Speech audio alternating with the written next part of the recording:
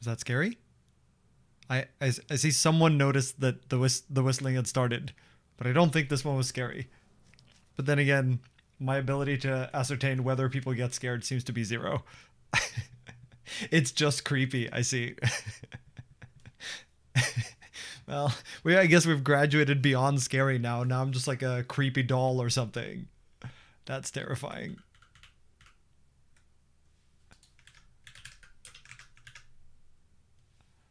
All right, let's see here if we can't do the test of things. So if I do this, can you see my face? Should be a very scary face, you know, appropriate for the whistling. I feel like my face is very like, it's very like dramatically lit right now. I feel like I should do something about that, but now it's annoying to do. It has been a while, it's true. The angle is different. It's because I've moved. I'm in a different place now. It's also, it looks like the things on the wall behind me are not straight, but it's actually because the camera is at an angle relative to, like, my desk is at an angle relative to the wall and the camera is straight on the desk. And so it's a lot further back on this side compared to this side.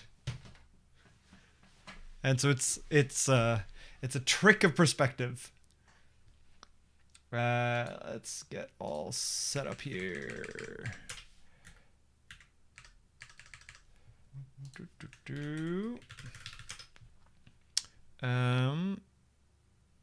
Okay, let's see if you can now see my screen too.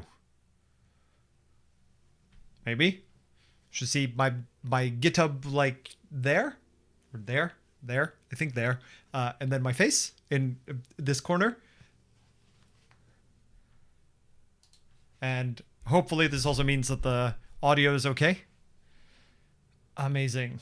Then I think we're just about ready to start. The one thing I realized that's annoying is the notification button for GitHub is like up behind where my picture is on the screen.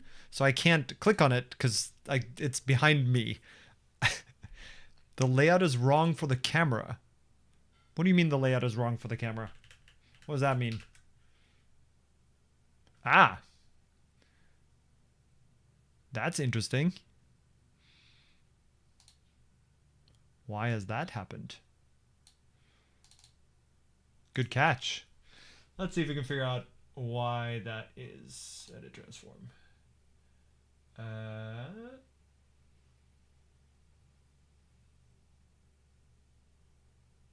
What?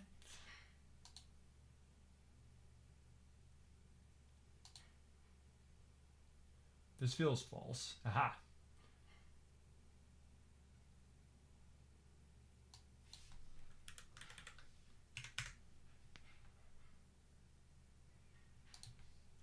I don't understand why this has changed because my camera is not changed. But now, well, that's slightly too much. That's also too much.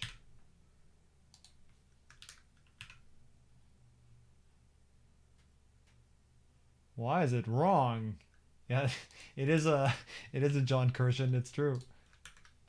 I'm just deeply confused about why this is. Yeah, it's way too big now.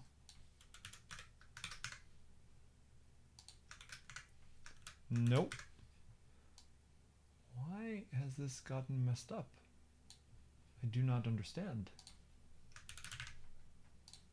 Because nothing has changed. Although I have upgraded OBS, so that's probably why. Okay. I feel like we're getting close to the original value now, so I don't know why. Okay.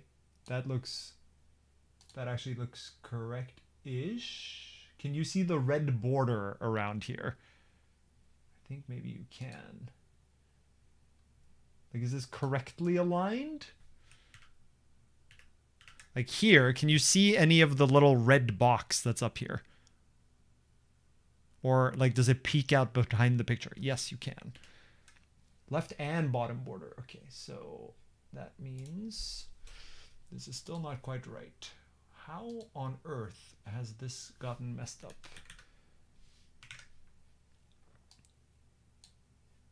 Okay.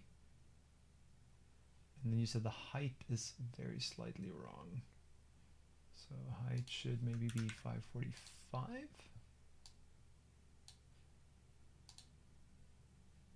And then actually maybe this can go back to 320. How about now? Any red border? This is what I get for moving. Why that changed my camera setup, nobody knows. It's good now. Okay. Then I think maybe we're ready. It's good. Still see 2 pixels. We can't have that. Can't have 2 pixels. We're gonna do 18. Now any pixels? I mean, if it's worth doing, it's worth doing properly. Any red? Any red? Nobody tell him. Still okay. Because it's hard to tell with the border here. Alright, let's just make it slightly too big and then I'll fix it later. Okay, I think that's probably fine. Oh, wait. Yeah, okay.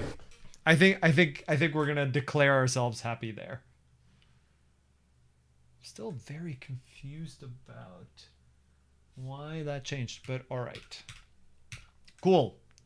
Let's go. It is a pretty moon. It's true. All right. Then I think we should get started. No, there's a slight glowing reddish border. No. Sorry, folks. Somebody told me that I can't not do anything about it. You know, I'm just gonna make it slightly too big. Like so.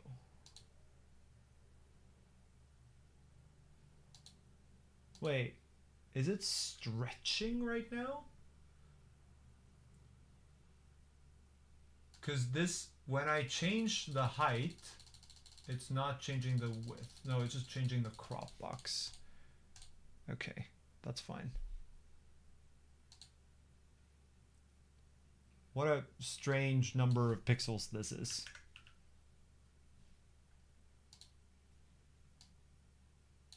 Because it feels like this cropping shouldn't actually affect it. It should just be the width. All right. Let's stick with that. And then I'll configure it for the next stream. Cool.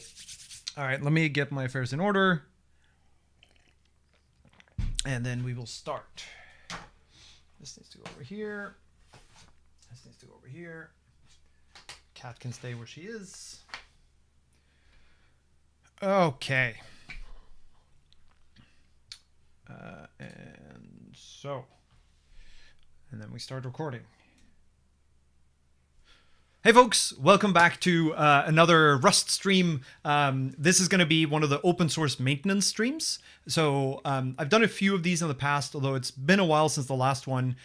The intent behind these is, well, I maintain a bunch of different open source Rust crates. I maintain some non-Rust things too, although most of those sort of fallen by the wayside at this point. But keeping up with the open source stuff takes a bunch of time. There's a lot of like reviewing issues, reviewing PRs, fixing issues, doing releases, updating dependencies according to Dependabot, fixing CI. Like there's a bunch of that kind of maintenance that I think many people who are not used to being open source maintainers don't really see.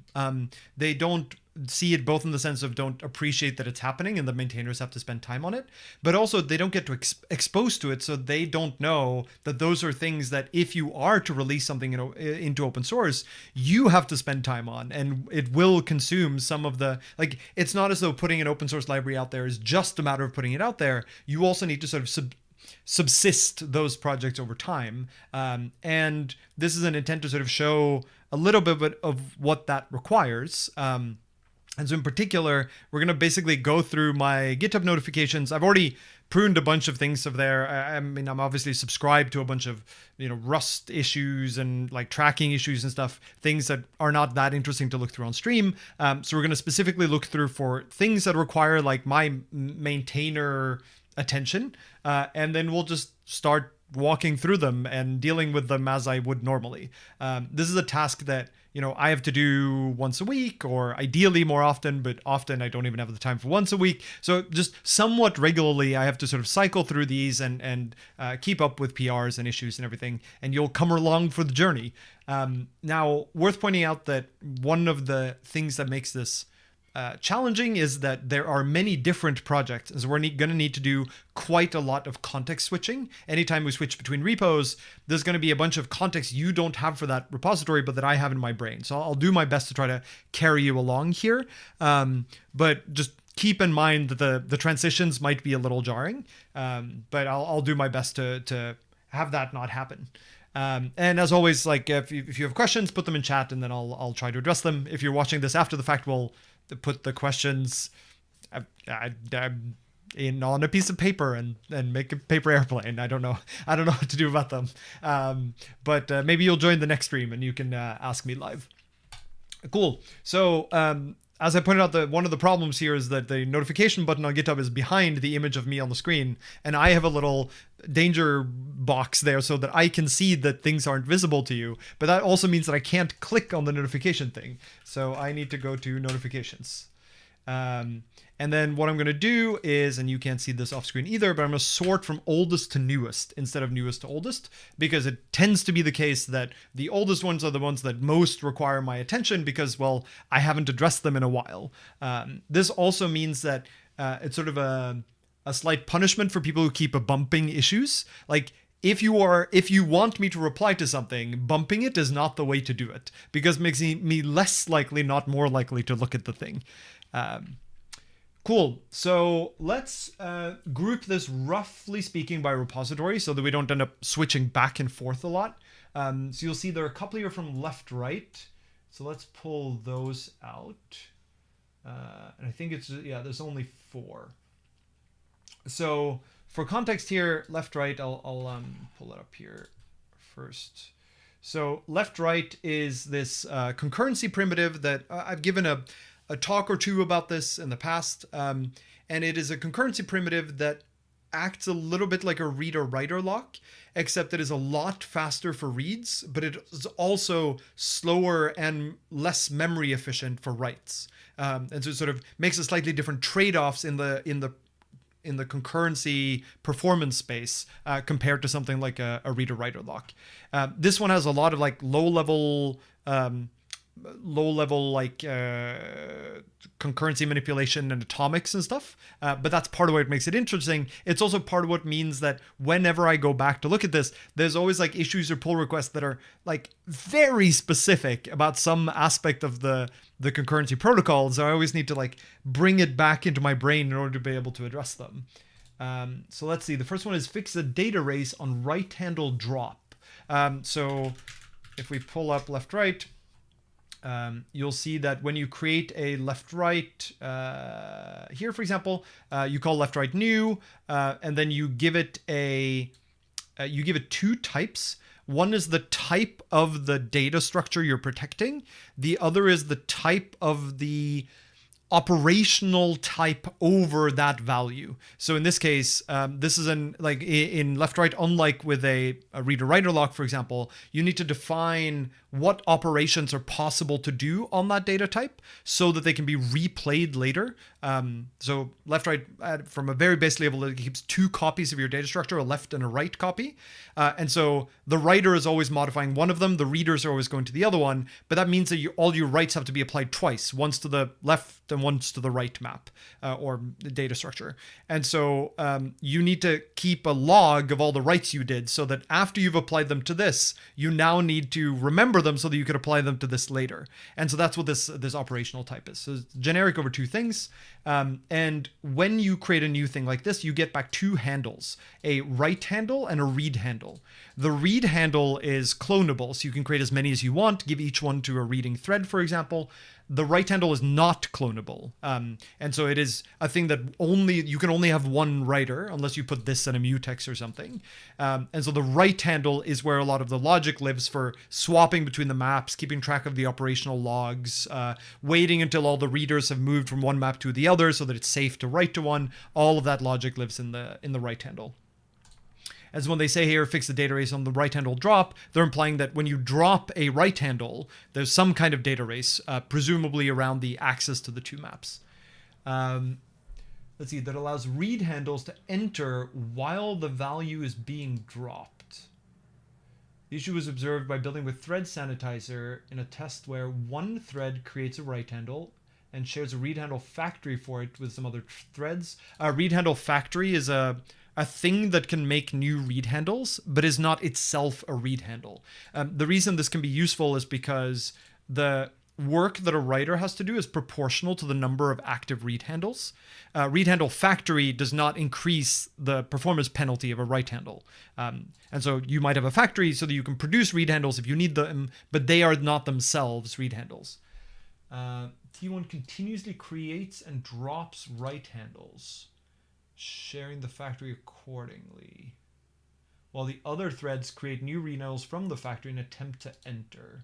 So enter here is, if you look at read handle, on read handle you can call enter, and that sort of means give me access to the underlying data structure. I want to do a read.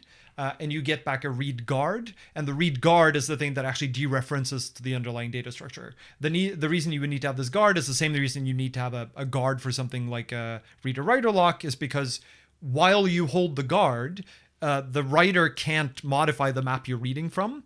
But the moment you release that guard, you're sort of giving up your ability to have access. I don't want to say exclusive access because readers share it with each other, but to have access to that, and you will need to do more work to coordinate in order to enter again. Okay.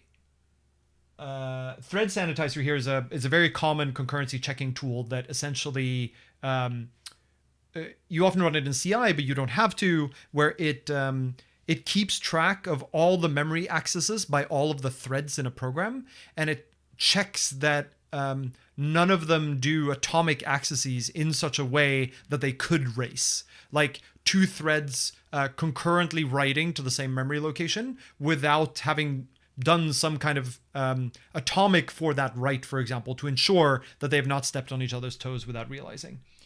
So Tsound reports a race where some threads manage to read a bool within V while T1 drops it.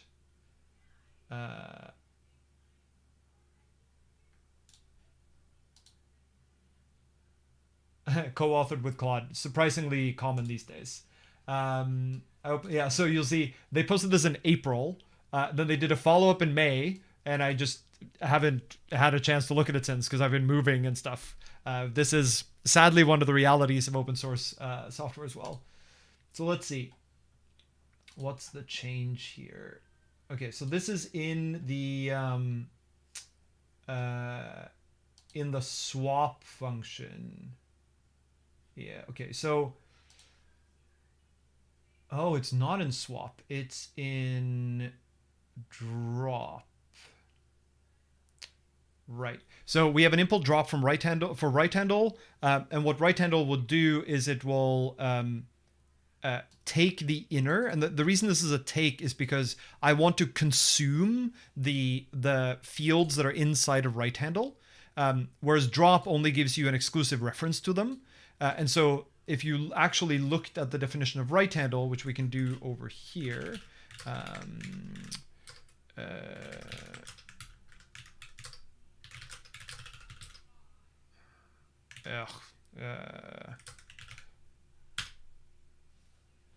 then I will do let me see if I can move this so you can't see it. And then I will mute myself so you can't hear me.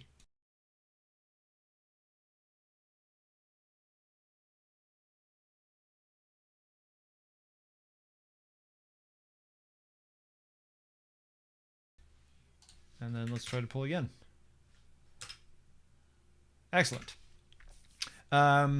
Okay, so if we now look at left right here and we look at the right handle, you'll see the right handle here. So if we go to the take inner, take inner is the thing that takes out the backing data structure. And the backing data structure here is if you have a right handle to a T, it basically gives you back the T so that it can be dropped. And this is a tricky operation, right? Because there are actually two T's, the left and the right. And you need to only give it out of the take inner for like actual dropping once there are no readers in left or right. Because if there are any readers left in either of them, then now you're trying to drop the data structure while someone is reading it. And so that's not okay. So if we go back to right handle, you'll see that it holds a W handle, which is a non-null, so a pointer to a T. And it holds an R handle, which is a read handle to a T. And read handle inside is itself an atomic pointer to a T. Right, so there's two pointers to T's here. One is the right handle, one is the read handle. And so these are the ones that we need to get the owned T out of, because currently these are just raw pointers. So we need to get the owned T outs so that we can let them actually be dropped. And this is where there seems to be a race of some kind. Yeah, so you'll see the docs here too. Make sure that all the pending operations are applied and waits till all the read handles have departed. Then it uses drop first to drop one of the copies of the data and then returns the other copy as a taken smart pointer. So this actually, I misremembered this one. It will actually drop one of the copies and then give you back the other one owned. It will not give you back both copies. Right, so it keeps track of if you've already taken, then it refuses to give them to you again, because if they've been taken, you've given out an owned copy, so you're not allowed to give out another one, even if you technically still have the raw pointer. First, ensure both copies are up to date.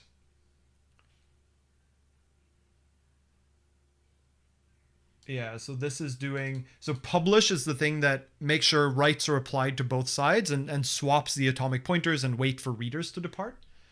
And then we grab the read handle and we set it to null.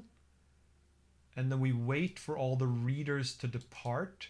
Yeah, so this is making it so that any read that happens will observe that the read handle is now a null pointer rather than a pointer to a real data structure. And then we do this this wait call, and wait is the one that will wait for every reader to have seen the last change to the atomic pointer, right? So we swap it to null, and then we wait until all the readers have now observed a null.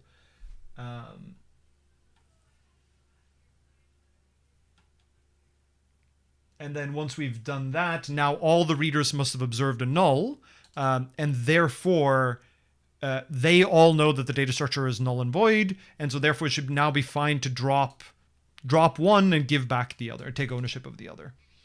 But this is where they claim that there's a bug. Sure, this one is...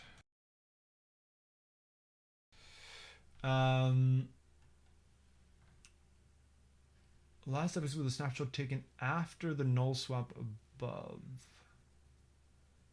Without this refresh, wait would use a snapshot taken at the end of the previous publish and would skip any reader whose epoch was even at that point.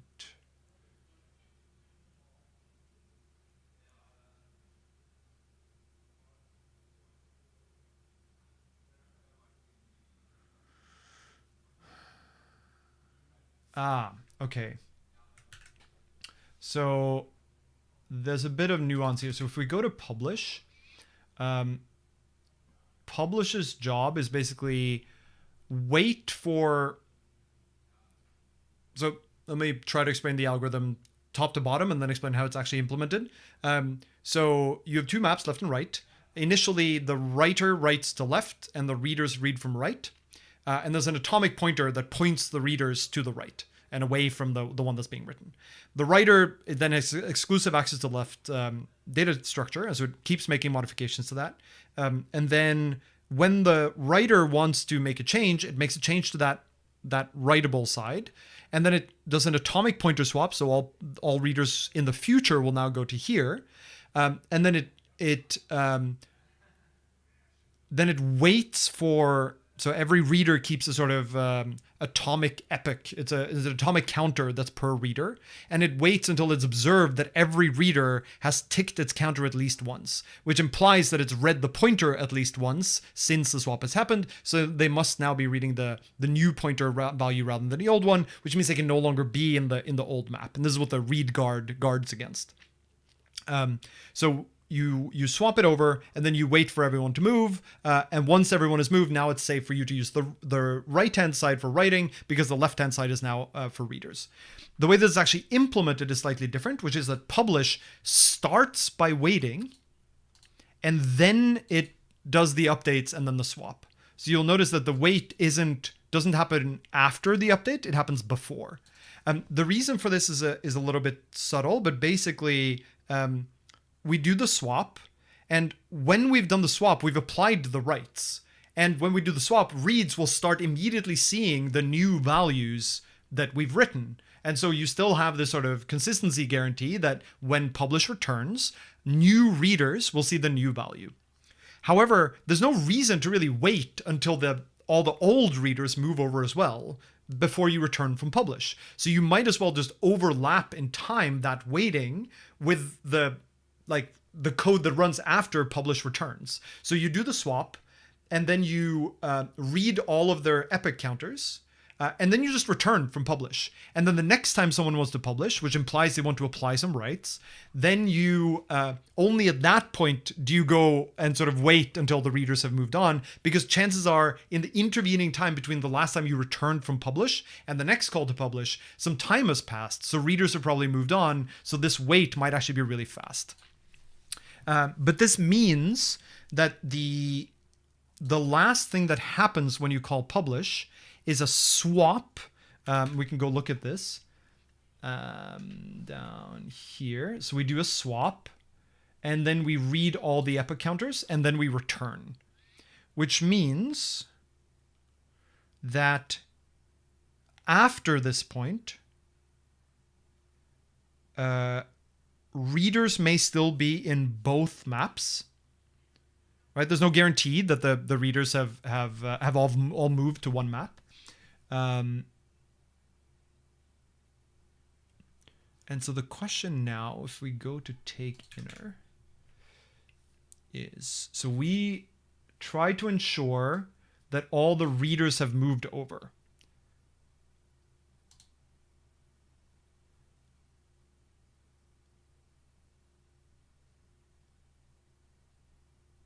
And so, yeah, so the op log here are like pending writes that we've not published yet. So if there are pending writes, then we do a publish. So at this point, all writes are applied to at least one map, or at least one T. Readers are all in. So we've waited for them all to move, and then we did a publish, which means we did a write.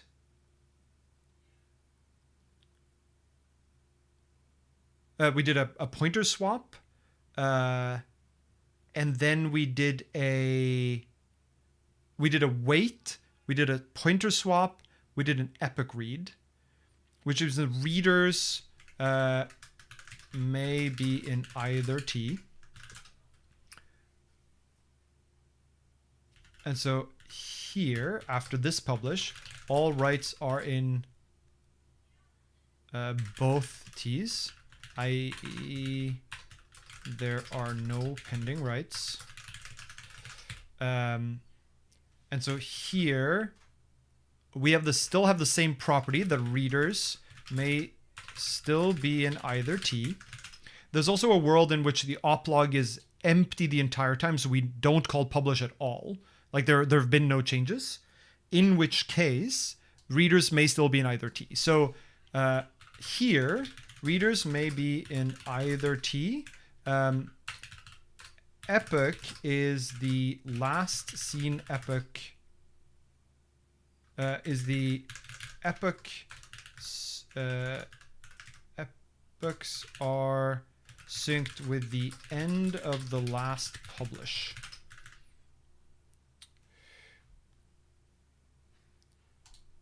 And then we swap to null, and then we lock the epochs. I see. So there's a world here where, so we need to go look at what actually happens to when new readers are created. So the structure that keeps track of all these epoch counters for the readers is an arc mutex of a slab. The slab is not super important here, but it's just an arc mutex. You can think of this sort of as a vector. And inside of that is an arc to an atomic usize. You need the double arcing here because this arc is an arc that's shared between one reader and the writer, right? Because they both need to have access to that reader's epoch counter. And we need one of those for every reader. And then we need a mutex around that thing so that we can add more readers over time. That requires inserting into this effectively this vec. And that needs to be shared between the read handle factories and the writer so that the read handle factories can make more readers. They need to have access to this mutex. And so that's why the outer arc is here. And so if we go look at factory, you will see that cloning a factory is easy. You just clone both the arcs. The inner here is the atomic pointer to the T. This is the atomic pointer that we'll swap. And this is the epoch counter arc mutex. Now, when you create a handle, you do this thing, new with arc on read handle. And that will obviously create a new epoch counter. And then it takes the lock and it inserts the epoch counter that we got. And that's all you do. So you just add to this list. And if we now go back to, not here, back to here, the other thing we need to look at is what happens in publish, in wait, if you have new readers that have come in. So you'll see that what wait will do, you see we take the lock outside of wait, and then what wait will do is it will it keeps track of what the last epoch it saw for every reader is, and it will resize that to account for the current capacity of epochs. So this one is stored inside of the right handle, is not behind a mutex. This one is under the mutex that we're currently holding. And so we extend this by nulls, by zeros to match the capacity here. And then we loop through all of the epochs and we check whether they're even. So let's ignore the even rule for now. It's not terribly important, but we basically check whether the epoch counter that we have is the same as the one we read last, in which case they've not moved along. Or if it's different, like here, then it must have seen the last swap because they've dropped the read guard, which increments the counter. And so this is the case where you no longer need to check that counter. Does this mean that dropping the right handle can take arbitrarily long? Yes, exactly. It will wait. It will have to wait for as long as it takes for all the readers to depart. And so the problem we run into here is, if we go back here, or at least what's pointed out in this, is that what if a new reader was added after one of these publishes, but before this? And it has to be before this, right? Because after this, we've taken the lock, so that there's nothing they can enter. So if a new reader is added here, then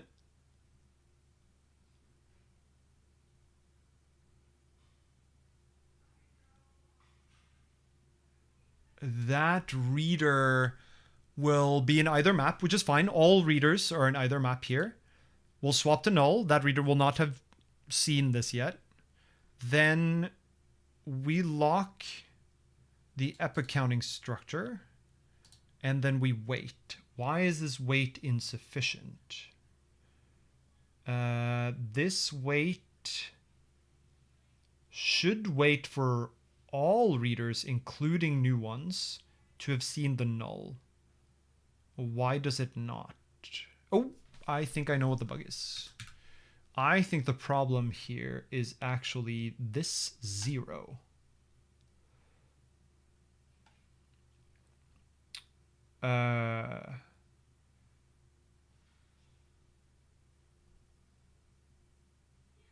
Yeah, I think that's the problem. Let me try to explain why. So the rule is not actually that the readers increment their counter once for every read. They actually increment it twice for every read.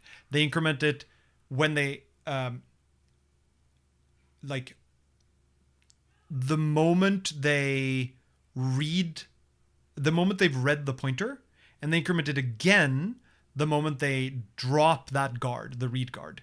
The reason they do it twice is so that if you have an idle reader, like one that just sits on a thread that's doing nothing, you don't want that to block write handles because it's not holding a guard. It hasn't read the pointer. It doesn't. You don't need to block on it, but you need to observe the fact that it's idle. And you can do that by observing whether the counter is even. If it's even, that means that that reader is not holding a guard right now. But you also still need to keep track of this like not equal, because you could have a reader that's active, but it's active after having read the pointer a bunch of times. So you still can, it's fine. It has moved on to the map you've swapped to. The problem here is if there are new readers added, we add them in with an epoch counter of 0, which is an even number, right? Mod 2 is 0. And so therefore, when we go through this loop, new read handles, we will not wait for, because they will hit this check. And so they will not block our wait returning. And then obviously they'll be filled in where they'll be filled in so in publish there's update and swap. So in update and swap at the end we read in all the epochs. So after the next publish, after a new epoch counter is added, then we read in their last epoch, so it's no longer 0. But before that, so if we do a publish and a reader is created after that publish, then its last epoch will be 0, which will be even, which will be ignored for wait, even though it might already be holding a guard. So I think the actual bug here is that this needs to be a 1. This needs to be not even. The default, right? That's what that argument is called.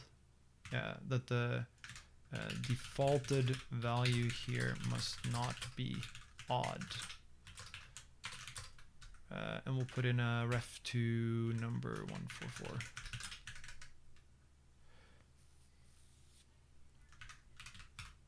Otherwise, new readers since the last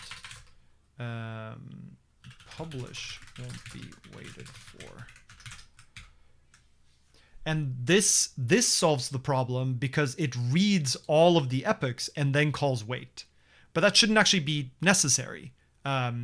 It's fine for those epochs to be stale because... Actually, is it fine for them to be stale? That's another interesting question, because imagine that neither publish happens. So this is for sure a bug, but imagine that neither publish here happens. So there's some very old publish that last read the epochs. And then we swap. Then this wait we'll wait for them to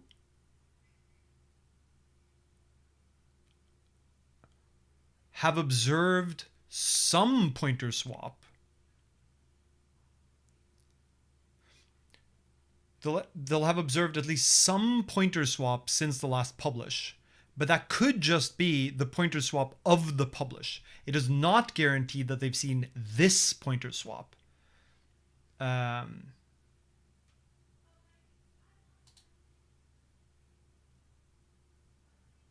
Yeah.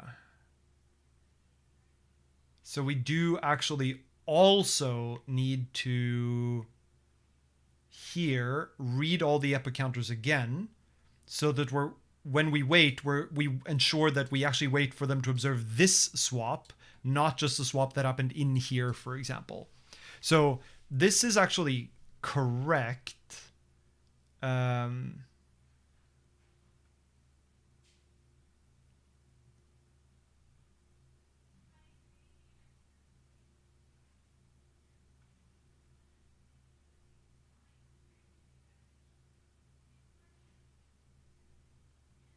Interesting.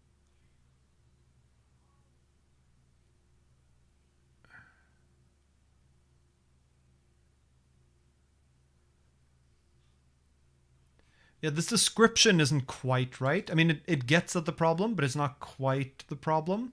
So I think I want to write my own version of this one. This is not entirely uncommon with PRs like this, where I could either try to guide them into what I want this to say, or I can just write it myself.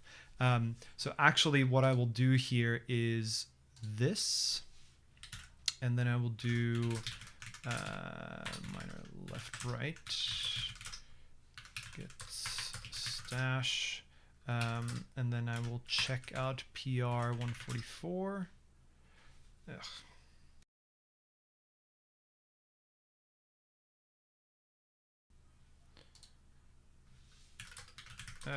Why?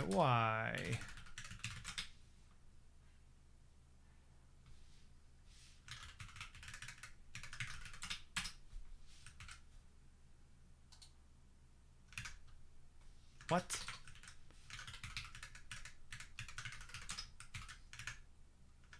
Really? Okay. 5, 3, 2, 1. F826. Yes.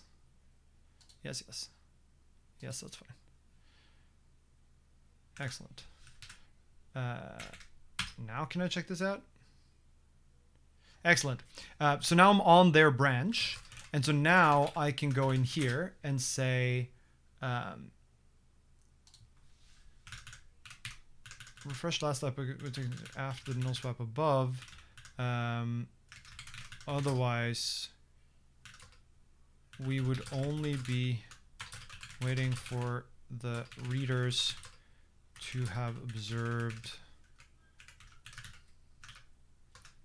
some swap since the last publish, but not necessarily our null swap.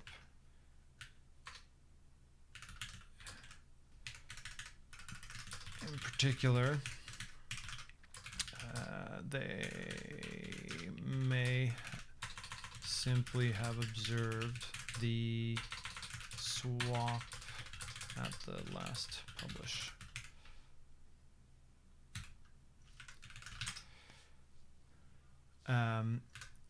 And then this needs to be 1 again. Here actually it can be 0 because we immediately overwrite it. But we should keep it 1 and then now, so this is no longer true, right? This is where that comment should be, and this is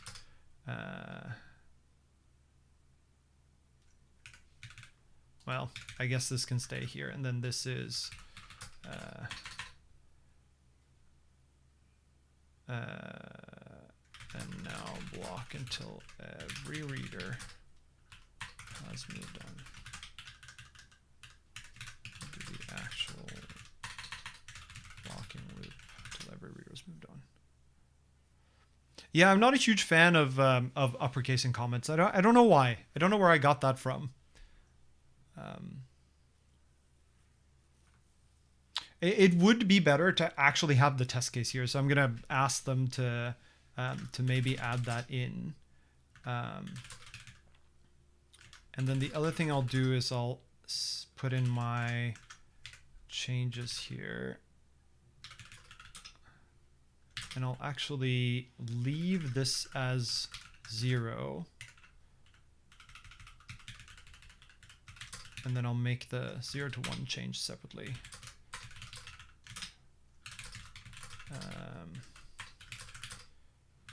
Wording on publish fix. And then I'll dash pop.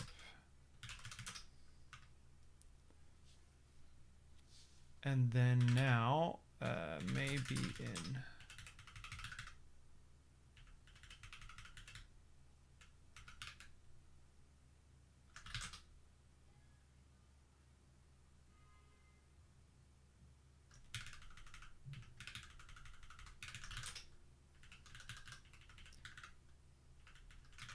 and now we'll do this. We'll do a reset head to bring back that one little exchange I did. And then here we'll do this and say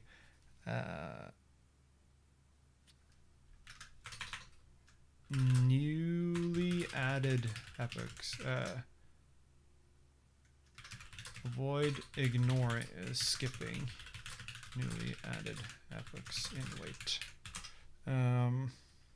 A 0 would be missed by would be considered even is considered even and so would be skipped in the loop, even though that read handle may have done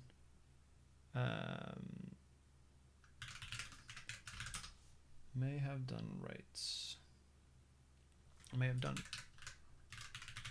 reads. There's actually another interesting question here of, is 1 even the correct value? Because this means that if the reader does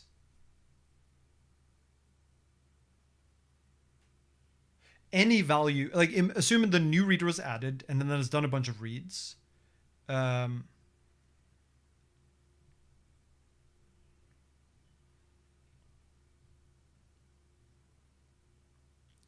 then maybe it's correct to ignore them, because, or maybe it doesn't matter because they must have been created after the publish. And so then the swap has already happened, which means they must have observed the swap. And so therefore it's fine for us to not wait for them. Yeah, so I think actually this change isn't relevant. I think it's okay to ignore them, but the reason is a little subtle. So maybe it's actually fine for it to stay 0 as the default value. Okay, I think I believe myself again. So that means these can stay 0. Although I do want to leave a sort of note to myself here about that fact. So we're going to do checkout-p. We're going to check out this. And then we're going to go here and note that the folder value here is odd. So new readers since the last publish. Since they were created after the swap anyway, however, since they were created after the swap anyway, they must have observed that swap, and so it's fine not to, and so we don't need to wait for them.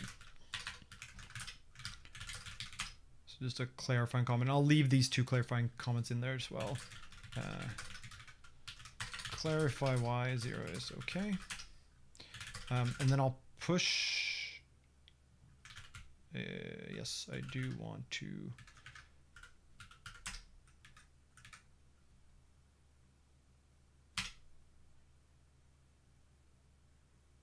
I don't understand why I'm not allowed to do that. I thought it would sync this to that remote as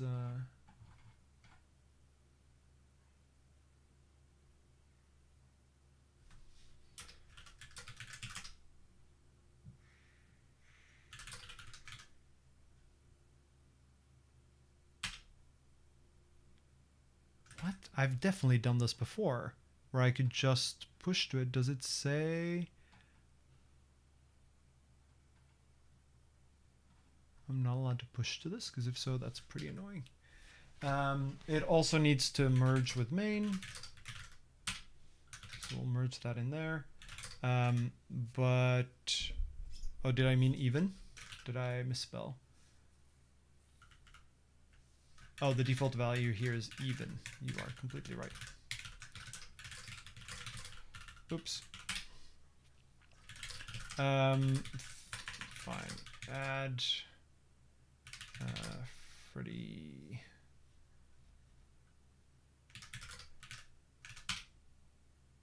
I was pretty sure that GHPR checkout would set up the remote. But I guess not. Okay, so then we'll have to do this the old way, which is, I need to do, this is really annoying. Git remote add this, and then it's git at github.com:/left right.git git fetch.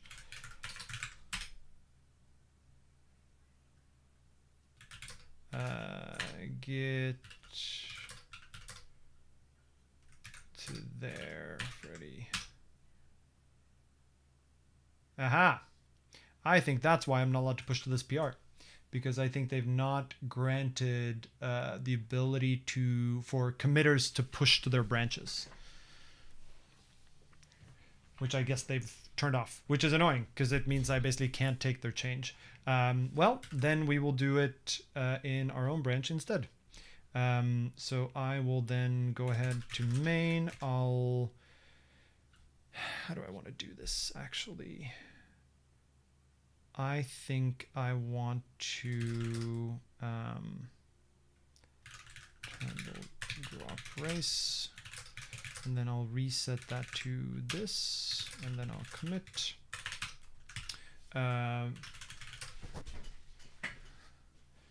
Race condition in right handle drop.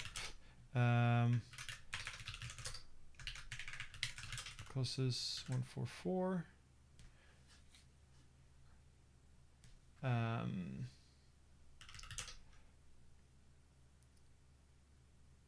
Yeah, I guess I'll put in the description here that previously the wait in take inner, I guess, also affects right handle take. Previously the wait in take inner would could return even if could return if some new read handles had only observed the last publish but not the swap to null. Fix this by reading the epochs again after the null swap, and then wait to observe them tick over.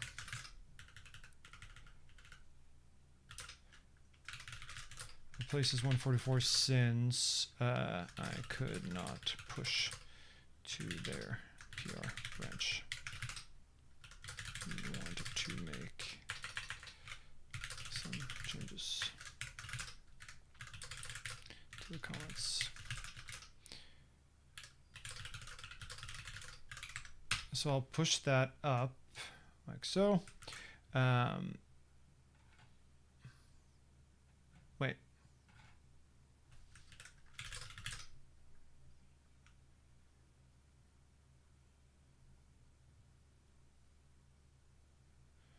Oh, that's not what that's not what I wanted to do.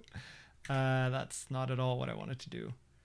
I did a stupid. Because now I think I just undid all those changes. Yeah. What I actually want to do is reset.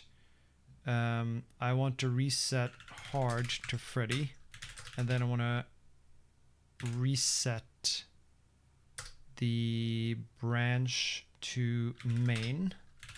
Now I have the right thing, and then I want to git commit A. Like so.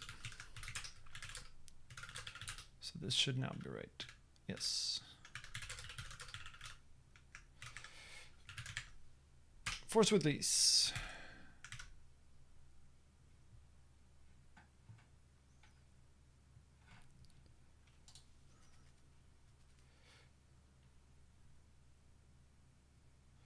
Okay. And then I will go over here and I'll say, sorry for the delay. In the middle of a house move, so time has been tight. Wanted to make some smaller modifications to the comments here, but it seems I can't push to your branch. So I'm landing this in.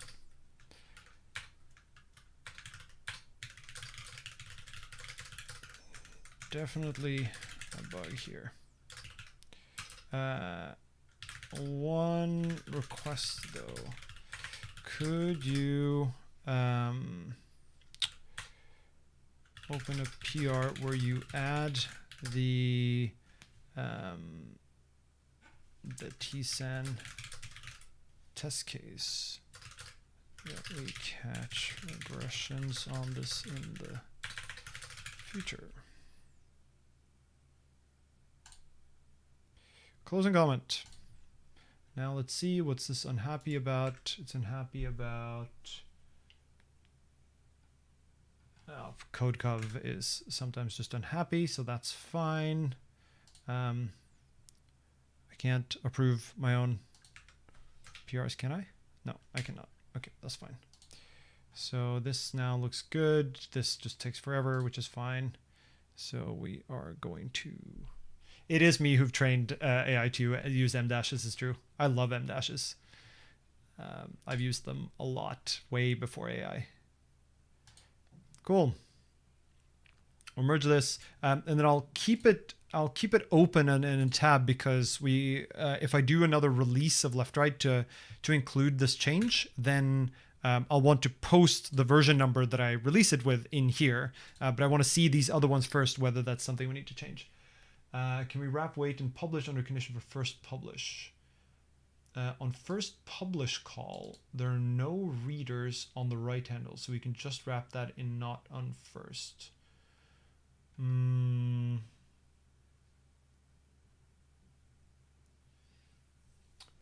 I see. You don't need to wait because you know that there are no readers in the right handle, so you can update it straight away.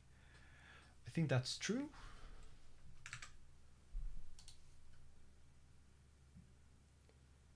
First publish, there are no readers. Can be on the right handles and no need to wait.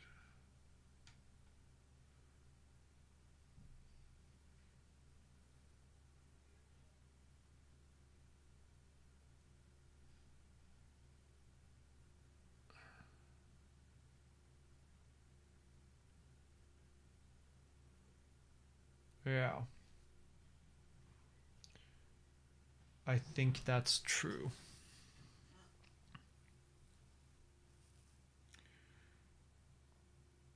The only thing we need to be careful about is whether there are any side effects to wait. But I don't think there are. Like, it doesn't read the epochs or anything. So...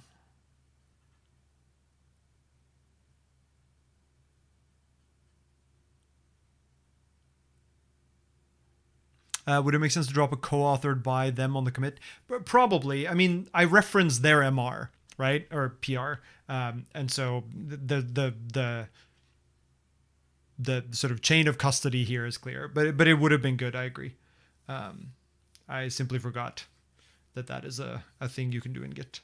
I think this is correct, so I'm fine taking this one. On first publish. No readers are in the right handle, so no need to wait.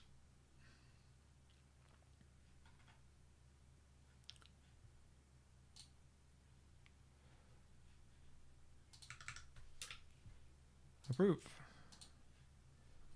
Just want that one change to make the comments more in my style.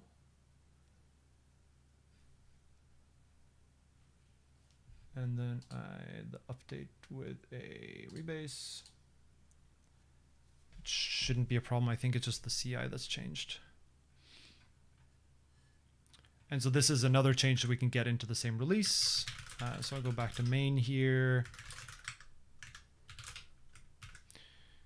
And so once CI is happy there, I'll mark this as done. Relax reentrant null pointer assumption. The reentrant read handle enter seems to have an unreachable assumption that's a bit too strong. Right handle drop can indeed swap the pointer to null while the outer guard keeps the reader epoch active. For instance, right, so let's first look at the read.rs. So we have an unreachable here.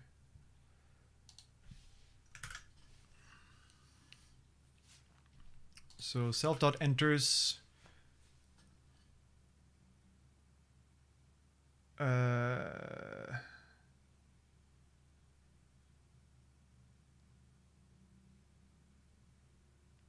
oh yeah, this is to check that if you try to enter the same read handle multiple times, then the second one is a no op, because you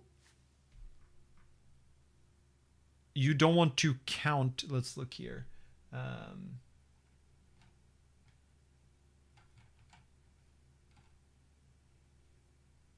Yeah, so imagine you, like, just in one thread, you call .enter, and then you immediately call .enter again on the same read handle.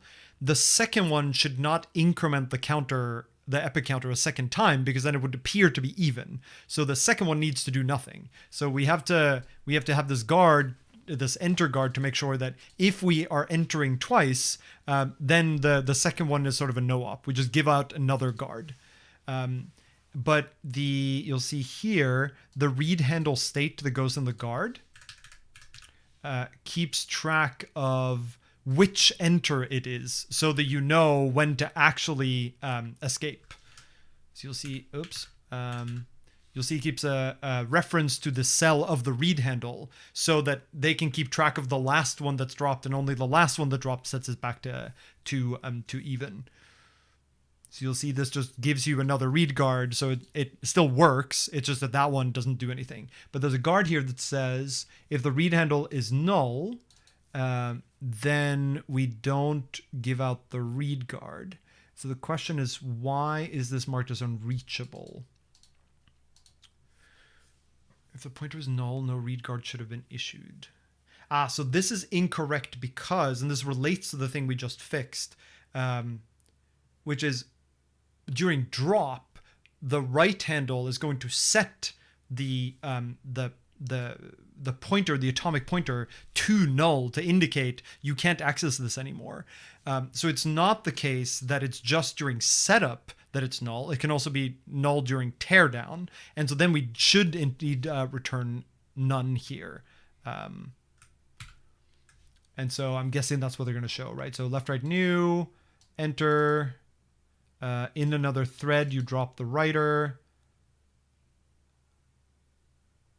And then you wait until it's actually dropped. And when it is, you should expect enter to return none. But instead, it panics.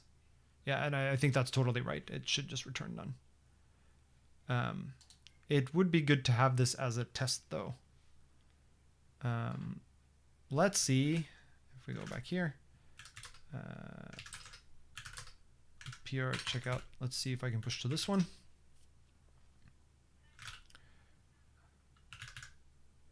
Yeah, so see, I've been inconsistent here about the capitalization.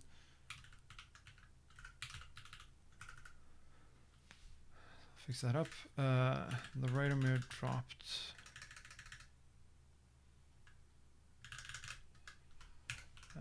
Right handle may have been dropped.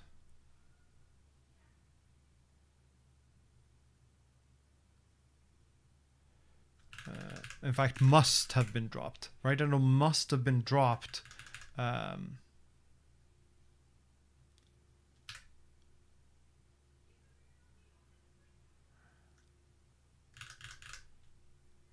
And the epic would be active anyway.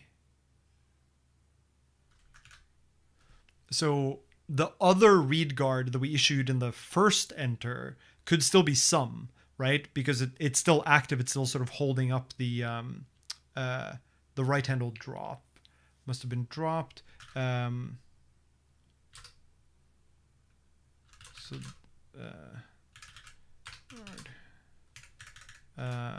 So even though the first enter may have returned some, all we can do now is return none, since the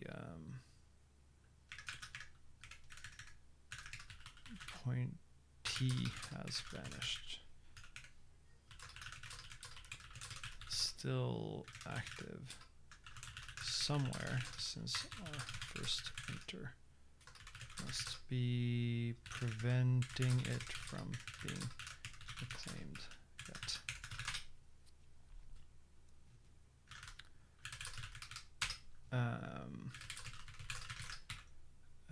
Slight clarification, or more words. Doesn't matter, it's going to be squashed anyway. Can I push to this one? Can I really not?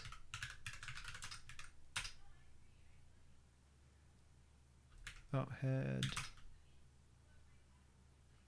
I don't understand why I can't. Am I like missing something in my setup of this? Let's see.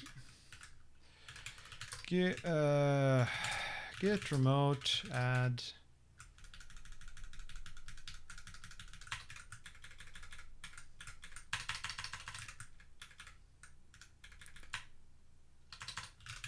Left, right, get fetch, this one, get push, this. Yeah, but I don't understand what it's true that the PR creator can decide if maintainers have access, but I feel like normally people check that box, or at least I think it's checked by default. This is 2 PRs in a row where people don't have that. That's annoying. Why are these checks not running? Approve workflow to run. Well, I guess we will have to do the same thing here then, which is check out main, and then get pull, and then make and reentrant enter during drop. And then we will git reset hard for this guy, and that we will git reset to main.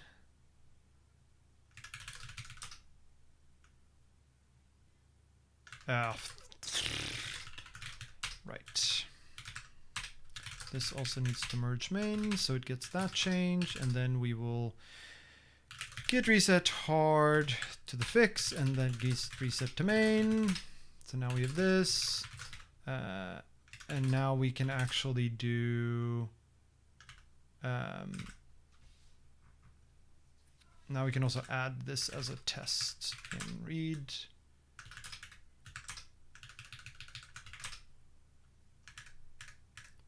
Where are my tests here?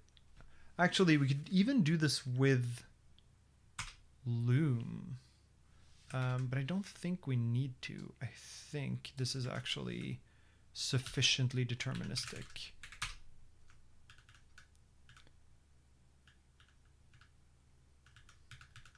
It is a little bit annoying actually to write tests for this. I don't know that I have been very good about having a easy to extend test suite here. Part of what's annoying about it is you would need to have a data structure that implements the traits required for left right, which I believe this one does, but it doesn't have that trait. So let's go ahead and simply try this.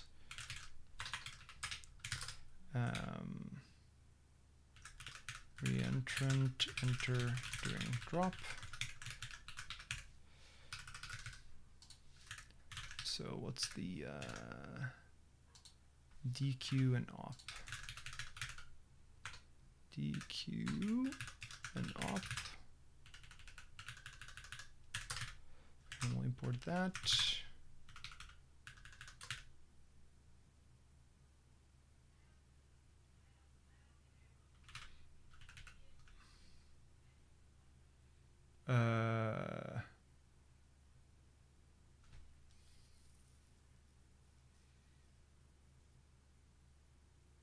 I don't think this needs to happen in its own thread. I think you can just drop it here.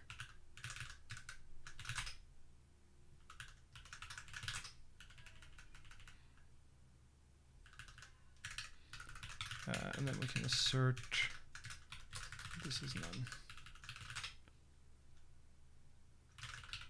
Value, that's fine. This can be derived debug. Ooh, no.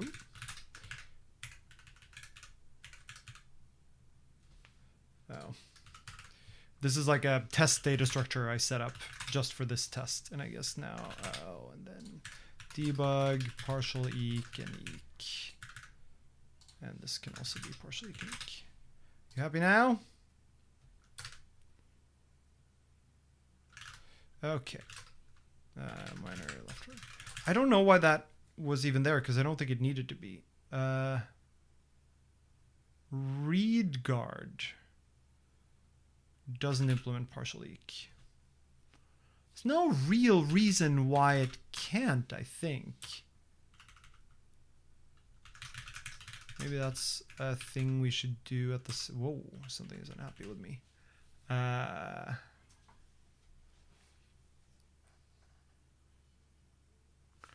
Why can't read guard implement partial eq?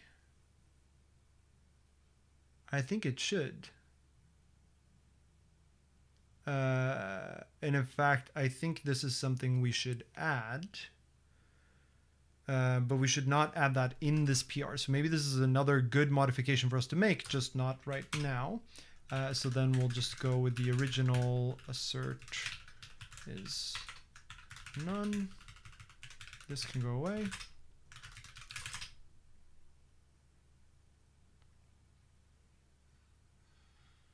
Oh, I know why it's happening in a different thread. It's happening in a different thread because this will block forever because this guard exists. That's why. So this, no. So this actually needs to be is none, and then this needs to be they had like drop writer this, which is fine. Well, I don't know why they assign it to I think this can just be that. And now this is going to complain because I happen to use an arc here. I'm using an RC, so this isn't thread safe. Do I really want to make this whole thing not thread safe?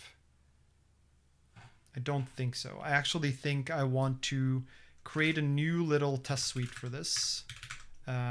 Tests simple. Let's call it simple. So that means this is going to go away from there. These I'm going to just undo so that this stays as simple as it, or it stays the way it was. Like so. And then here we're going to make value simply be an i32. It's not going to have this value registry. The value stuff is a thing I added to make it easier to write tests to check exactly what operations are applied, but you don't actually need those. So we can actually simplify this quite a lot. We just do this. So don't need the drop. Don't need the value registry. That can all go away. Don't need these.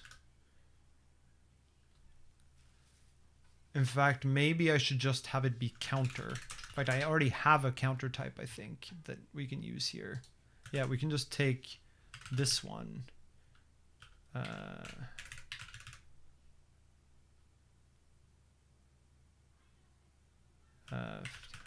So instead of all of this stuff, let's just use the one that's already the example for left, right? So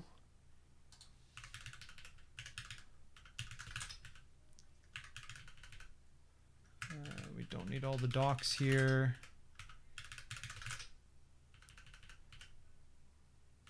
And I think this is also a defaulted value. No, apparently not. Okay. And now we can write our little tests, which is a lot of this stuff down here can go away. We don't need all the value stuff anymore and the DQ and everything. 24. Okay. And then we don't need these helpers. We can just do this. This will be the actual test case. This should now be thread safe. And we don't need the handles.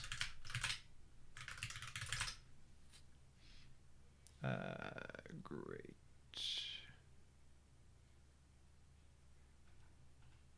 Yeah, re-entrance during drop. And if I now try to go back and undo this fix, and here set this to unreachable,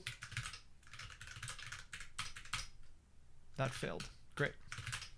And then I think actually let's move test simple to test counter.rs. Okay, some spammer in the chat. Let's get rid of that person. Goodbye. What do we want to... Let's just do that. Sure. Report. Goodbye. Hide user. Goodbye.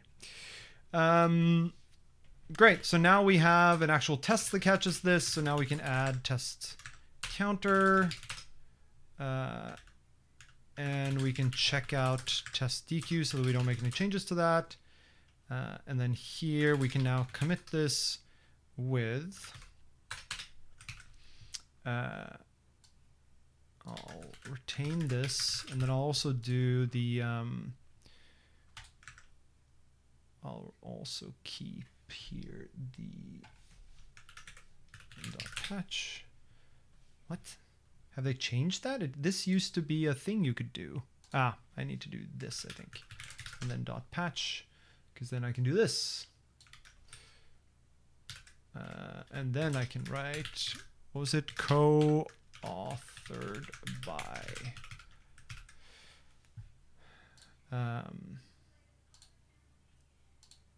And then I'll say here, it's possible for read handle enter to observe null even after an initial successful enter, specifically when right handle drop is running concurrently.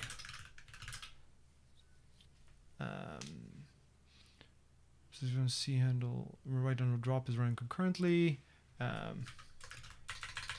So the unreachable was a little too strong.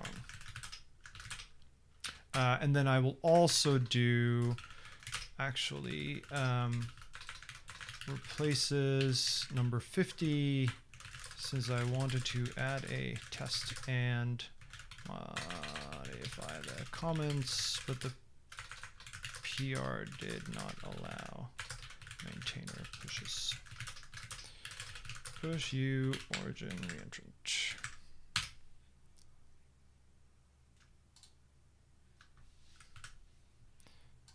Like so. I think this. Ooh. Well, that's not happy. Why is that not happy?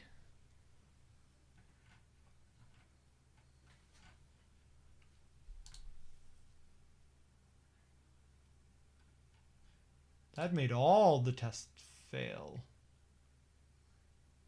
This is the one where we skipped the call to wait on first publish. Why?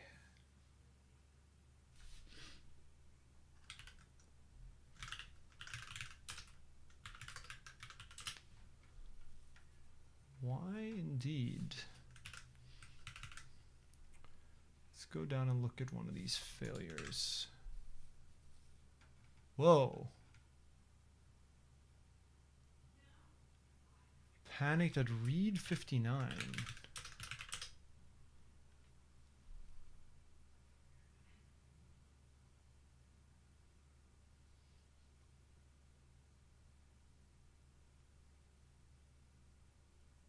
What? Why would it fail there? This is what I mean by side effects of wait. So what else does wait do? Resizes last epochs. Walks through epochs. Loads from them. But that's all it does.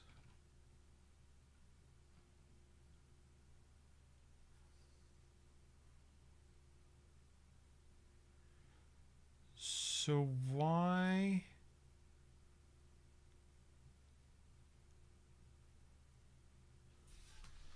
That's fascinating.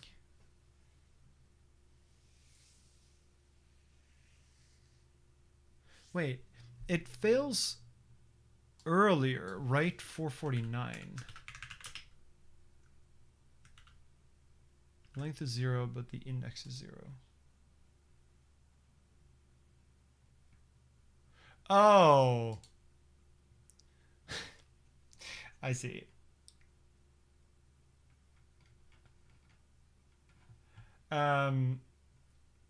Wait is the only thing that resizes last epochs.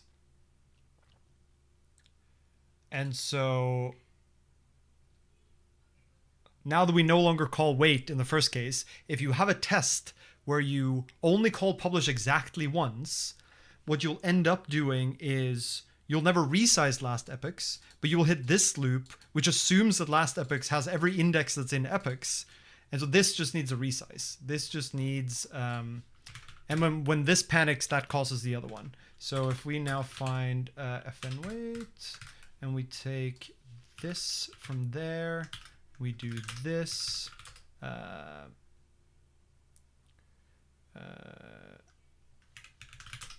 so. That needs to be on the other branch though, which is, oh no. Oh no. Am I going to be allowed to push to this one? What do we think? So if I now do git diff, git stash, PR checkout 149. Okay. Git stash pop. Publish may not. Wait, may not have. Publish. Can I push now? This one I can push to. I don't know, man. Okay. Approve. This one fails just because of coverage, so that's fine. So this one we can merge. Confirm and merge. Great.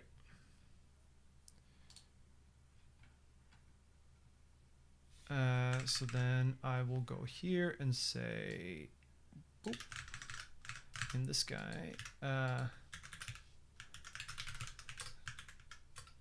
with 154.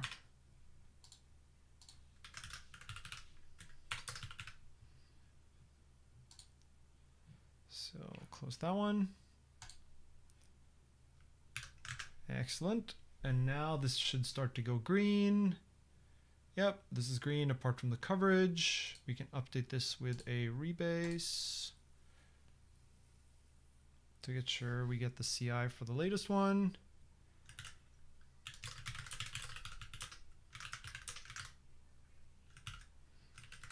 And then we can start to prep a release here. So this will be 11.8. We didn't make any breaking changes. We'll do a cargo update. Is there anything we're behind on? No, because we have basically no dependencies. Although, what is the latest loom? Is it still 07? Yeah, okay, great. Then I need to refresh in order to see the approve button, which I don't know why GitHub hasn't fixed that issue yet. This has been a feature for a while. And then once this merges, we should be good to go. And then we'll open a, and then I also need to undo this because otherwise I break the check with the older Rust version. And now we twiddle our thumbs until all of those pass, which should be pretty fast.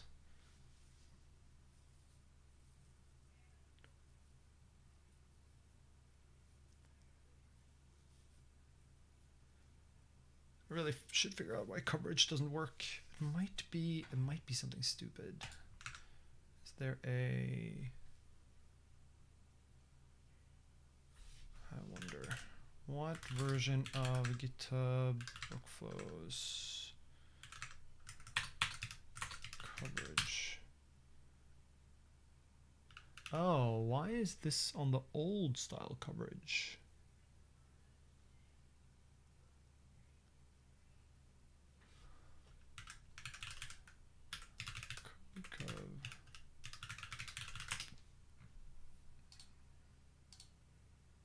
Because this has moved to 7 now, I think. Yeah, so that needs to move to 7. So we can actually fix that at the same time. So we'll do here, this will move to 7 with this commit.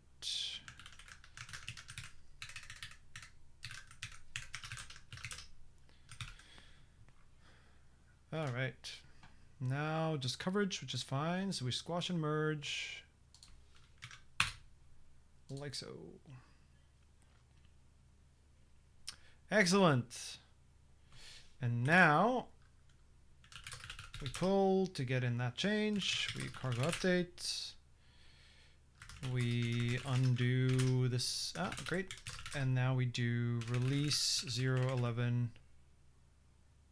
What did I bump it to? Did I bump it to 7 or to 8? 8? Cargo toml. Yes, great. 0.11.8. Release 11.8. So that we can check that CI is actually happy. Let us see.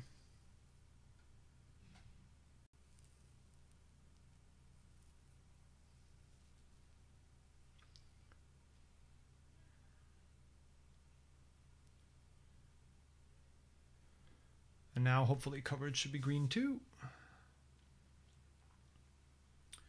And then we'll tag and upload. Why not use something like cargo release? I could. The main reason there are a couple of reasons I don't. I don't like CI having the power to publish packages. Even though I know there's been a lot of work on making it secure, I don't like it. The other is I kind of like the ritual of it, of doing a release. It lets me, I don't know. There's just something where I'm like, yes, I've gone through the steps and agreed this should be a release. Cool. So let's go ahead and squash that. Boom. And then we'll go back to main, git pull, we'll tag, and then we will cargo publish and git push the tags.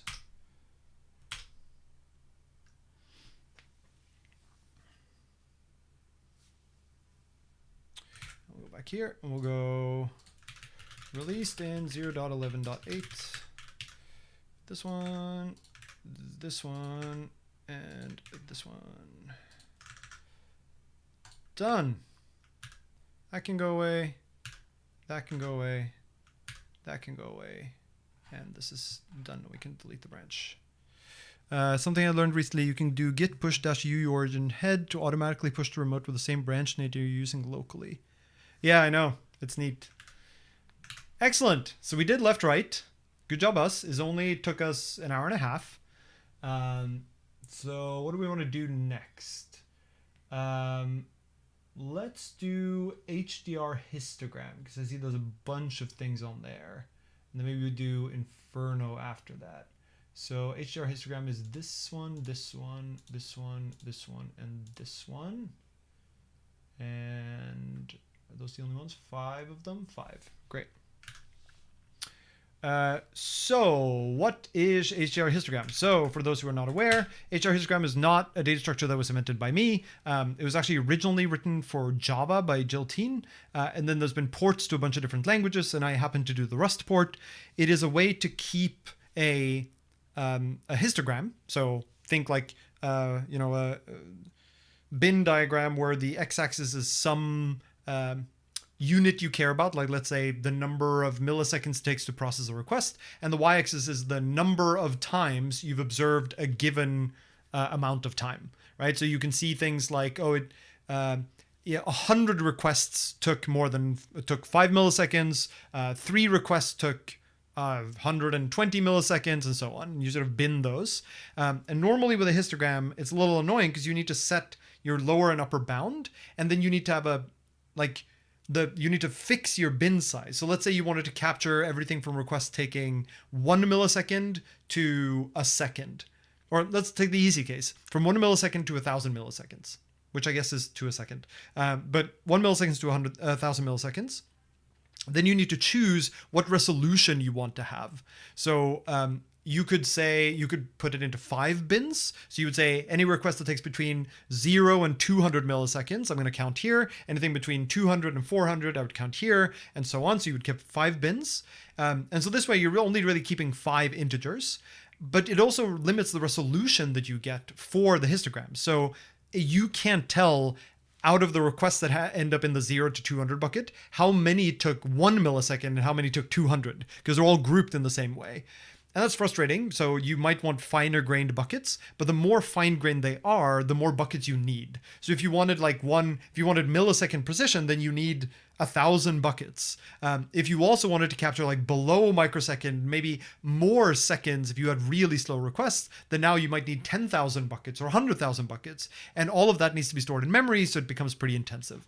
HDR histogram is a high dynamic range histogram. So instead of the buckets being linear in size, like all the buckets are the same size, the buckets are, roughly speaking, logarithmically spaced. So if you have, like, let's say you wanted to span from, 1 microsecond to 10 seconds, instead of having the, what would that be, like 10 million bins, you would instead have one bin that's, let's say, 1 to 10 microseconds, one that's 10 to 100 microseconds, one that's 100 to 1,000 microseconds, one that's 1 millisecond to 10 milliseconds, and so on.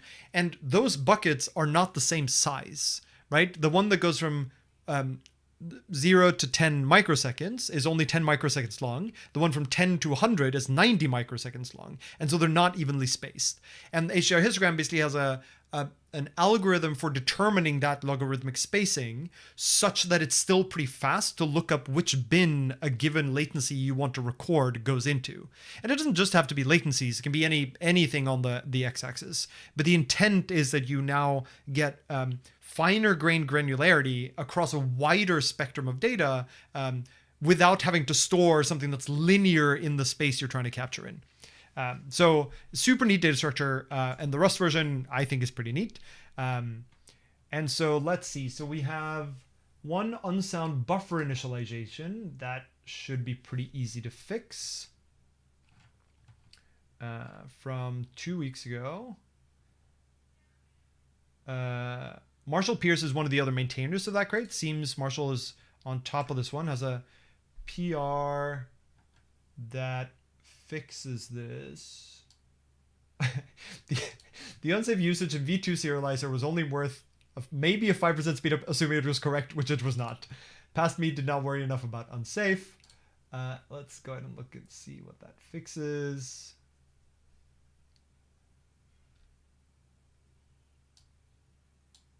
Resize a lot of dummy bytes. Yeah, because resize, when you call resize, it resizes a vector, so it allocates more capacity for it, and then it has to go write zeros, or whatever you pass as the value here, into each of those slots. And that writing might actually be the majority of the time, because the resize is actually pretty fast, but it leaves uninitialized memory in that space. So the unsafe function setLen that just lets you set the length of the vector to be equal to something that's greater than its current length but less than or equal to its capacity, and just leave the stuff in between uninitialized under the assumption that you will initialize it by writing stuff into it. And so you don't necessarily want the zeros to be written because you're already going to write some other value. You're not allowed to leave those values just uninitialized because that's undefined behavior in Rust, to have values that are readable by safe code that don't have an initialized value. And so it looks like the original audit here was yeah,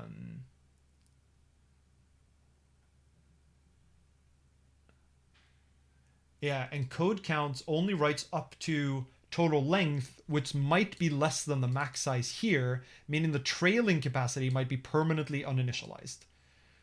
And so therefore serializing histogram triggers this and this was seemingly found by Miri. Cool. So the fix here in this case is just be like, that optimization is not worth it, let's just write the zeros. Although it is interesting because why are we even extending it to max size?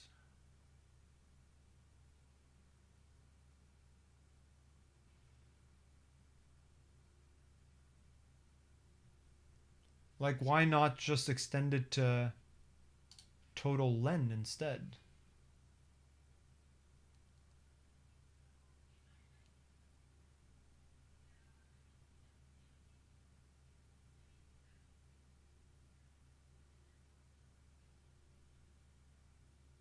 And here's another unsafe for get unchecked.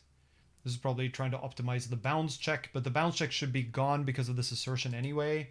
So I don't think that should be a problem. And this is the same. And then forbid unsafe. Let's get rid of the annotations. Okay, I mean, this seems fine, but I am confused about why we even do this.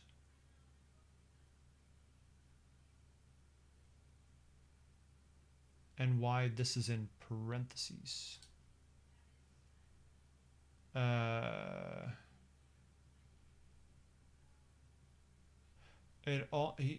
He also said that there was a failing coverage.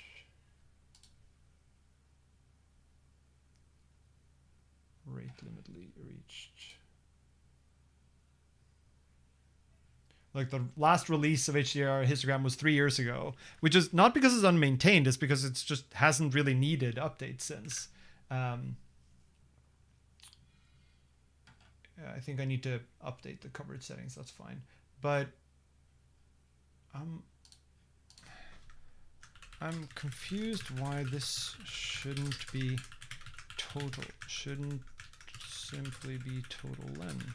I want to extend the slice all the way to max size when you're only ever writing len into it. Oh, I think I know why. It's because we don't know the total len until we've done the encoding. And the encoding needs to write into a buffer that it needs a safe allocation into. That's why. So you have no way to know total len here because you compute it based on counts len, and counts len is only computable after you've given it a slice to write into. So that's why. This seems fine to me. Don't worry too much about the coverage. I think that's a repo-wide thing I need to fix. Proof. Cool. Squash and merge. Confirm. Okay, so that fixes this one. So we'll have to do a release. That's easy enough. This one. A feature that adds single pass value at percentiles, value at quantiles batch API.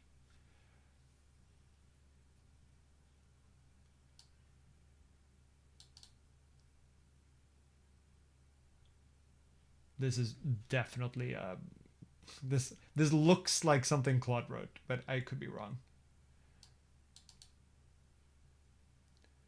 Value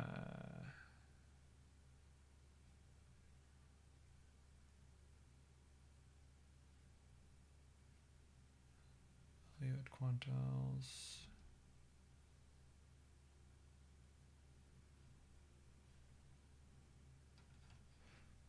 Okay, so there's an API on HDR histograms that lets you ask what is the 95th percentile value, for example. So the 95th percentile value would be the value that 95% of your recorded samples are below.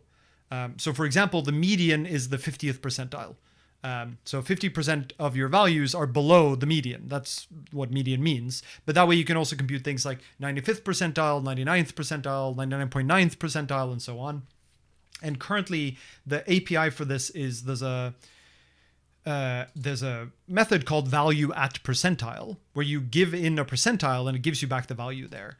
The way that works is it basically walks all of the bins accumulating the count and then figures out where to stop based on the total count. So think of something like, you know, the histogram keeps track of, I have 1,000 values in my map or in my structure. And so it will start at the lowest value, the lowest bin, and it will add however many elements are in that bin to a counter. If that counter at the end of the bin is now more than or equal to the percentile that was if the count that we have so far divided by the total count is more than or equal to the percentile that was requested, then you return that the edge value of that bin. Otherwise, you go to the next bin, you include that in the count, and now you check how many percentile you're up to now. You keep walking up there until you've reached a point where now you've gone over the percentile they asked for, and now you know that's the value at which that percentile was hit.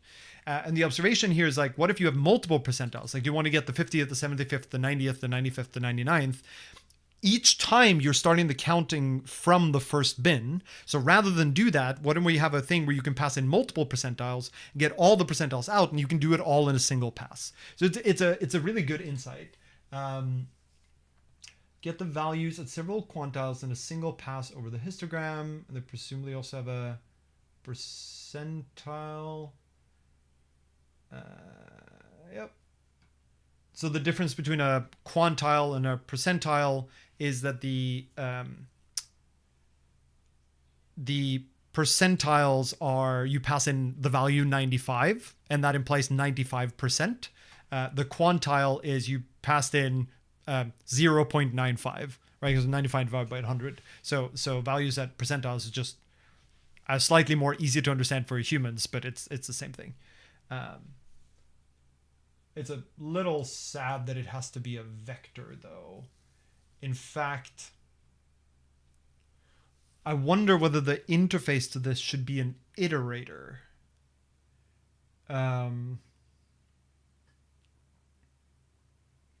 Because currently we need to collect into this vec, and in fact, any caller that wants to use this data structure would need to have all of the quantiles or percentiles they wanted in something that's contiguous in memory in order to call into this, which isn't really necessary, right? The only thing that's necessary is that they are in sorted order.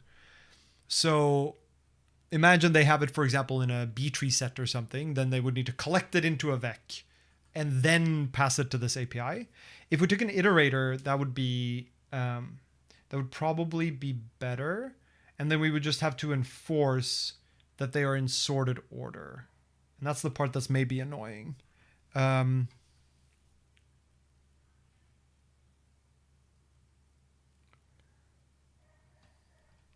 Let's see. So there's returns of vec. Can you return an iterator over the buckets with their cumulative quantile? So in theory, we could write this as a generator, except that Rust doesn't have generators yet, is the problem. So because then you could, for each thing in the iterator you got in, you produce a value in the iterator, but then you're basically implementing iterator over another iterator. And we could totally have that be the interface, but then it wouldn't be a function in this way. If it is to be a function, it basically needs to be a generator function, which we don't have in Rust today. But that would be a really neat way to do this. In the absence of that, the return value here will end up being a vector. The question is whether we should require that the input is a vector. But let's first check that it's correct and then debate the interface here. So returns a vec-u64 with one entry per input quantile in the same order as quantiles. Input order is preserved even if quantiles is unsorted or contains duplicates. Each entry is exactly what value at quantile would return for that quantile, but the counts array is scanned only once, regardless of how many quantiles are requested, which is faster than n separate calls for n greater than 1. So this is actually something we could pretty easily write a quick check for, that these two are equivalent. Edge behavior matches value at quantile. Yeah, see, so it basically what it does is it reads in all the quantiles into a vector, and then it sorts that vector.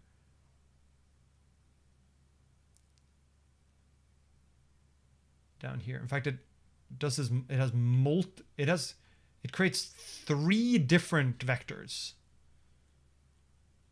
which feels very unnecessary given that this so HDR histogram tries to be pretty fast, and doing 3 allocations here feels like it shouldn't be necessary.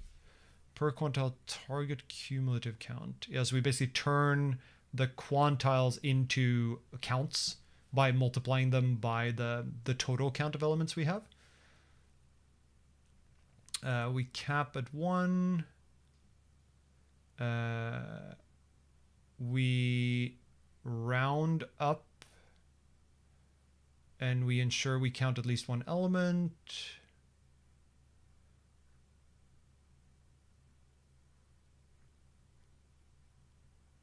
This could just be a clamp. And then we resolve them in ascending order, so 1 scan satisfies all of them. I think these are integers, so this could just be a sort. I don't know why they're using sort by. This reads very weird. Why is this n comparison after the allocation? Oh, because it returns a vector. Okay, and then we hoist the next target into a local so the hot loop stays tight.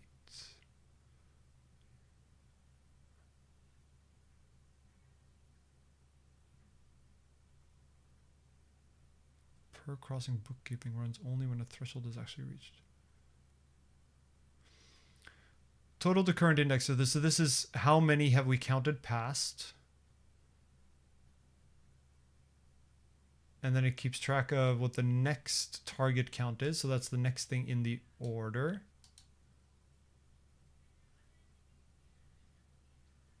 We loop over the counts.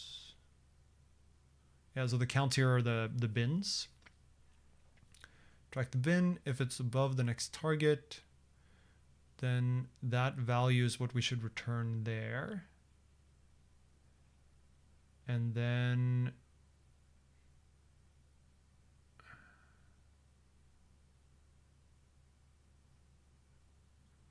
we need to write out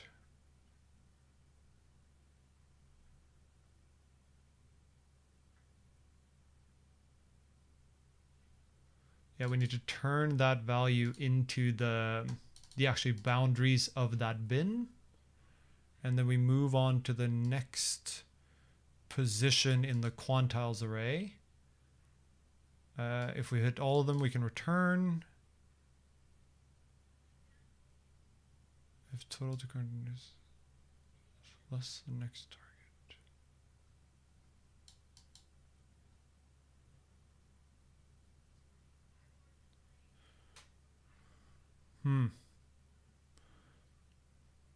This is written very strangely. I don't think this actually needs to be a separate vector. I think you can just compute the target count directly here when you update it.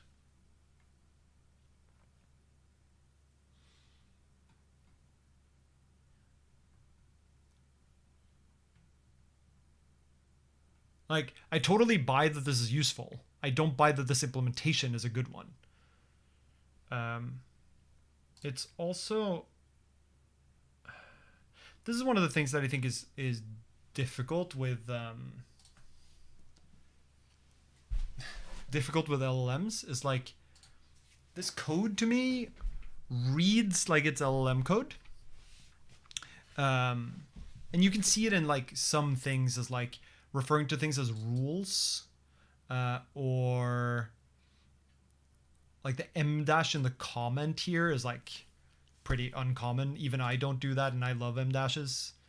And like this kind of articulation. And the reason it matters here is not because I wouldn't accept something coming from an LLM, but it makes it difficult for me to figure out whether I should tell the author here what changes I would like to see, or whether I should just do it myself. I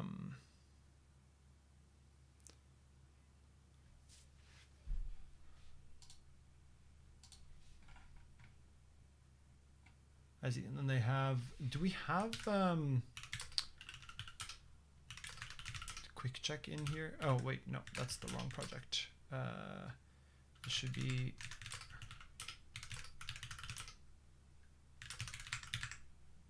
oh yeah, we ported. Did we write HDR histogram on stream? I guess maybe we did.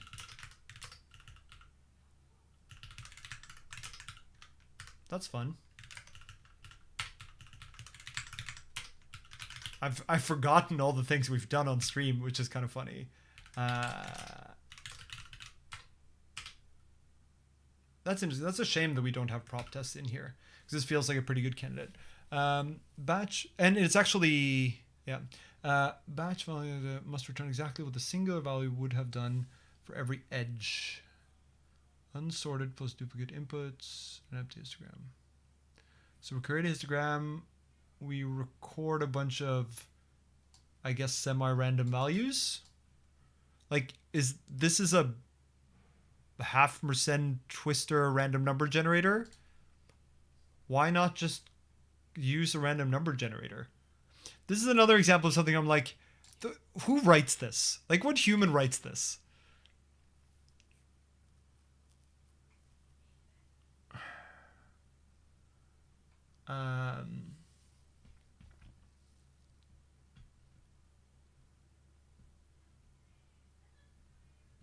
Edge value quantiles.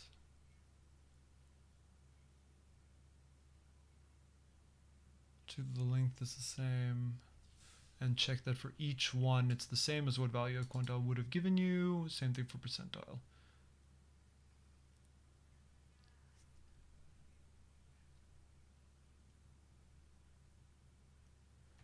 Yeah, okay. This test here is fine, I suppose. But I'm tempted to try to write a better version of this. So let's go ahead and do PR checkout.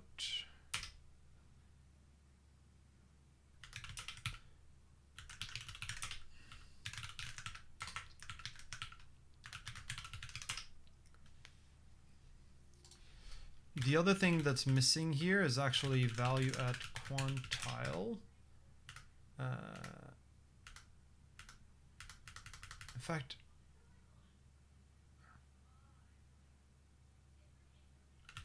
if you are trying to compute multiple percentiles, prefer value at percentiles.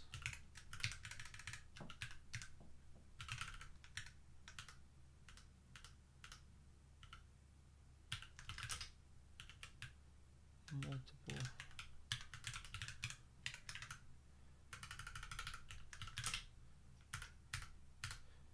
There we go. All right.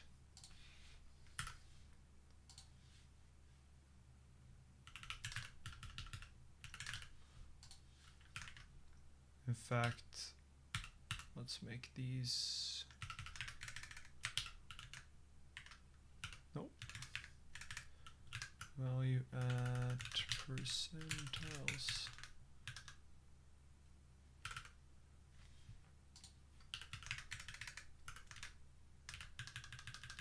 Value at quantiles. I can't spell.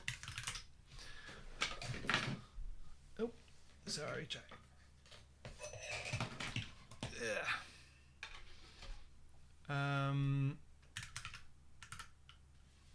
All right, let's see what we can do about this. So I think I want to change the contract here a little. So we could make this return.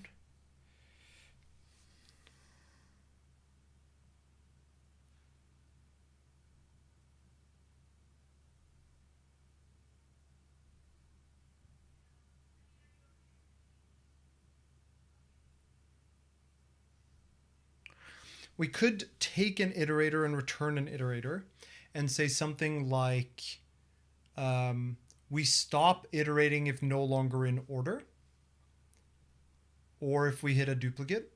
I don't know if that's a nicer interface.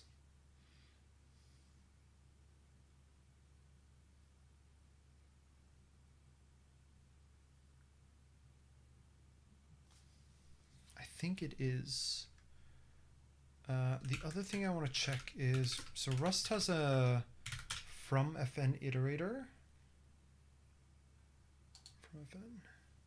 which takes an fn mute. I think we might be able to write this as an fn mute.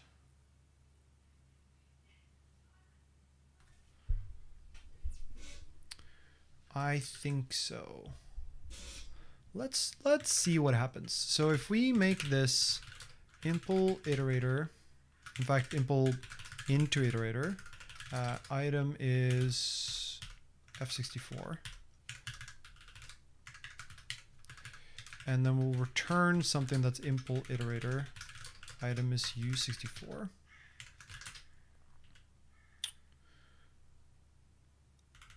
And we'll do the same for value at percentiles.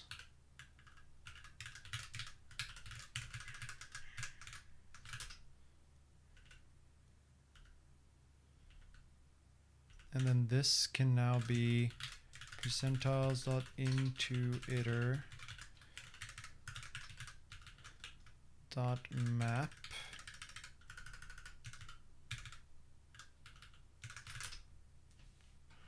like so. And then here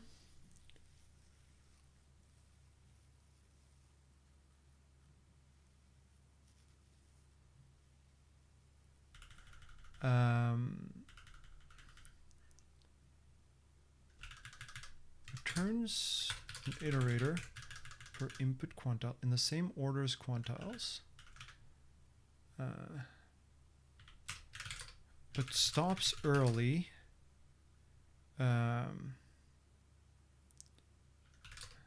if a quantile is not strictly greater than the previous.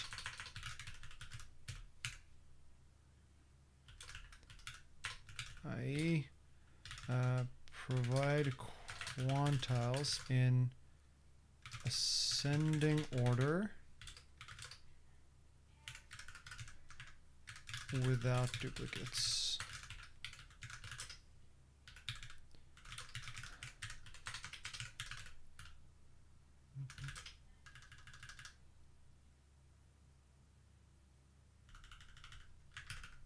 And then we'll put the same down here for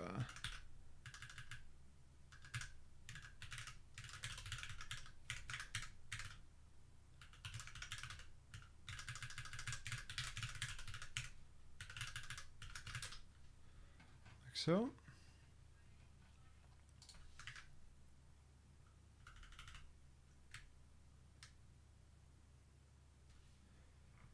Okay. And now what we want is we can get rid of this. We can say that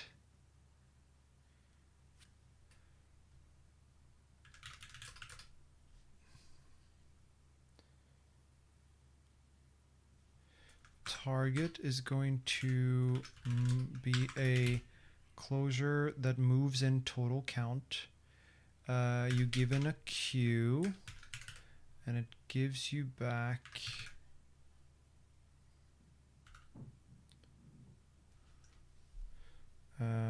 queue dot clamp between 0 and 1. And clamp allows the edge values, I think, right?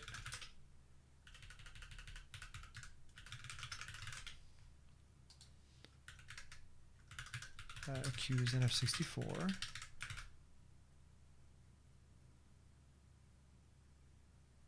Yep. So we clamp it from 0 to 1, multiply it by total count, take the ceiling, and then we clamp, and we take that whole thing, and we do max of that and 1.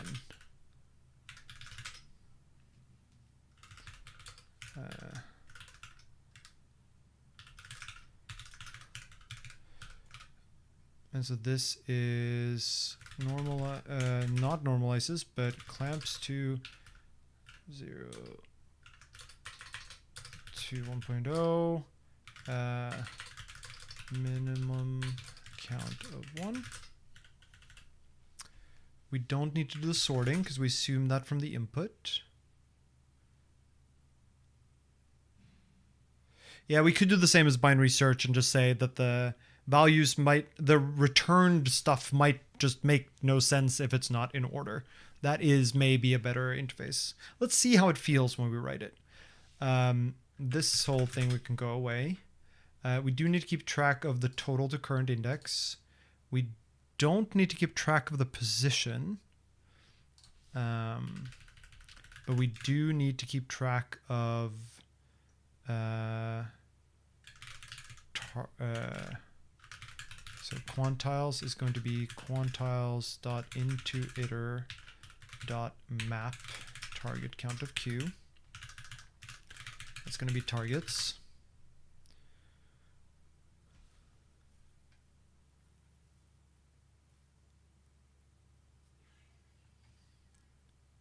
And then we are going to do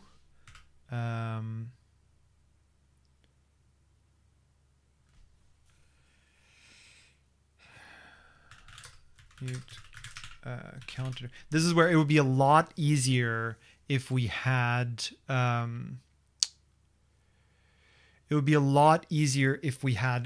generator functions here, because we're basically going to sort of semi-hand roll the generator function. But what I want is an iterator over self counts. Counts.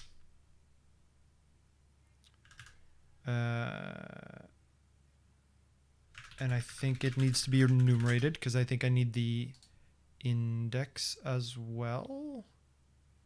Actually, why? Oh yeah, because you need it for value 4. Great.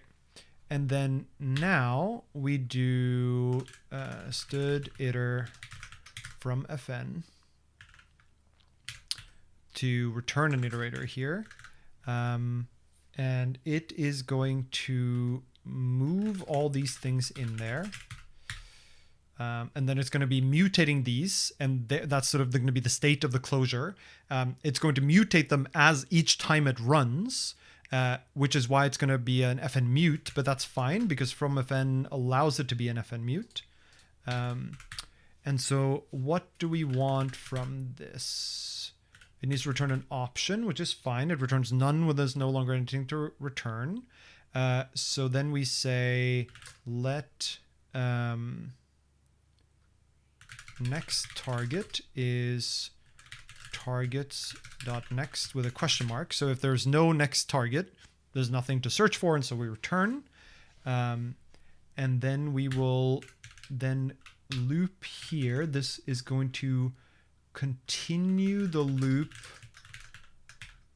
I and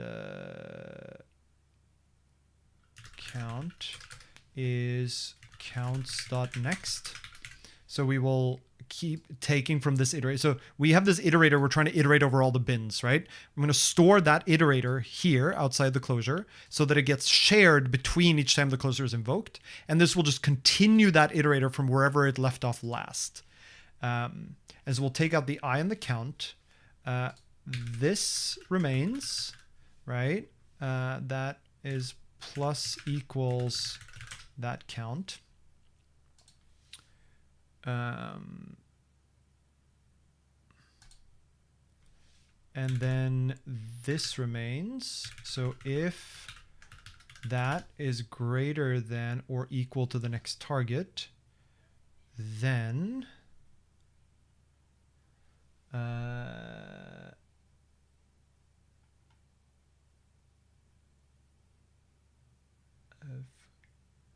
quantiles. So we actually need to keep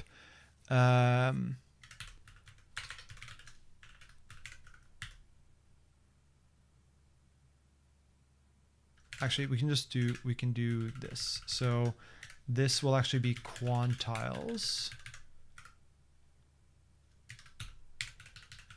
So next quantile is quantiles.next. And then we don't even need that to be a function because we can just call it here and say next target is here, next quantile.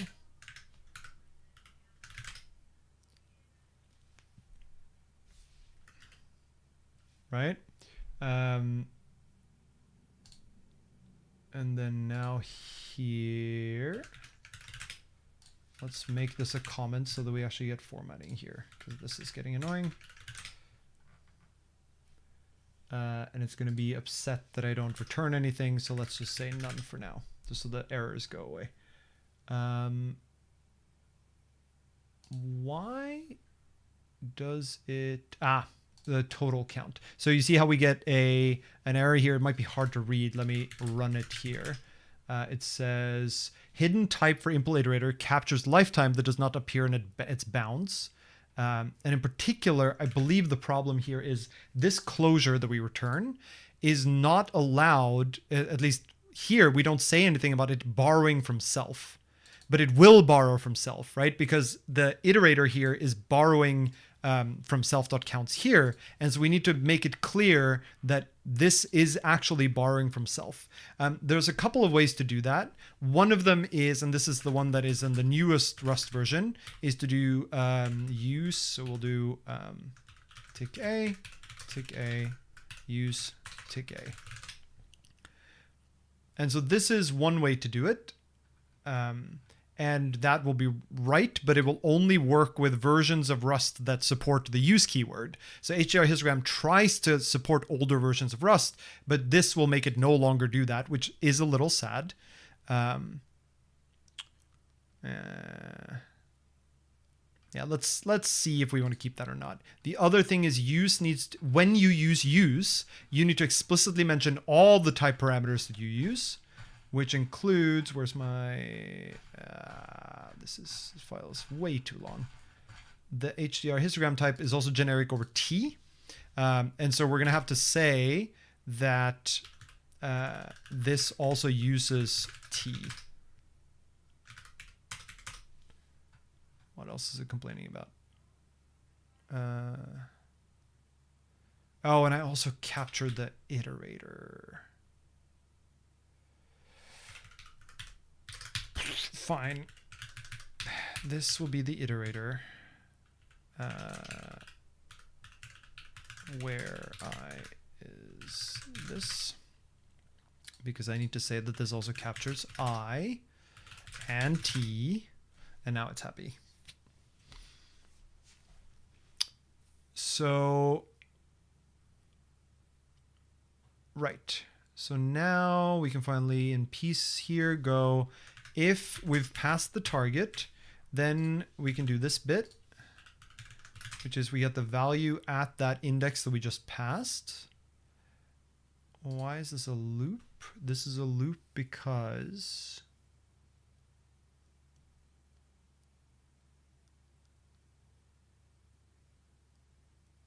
this is to handle duplicates correctly.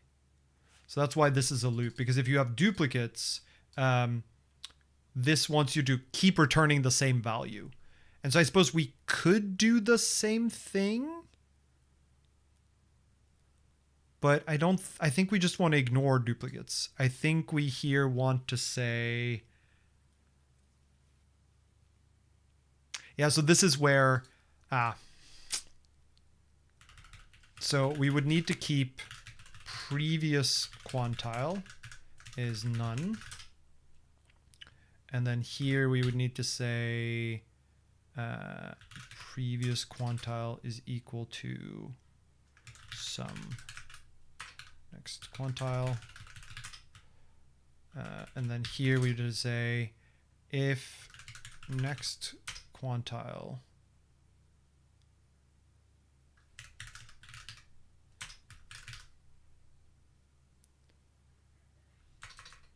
is some and the previous quantile and the previous quantile is greater than or equal to the next quantile, then that means they're not in sorted order or there are duplicates, then return none.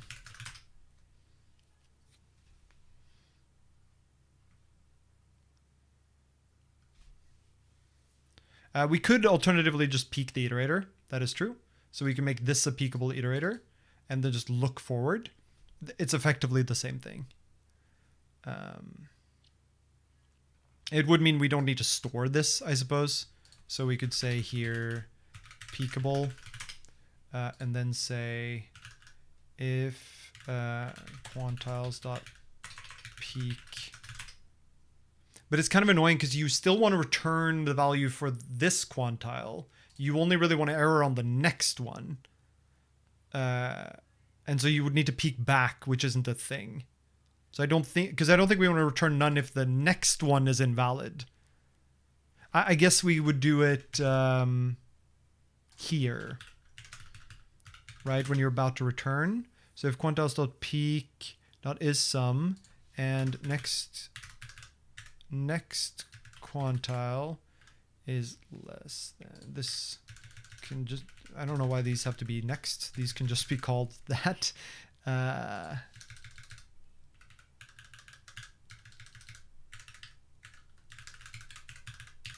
If next is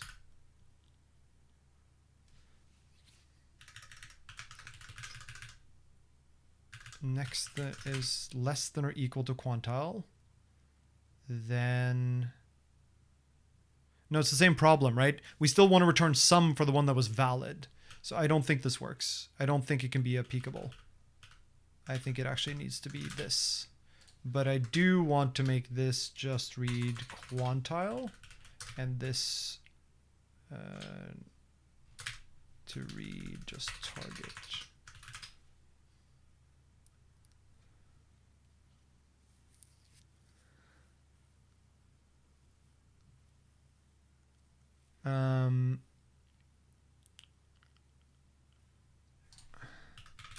Duplicate or not in sorted order, so stop iterating.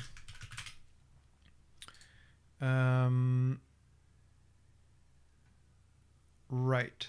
So now that we have that, we need to do this bit. This is something that comes from the highest value thing we already have.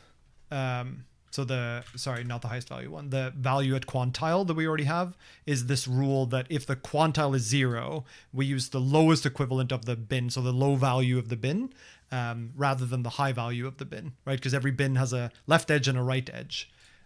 So we do let result is if quantile is 0, then this. And then we here return some result. And if we get to the end,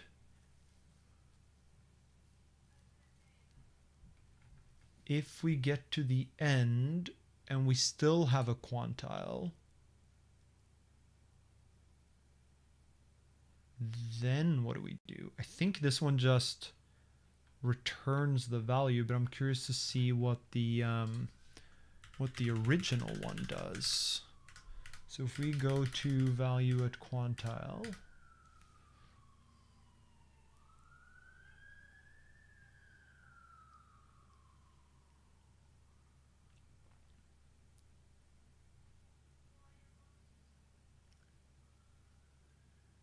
yeah, so see how similar our code now looks to this one?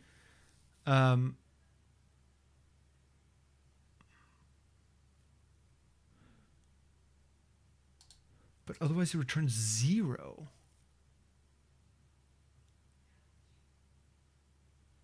Why does it otherwise return 0?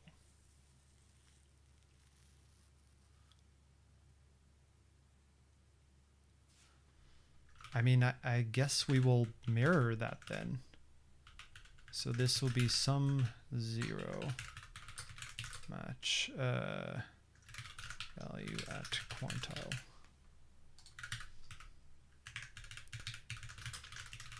Let's see how that does. Ooh. Hidden type. Oh, this is for the percentile version. It needs to do this. It needs to look the same. So it needs to have the same here.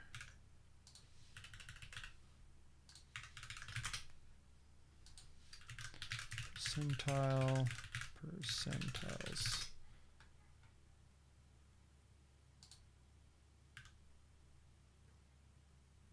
percentiles. And now it doesn't need to have a must use anymore. And ooh.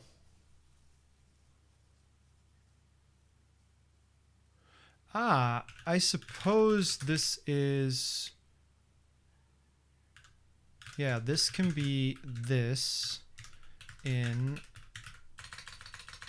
by ref. So by ref is a thing you can do on iterators to say, so normally when you do for something in and then you give it an iterator, the for consumes the iterator. Whereas this one's saying don't consume the iterator, instead consume the iterator by reference, which I think is equivalent to us doing this.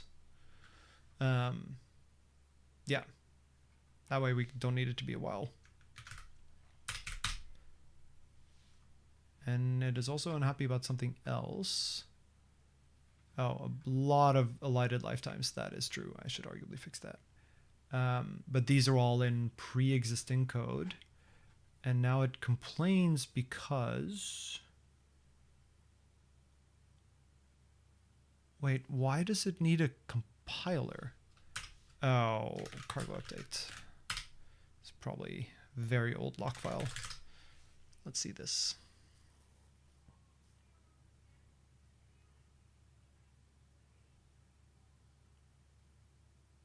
I'd write it just with while current total is less than the current total required for this quantile. Then advanced quantiles then return after the loop. Duplicates would work automatically. Yeah, that's true. So we could sort of flip this on its head. So instead of iterating through these, you turn this into a while less than.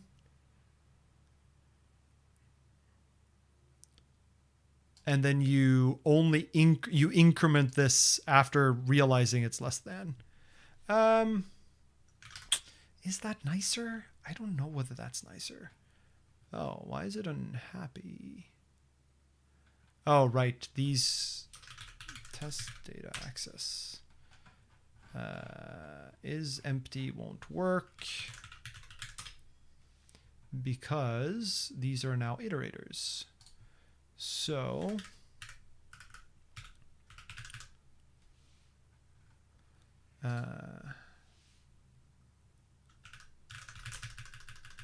singular would in input order with the same handling of corner cases.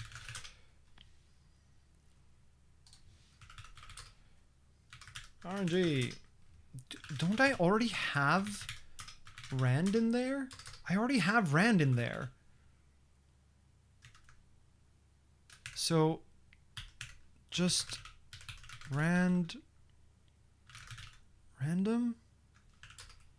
mod this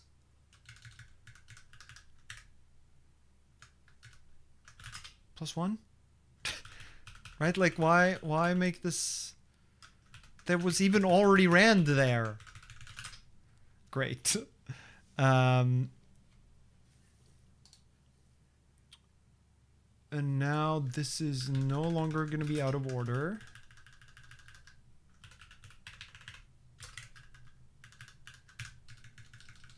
(1.5)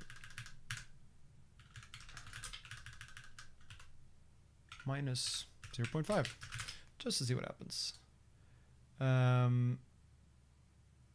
No, because minus 0.5 is going to be clamped to this one. So that won't work. So we're going to do this.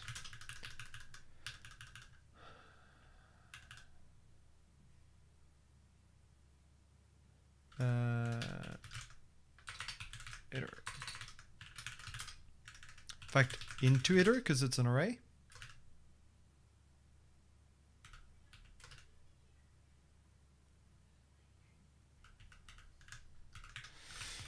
Dot copy.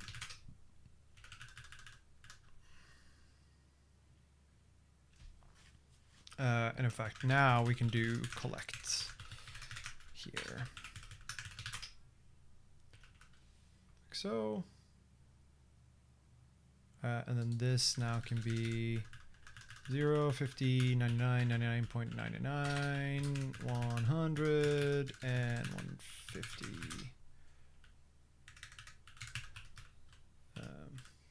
Iter.copied. In fact, this also can be iter.copied.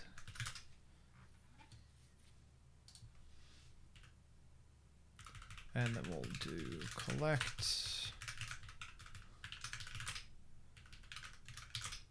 Oh, it's still gonna complain down here. This assert eq this count is 0. Great.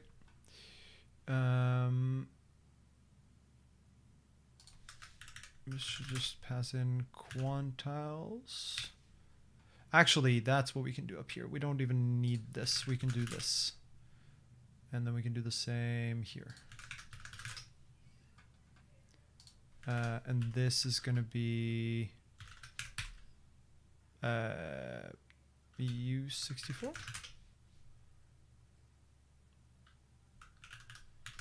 Don't need to be. And this fails down here too. Let's do dot collect there as well. And now these should pass. Let's hope so. Oh, fails. Because quantile 1 at 579. Ooh. Because I can imagine it actually failing because the lengths aren't the same. But that's not what's failing. Right, because 1.5 is going to be turned into 1.0, and that's going to be a duplicate. So why is it different? That is interesting indeed. Although we can, as someone suggested in chat, flip this one around so that it actually handles duplicates correctly, which we would do by... which we would do by having this say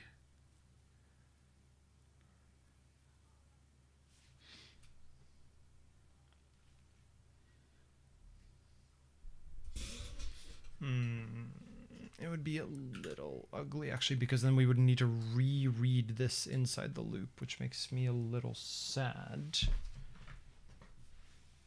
Oh, actually no, we would not. We would simply say I see what we do. We would do this. While we're less than the target, then add the bin and do counts.next. And if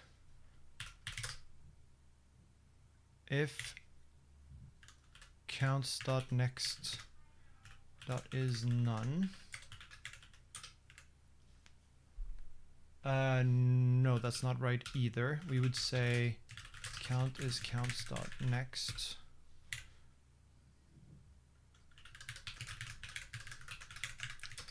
Else we would return some 0. Right, that's the thing we've landed on here, which I think is incorrect. It doesn't sound right to me, but okay.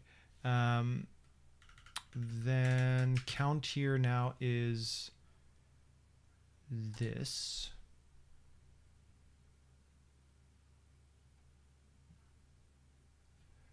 Because we need the I. We need to keep track of the I is going to be the annoying part. So we're going to have to say let mute at count I is 0. At count I is I. And then here we would say, so now we're basically in that if. So then we can do this.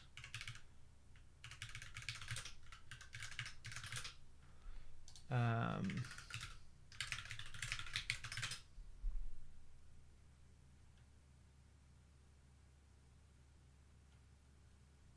now I think duplicates should work. And now this can also change and say if the previous one is greater, then we stop.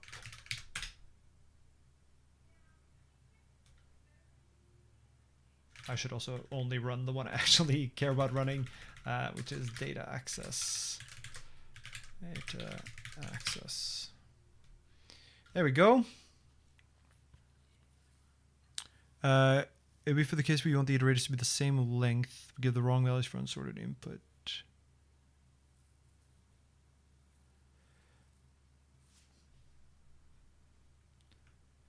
Into iterator on arrays is hidden by old Rust additions. Yeah, I mean, I forget what we've set the Rust addition for in HR histogram. It's 2018, so I think this one's okay.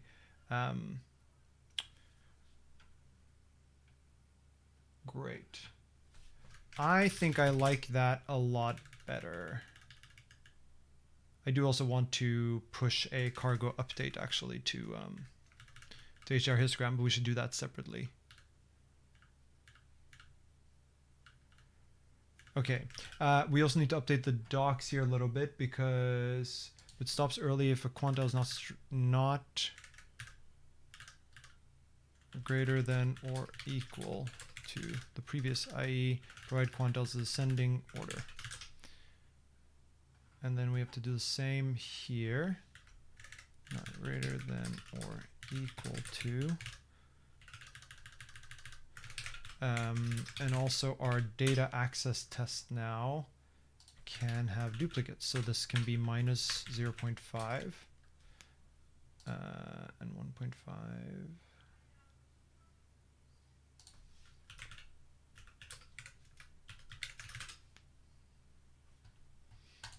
Just minus 50, some duplicates.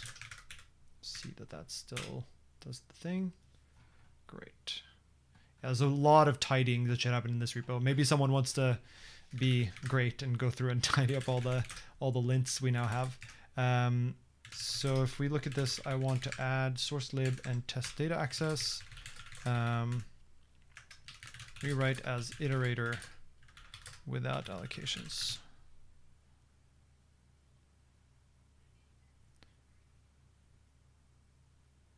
You can't ever return the same result, right? What if two quantities should be in the same bucket? I think that's fine, right? Because you would just compute the same result again. Because if I read the next quantile and it's the same quantile as the one I just computed, then this, I won't enter this at all because this was already met for the previous one. And the target hasn't changed because the quantile is the same. So I go here, at count I has not changed. So this value is the same. So this value is the same. This value sets it to the same value. And so I return the same result. And so it correctly returns the same result if the quantile is the same. So I think this correctly handles duplicates. So let's do this, see if we can push. Excellent. Okay. So back here, took the liberty to update this directly with a 0 allocation version that instead just is it to the caller to ensure that the values are in sorted order and simply truncates the return if they are not.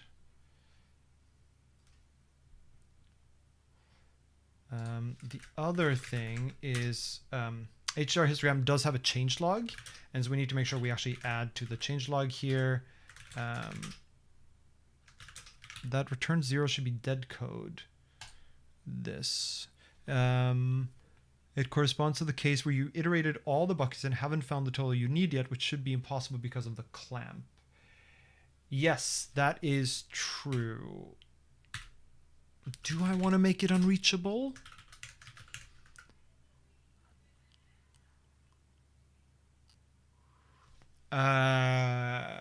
Unreachable, because target is clamped to total count. So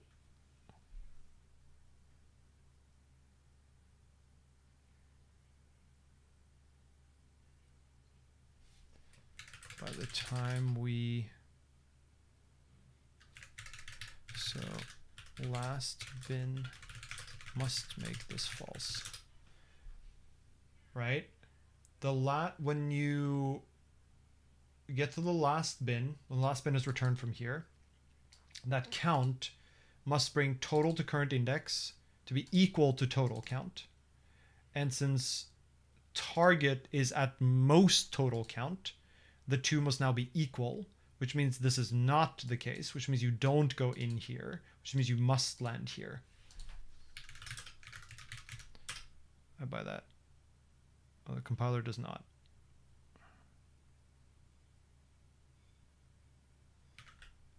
For an empty histogram, it's not true, because the total count is 0, so you don't even enter this.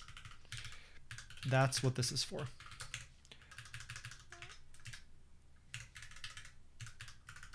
So, except in the case where the histogram is empty. Return some 0, and then we can also do an assert eq self.total count is 0. There we go. Great. So we will add source lib explain some 0 case. Right, and then we also need to change the changelog to say added HDR histogram value at quantiles and value at percentiles for faster lookup of multiple percentiles. And this is in PR 138.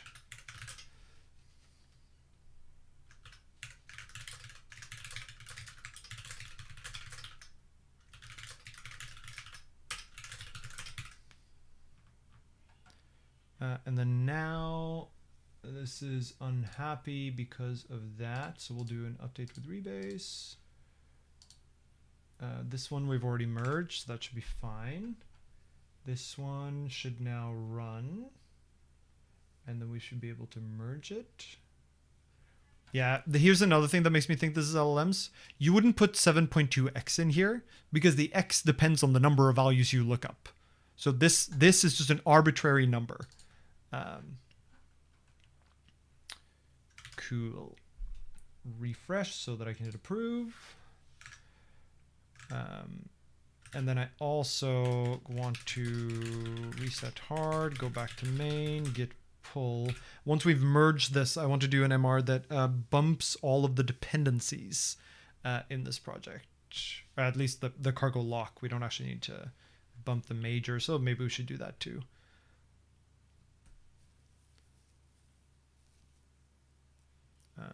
And then I want to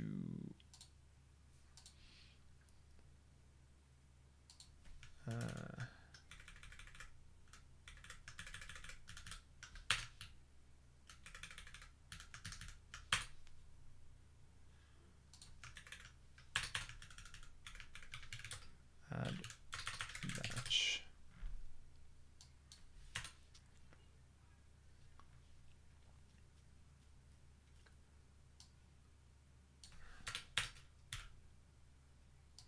this stuff is all unnecessary. I can go there.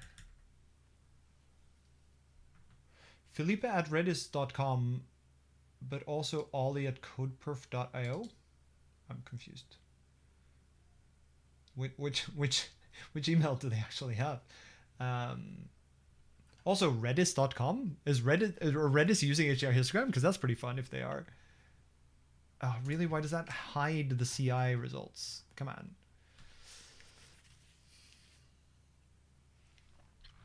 Cool. So that one we'll leave baking in the background. Let's go look at this thing. Chunked skip scan and value at quantile supersedes 139. What is 139? Ah, this is 139. So they opened a PR that they then decided to get rid of because the other one is faster. Okay, so we can ignore this one. It's handy. One fewer PRs.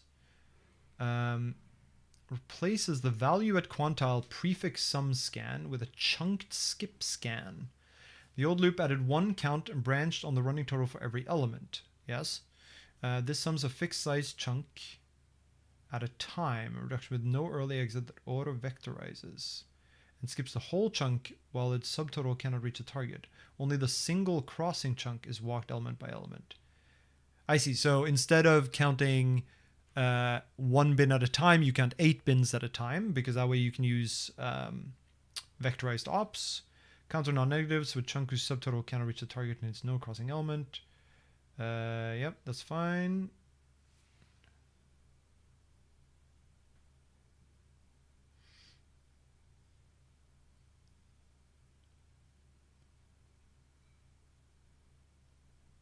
Okay, yeah, that's this is definitely LLM. It's like, that's not even a question. Who calls it a white box parity test? Comparing the chunk scan to a linear reference.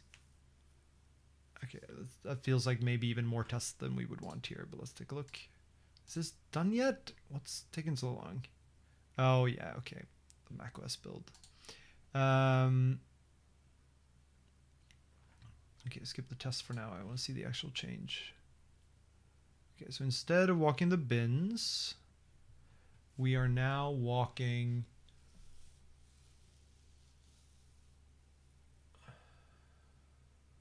I see the finish is just, that's this bit, that's fine.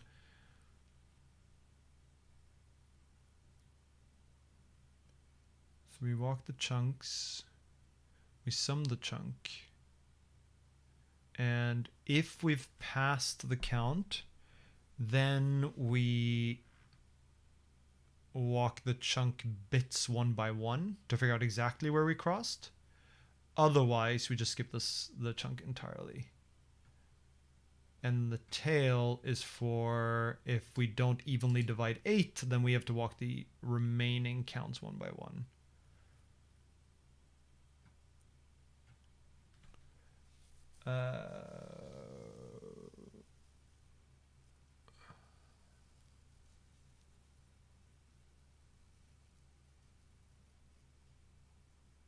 Yeah, and this is unreachable, I agree. The comment says that this point is never reached, followed by an unreachable with the same argument. Yeah, I buy that that's faster. Basically gives you SIMD over the counts. But why?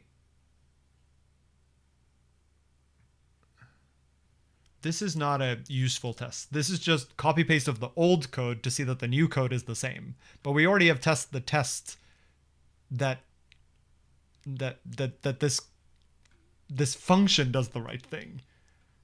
So this test file I just don't want. It's not necessary. The existing test already covered that this is correct.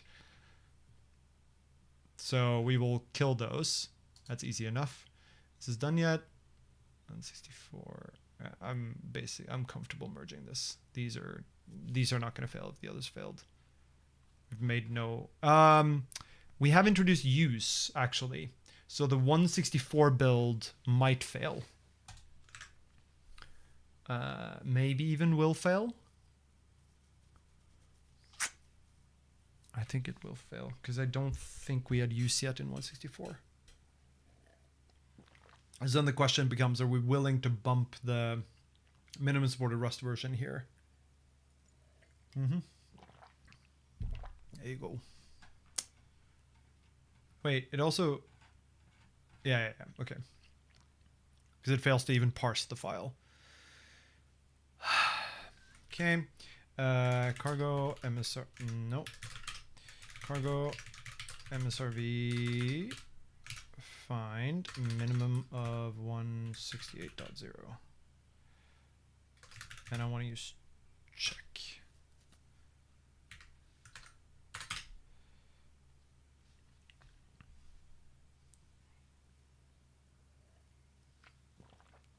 Just going to do a binary search here to find basically where am I allowed to start using use. 182. Rust 1.82. When did Rust 182 come out? It came out in 2024. I'm okay with bumping that. Workflow checks MSRV 1.84. It is like, it does make me a little sad because there's no real reason to do this, because there is a workaround we could do here that is technically backwards compatible. At the same time, I do think it's also like a almost 2-year-old Rust release. I'm okay with bumping to if you want to have the latest version of this. Because I don't want to... This is a case where I would have to make the code a lot uglier in order to not break old Rust versions. The alternative is there's a crate called Rust version that lets you have this where you can say conditional compilation as of Rust version something, but it adds a build step to your thing, which I don't think we currently have. We don't currently have a build RS. So this will be use of use. Wait, it should be 182.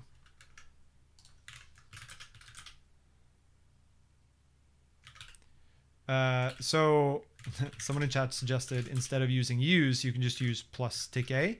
The problem with plus tick A is it's wrong.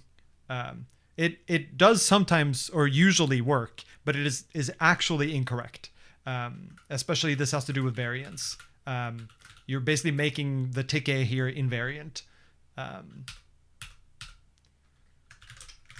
The actual thing is you introduce a trait called captures and you do this, but that's not, I don't want to do it. This is an example of something where I don't think you should bump the minimum supported Rust version for arbitrary things. I think you should only bump it if it requires that you hold back the ergonomics of working on the development of the crates significantly. And I think this is an example of that. Pump MSRV for use of use.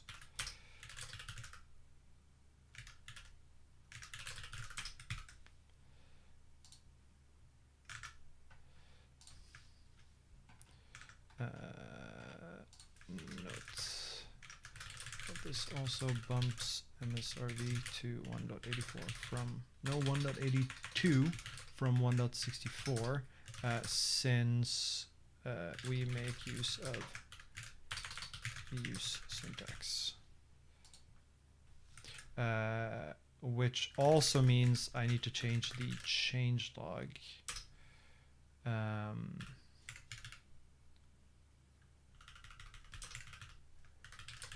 That 138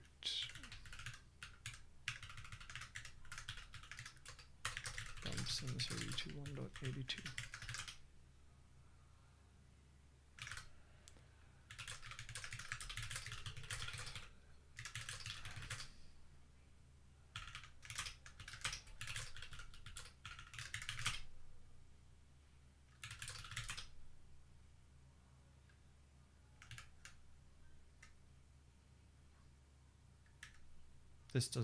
That doesn't seem right.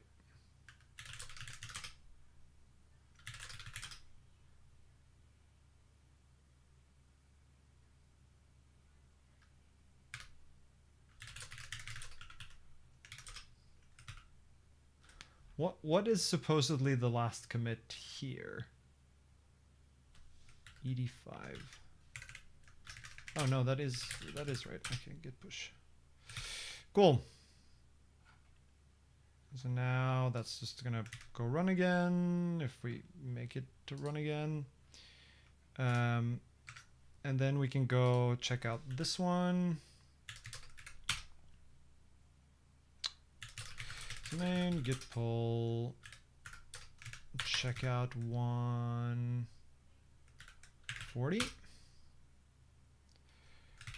Chunk scan. So here I want to git rm source tests value at quantile scan and source tests test value at quantile scan. Remove unnecessary.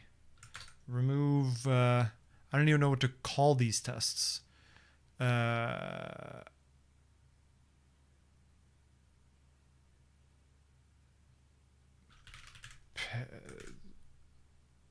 Unwarranted parity tests.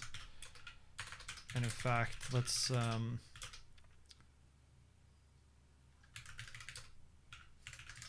we already fine. We already have tests that cover value at quantile and friends, so no need to also check that the implementation equal to a copy pasted version of the old one. New. Paranoid non-regression tests, yeah. Unslopify, maybe. And then the other thing I want to do is, well, obviously I want to change the changelog to say here that HDR histogram value at quantile and value at percentile. Now I use vectorized operations so that they should be significantly faster on larger histograms. This was number 150. Sorry, number 140.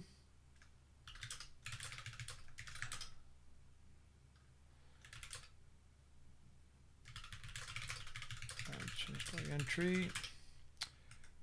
And then for the actual implementation, I think I also want value at quantile.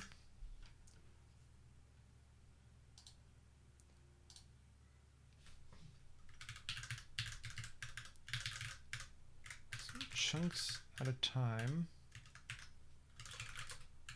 can be done with Cindy. Cindy until we detect a chunk that passes the target, in which case we walk. Only then do we walk the chunk bin by bin.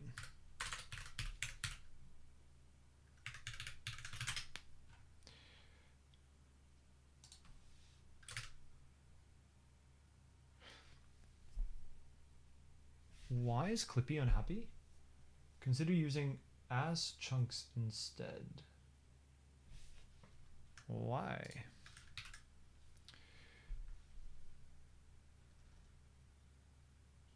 Returns arrays instead of slices. Sure. As chunks.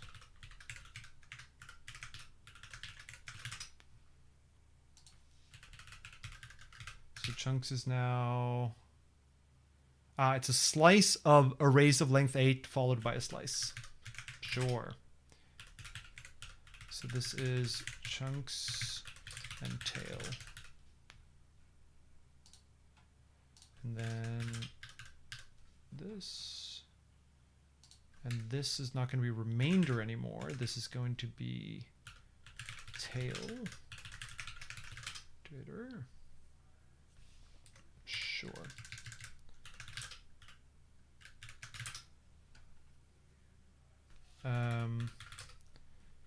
if scan chunk does not perfectly divide the number of bins, handle the leftovers.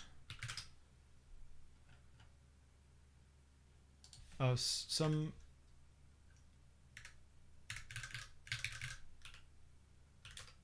bins in chunks. There we go. And then this just to make it more readable.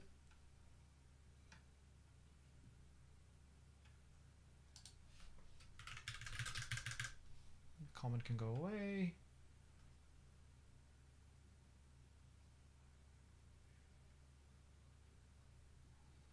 Great.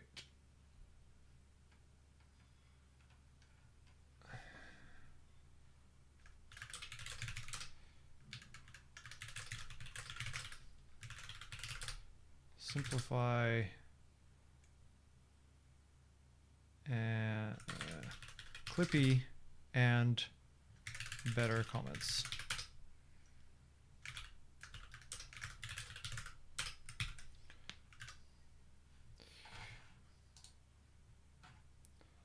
Great. Now can I merge this? SSEI passed. Oh, AskChunks was stabilized in 188. Yeah, I would have to, wouldn't I? That's okay. Squash and merge with this description and this. Squash and merge.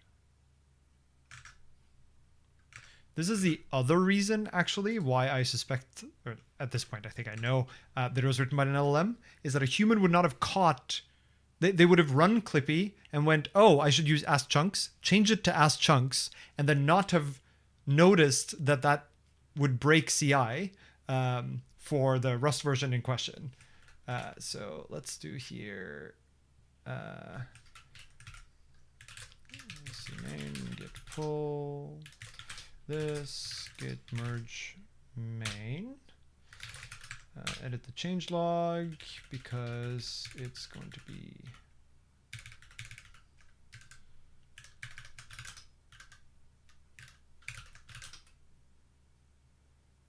cool.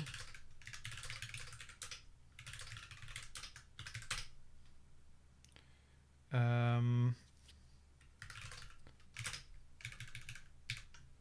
1.88 AskChunks.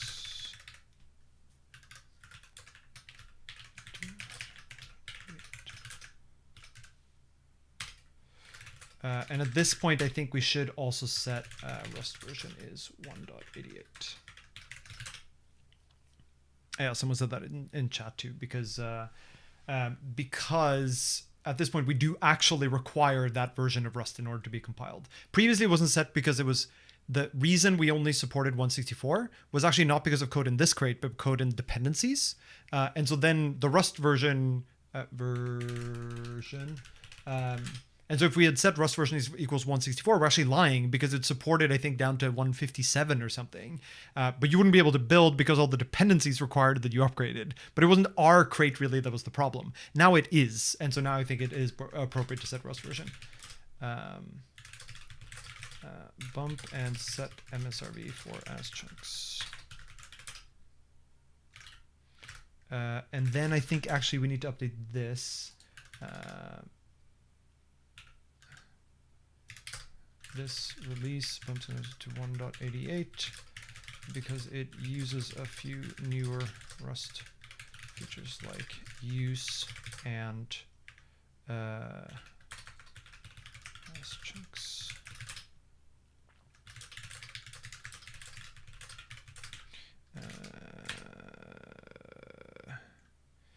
Iterate on MSRV note in changelog.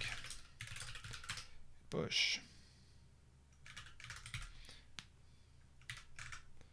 Okay, so that one's merged, this one's merged, this one is now gonna run and then be merged, and then there's nothing else for this. Let's check if we have any other pull requests that are relevant.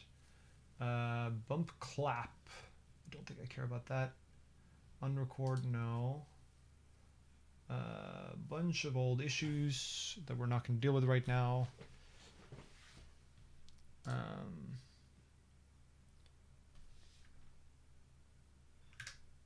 Cool. And so then we'll go to main, we'll pull, and we'll do a cargo update. See, this is the other thing is like now, the other thing that bothers me about setting Rust version in cargo toml is when you run cargo update, the default behavior in cargo is to update dependencies only to ones that support 188. But I'm actually willing to have my cargo lock have a newer version of Rust in there, have newer dependencies, and then bump the MSRV in the CI job to be a newer version of Rust for the purposes of CI. But, well, because I'd rather know that I'm running on an older version of a dependency. But we will find out what that actually leads to. Okay, this, the 188 passed, so now I'm pretty happy to just merge this one. Chunk, skip scan, invalid quantile. That goes away, rather than the atom branch on every counts element.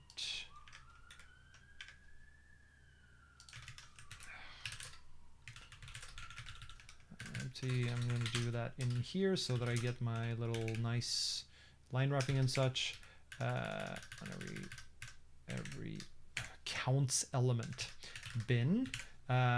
Sum a fixed size chunk of bins at a time.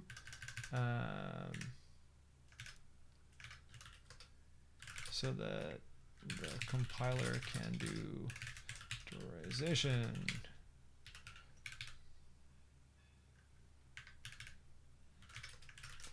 This is often significantly faster.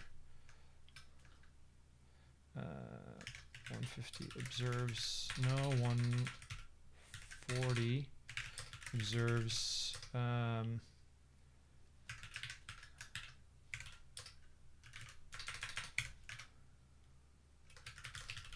the bins one at a time.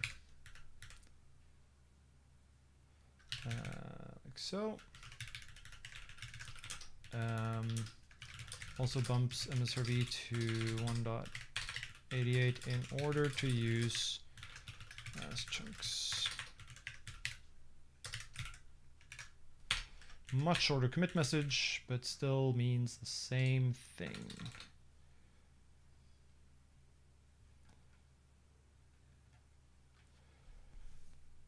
I'm guessing this is someone watching the stream. This comment is somewhat inaccurate. We just iterate in chunks and that allows... Yeah, okay, fine. Fine.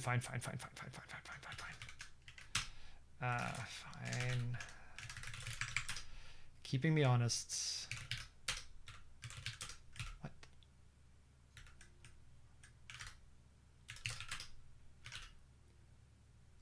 Cindy. Bins and chunks that they can be such that the operation can be auto-vectorized by the compiler.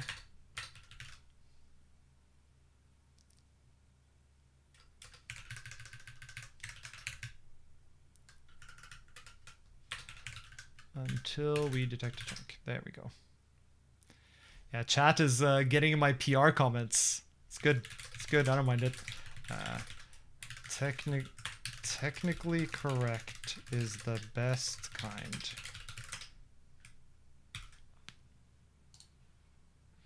Resolve. Confirm and merge. Great. So now we have this. We'll go back to main. I'll git pull bump CI. So this is git remote add CI. So I have a repository where I keep my CI config. And so from basically every repo I have, I will merge that CI repo into here so that when I make modifications to my CI config, it brings in like all of the various dependencies, all of the various changes from those CI changes, so that I can do this merge CI. And now I'm bringing in all the latest improvements I've made to my CI setup into this repo. And it's Git, so I actually get to do a merge. I get merge conflicts and all that good stuff. So I can remove this because it's not used. I can remove that. Let's look at check what has changed here. I do indeed want my version. I want my version. Semver.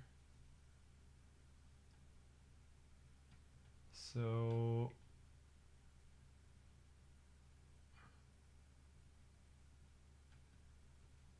confused about this part. What did I change here? I do want this instead of that.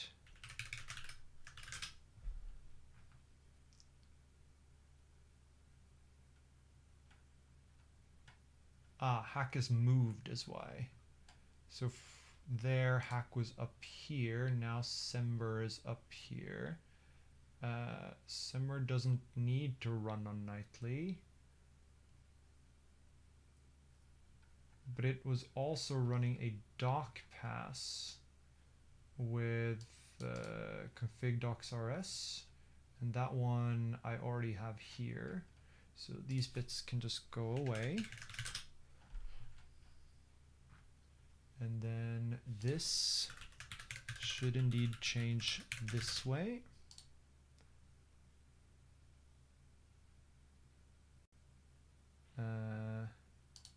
And then should change to be this. So we have that. And then we want to check scheduled, what's changed there. Yep, I do indeed want that version. So I've started using the actual hashes for all my GitHub actions rather than just the version number, because that way I can actually control when they get updated. If you specify something like v6 here, in theory, your CI job can change under you, right? Someone could push to that repo under that branch or that tag, and now your job immediately picks up their change. Whereas if it's pinned to commit, it will only happen when Dependabot runs, which I'm more comfortable with at least. So I'm guessing a bunch of them are here. Those conflicts, easy to fix, easy to fix. Don't need OpenSSL, so that can go away. I don't keep the comment. This stays the same.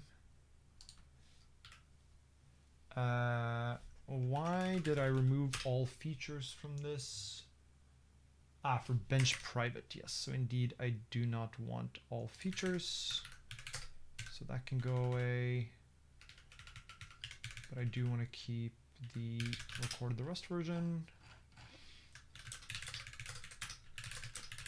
Commit.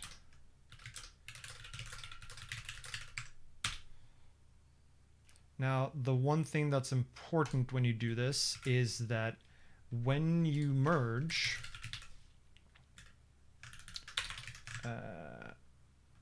bump CI repository files. When you merge these, you have to not squash. You have to do an actual merge, because otherwise you break the Git history and the merges won't work in the future. You'll see this brings in a bunch of other contributors that are people who contributed to the CI, which like is maybe weird, but is what I want to happen. So here specifically, this needs to be a merge commit, but we'll wait for CI to pass there, hopefully. And then afterwards, we'll do one where we bump all the dependencies, and then we'll do the actual release. This is why like the open source maintenance takes a while, right? Like we're only on repository 2 for the day, and we started 3 hours ago. So it's like we're averaging about an hour and 45 minutes per repository. And it's not like there were lots of issues in either of them, right? Chat is the real LLM. It's true. Great. So we should now hopefully get this in soon. We'll go back to main and pull. And we'll fork. We don't need to fork off that yet. You also don't technically need to merge it with the merge commit because there already is a merge commit. And so you can instead just do git reset -- hard bump CI. So now you'll see this is at that same merge. And so I can just git push to main. But it's only because I'm the maintainer, right? So instead of merging this way, I can just merge by pushing the merge commit I already have in this MR. And the only reason I open it as a PR is to actually see CI run and see that it's all green. But I don't actually need to merge it through this. The other advantage of this is that I can now fork off of this and start working on some other branch, and it will actually be forked off of the correct commit that will actually land. Bump deps cargo update, and actually now we can we could also upgrade the addition actually, because we moved to 188, and I forget what version that was. Rust 2024 was released as 185. So given we're now already at 188, we can move to Rust 2024 straight away. In fact, but I want to bump the dependencies first, I think. So you'll see there'll be some dependencies here where we don't actually get the latest version because we're behind on the majors. But luckily, I think we can fix, verbose.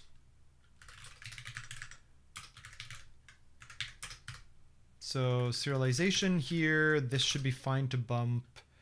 The nom bump is probably annoying. And the rand bump, I think, is probably okay. Rand is only a dev dependency, but it will be slight. Actually, these updates are something I found LLMs really useful for. Is like, I just tell it, hey, update to the latest versions of these, but go check the changelog for what you actually need to change. And they tend to do it really well. This is like a super annoying mechanical job where LLMs are actually super useful. In fact, maybe let's try that. Might be a good thing to stick in here. I do want this to land first, though. Just make sure I haven't broken anything. I will land the bumping the dependency separately, though. Maybe not. Maybe I will just make that be one PR that bumps the cargo lock and then updates the dependencies and then updates the addition all in a row. I think we will do that. We should also fix the clippy lints. Why is coverage broken? Coverage is broken because I haven't updated CI conf. I haven't merged. Ugh, really? Okay, so workflows, test, coverage. This is still using the wrong version there, so let's cd dot minor rust CI git pull github workflow test coverage. So this, no, where's my coverage job? This we need to bump to code cov actions.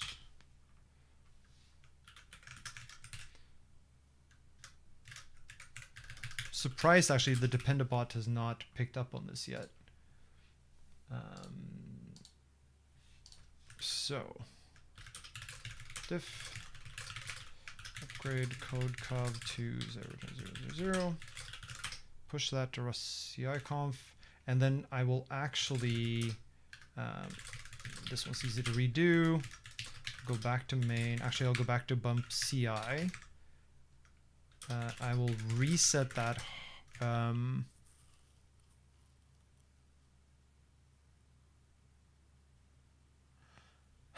This is where JJ would be really nice, because now in order to merge, I want my history to be nice. I don't want a second merge commit because that's kind of stupid. So I will actually reset hard to origin main. Then I will fetch CI. Then I will merge CI. Then I will do this, and then we have to fix up these again.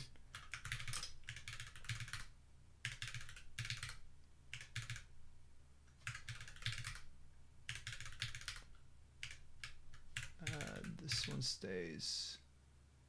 That one goes away. This one stays.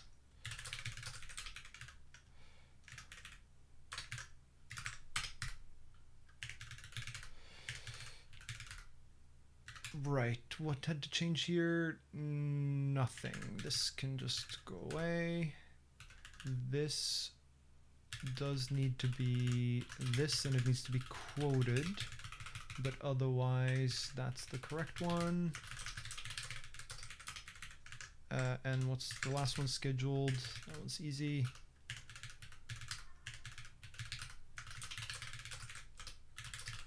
Commit, git push force release.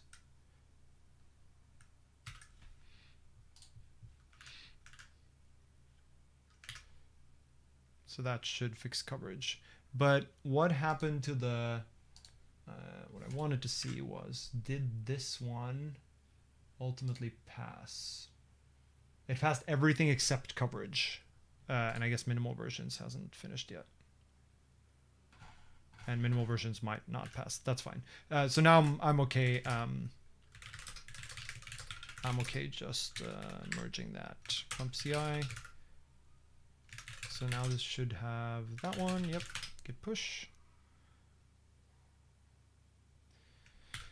Okay. So now we can go back to bump depths. We can do a cargo update.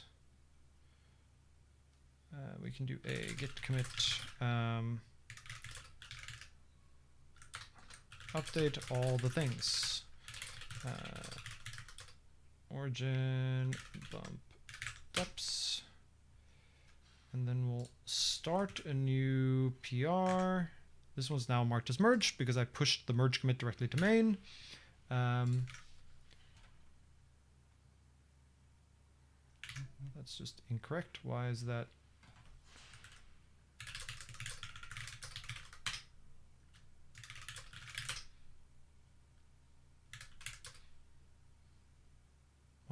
What's happening?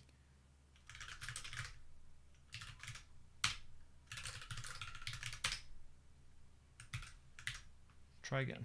There we go. So we'll create the pull request so that we can start to get CI running.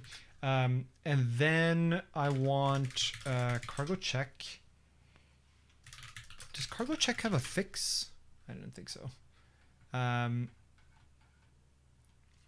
A lot of the stuff is like in things that is a little bit annoying. But okay.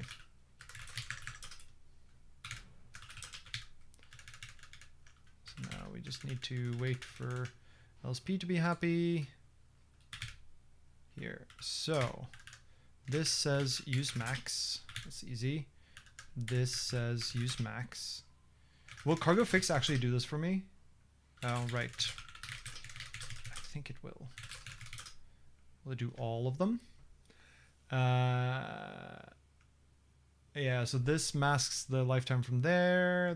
This is fine. That's fine. That's fine. That's fine. Same thing. These are all just masked lifetimes. This changed in like a very long ago Rust version. What does cargo check say now? What does cargo clippy say now? Cargo clippy fix. Fine.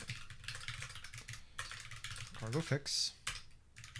Cargo clippy fix. Nope. Cargo diff. Read exact. Yeah, that's fine. That's fine. That's fine. Okay. Prefix. Now I want. Oh, it's mad at interval log mod because of the indentation. Interval log mod. Here. I am also mad about that. Thanks, Clippy. That's not pedantic, that's just correct. Great. Lib. This should be max. This should be max. That feels like something it could have changed for me. Should be max. Should be max. And deserializer 167.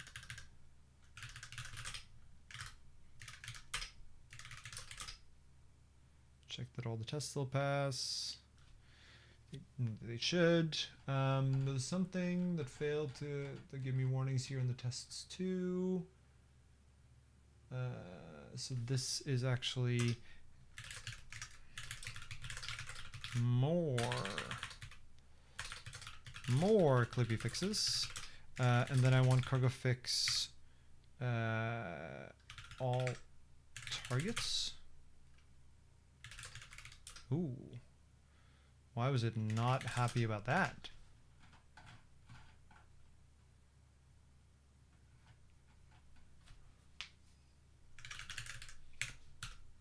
Test data access 453.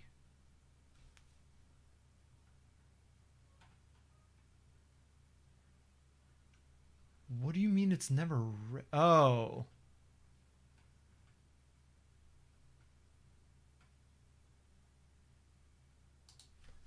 This indeed feels like there's a thing missing.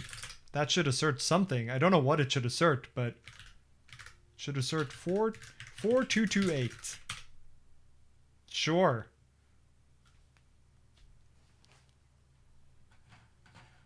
Okay, what else do we have? Example CLI. Max.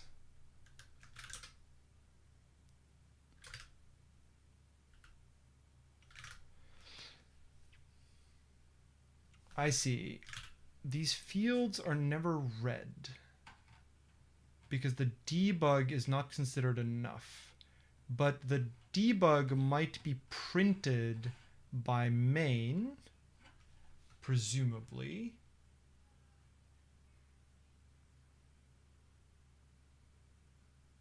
Yeah, the debug is the only reason we need these fields.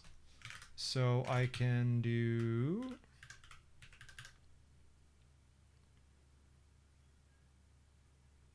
of unit type. Consider changing the field to be of unit type to suppress this warning while preserving the field numbering, or remove the field.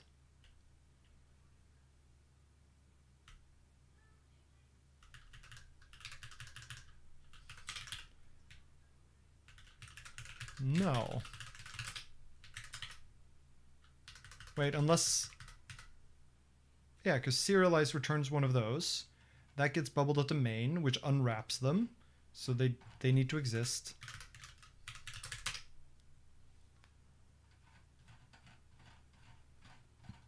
Great.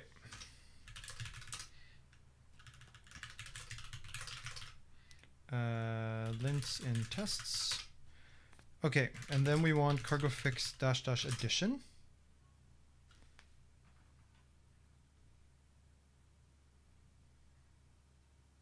Why did it only move? Oh, it only moves one addition at a time. That's fine. Okay, I think we need to...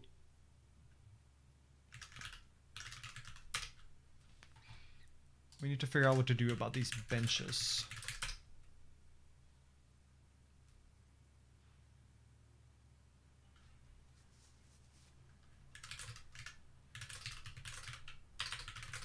'21 edition.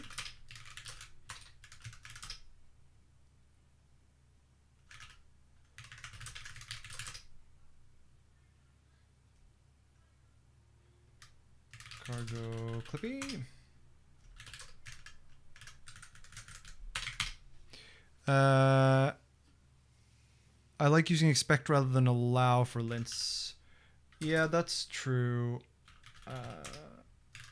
Expect.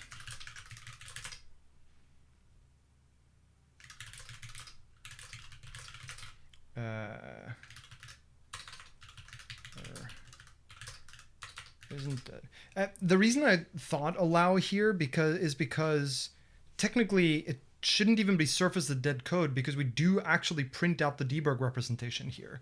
So in theory, Rust could realize that is true, but then I guess we should remove the lint. Isn't dead, it's printed.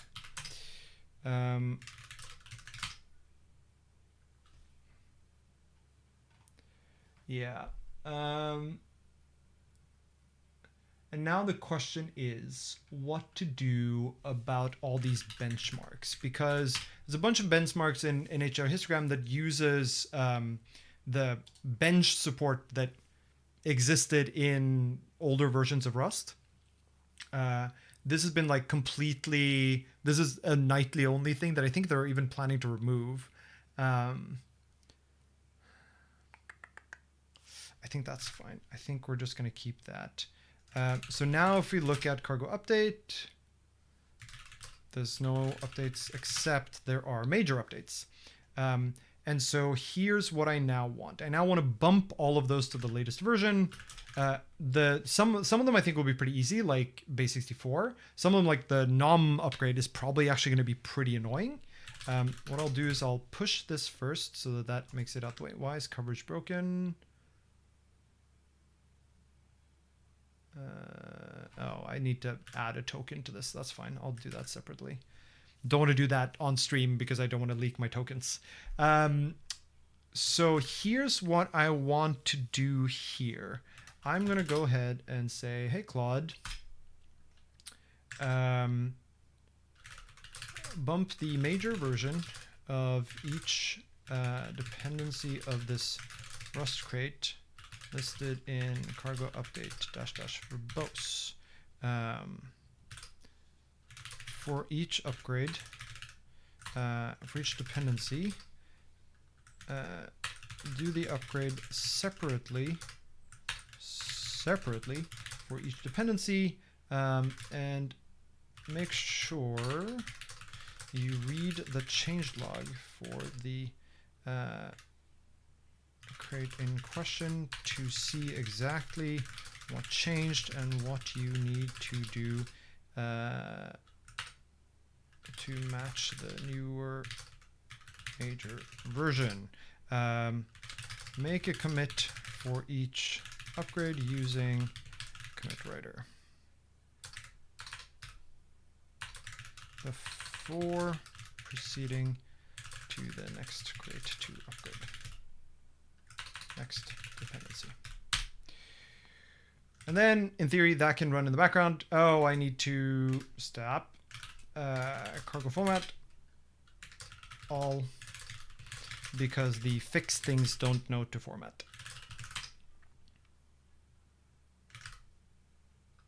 Try again.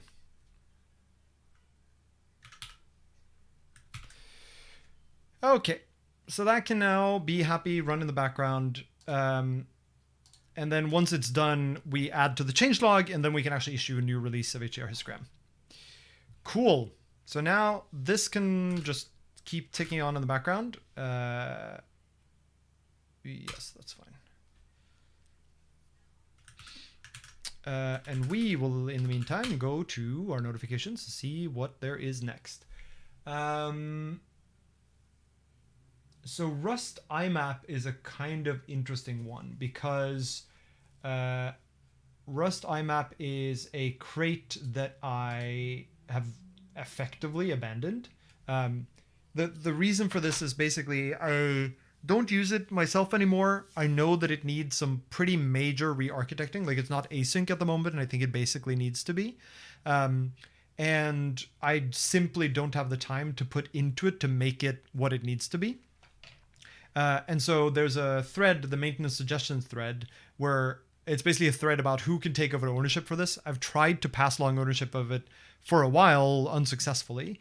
And in the meantime, there's like a bunch of different upgrades and stuff that are just pending. Like, someone needs to pick them up. And arguably, I think the way to move forward with Rust IMAP is just for someone to write a new implementation and then just sort of import it into the same repo, or we rename the repo and then they take over the crate, issue a new major version that is effectively just a different crate.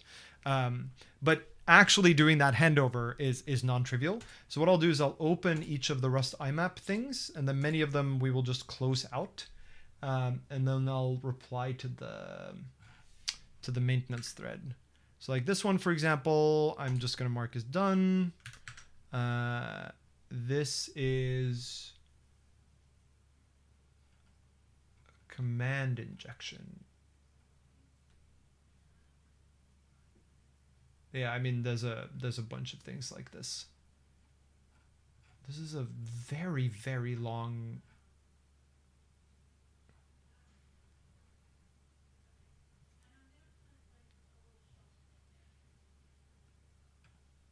Okay.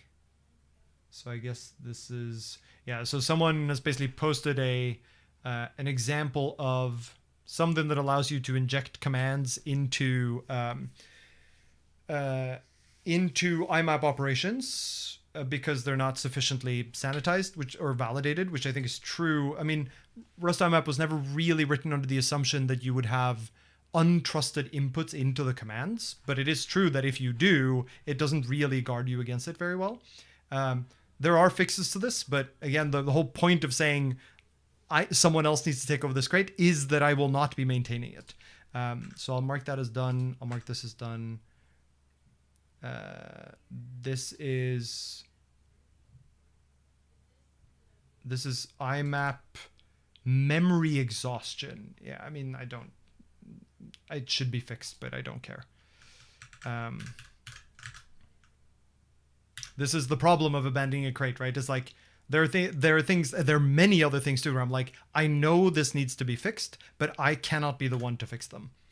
Let's just check if this, yes, it's fine. Right, so Soywood is actually one of the people who have contributed to this crate in the past, and who's one of the people who might take over maintenance of it. They've basically built their own Rust crate that implements IMAP and does async, and they use it in an application and everything. So it's a pretty good candidate. A lot of the discussion that's happened on this issue is basically they've described the way they've implemented that crate. And I think what I wrote somewhere, let me see if I can find, yeah, so for a while the delay was like they weren't ready to open source that crate for whatever reason, and then there was a discussion about like the way it was implemented and everything. And I think what I wrote somewhere was up here.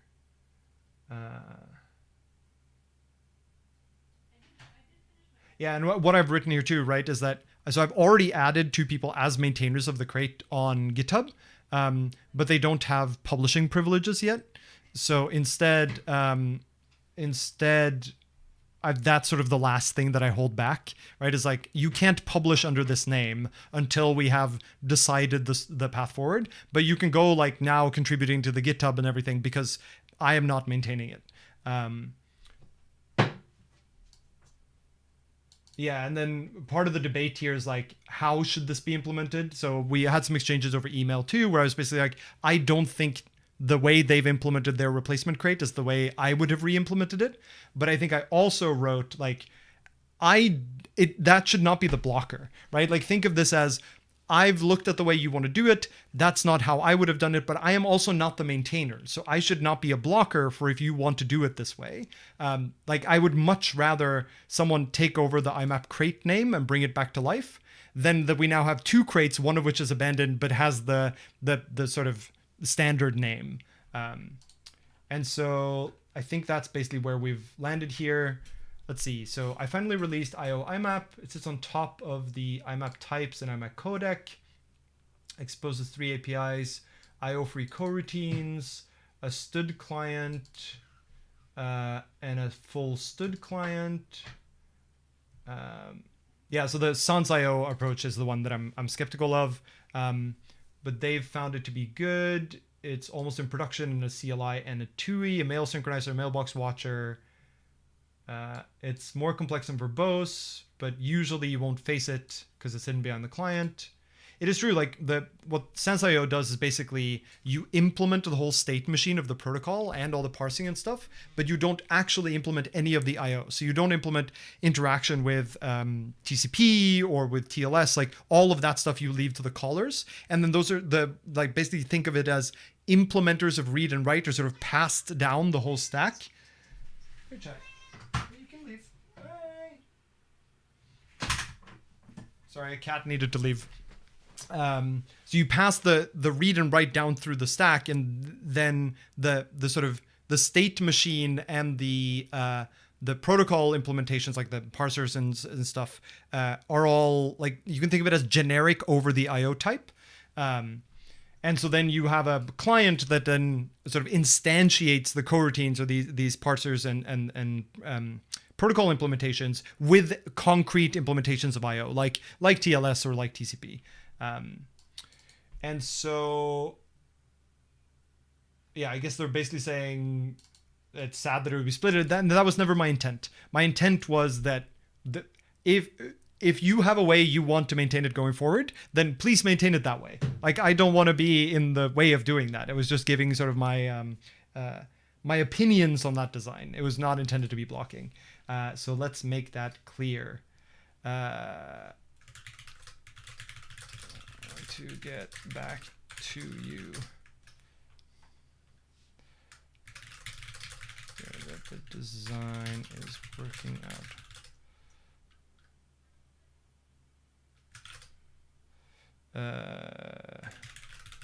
Certainly a good indicator might be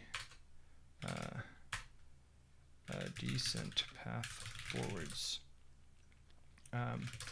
As I wrote above, please don't let my preferences around implementation in the way of unifying the crates here. I'm perfectly happy for you to basically delete all the code in this repository and replace with your implementation under the crate name of IMAP, as long as there's a new major version. There's a new major version.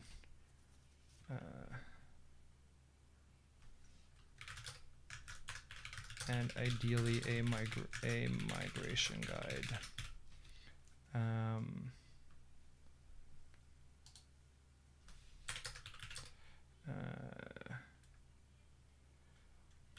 I'll also then hand over privileges on crates.io for the IMAP name once you feel like you're ready to do that switch over. Because then a bunch of current users of IMAP will come knocking.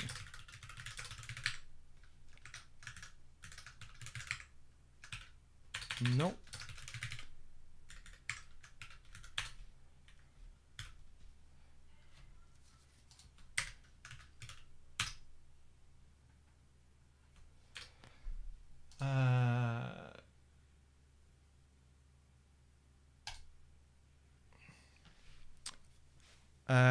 What overhead does that incur if you swap out IO types and APIs with different memory models?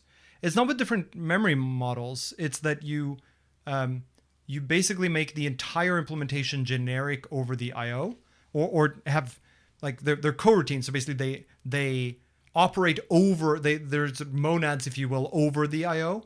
Monads, they're not quite monads, but kind of monads.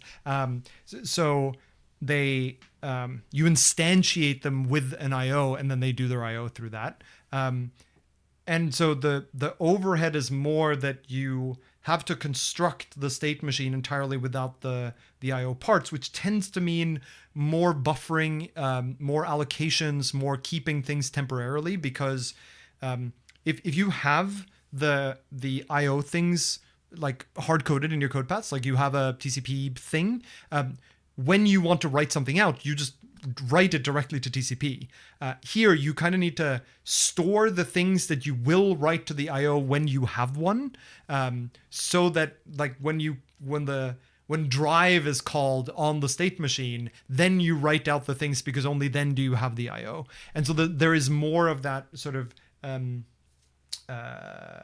the sort of intermediate steps that you end up having to implement. And the API also, as a result, ends up more complicated, and the implementation ends up more complicated. Now, as Soywood points out here as well, correctly, the API for end users doesn't necessarily get more complicated, because you can implement a crate that wraps the Sans.io crate such that it has an API that just uses TCP and TLS. And then under the hood, you have to manage all that complexity. But the outer interface can be a relatively standard IMAP interface, like a synchronous or asynchronous one.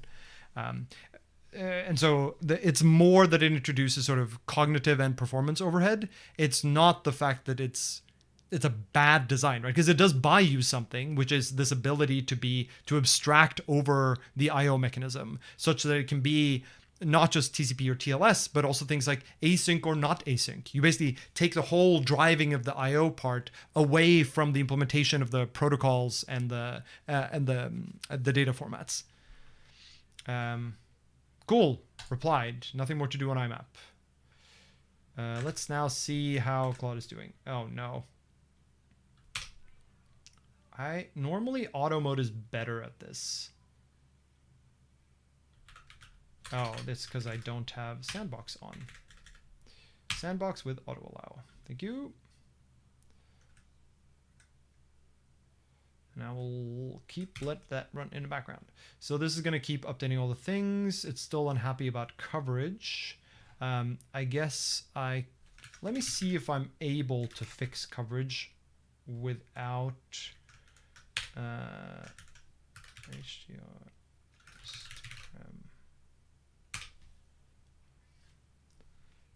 Instagram Rust.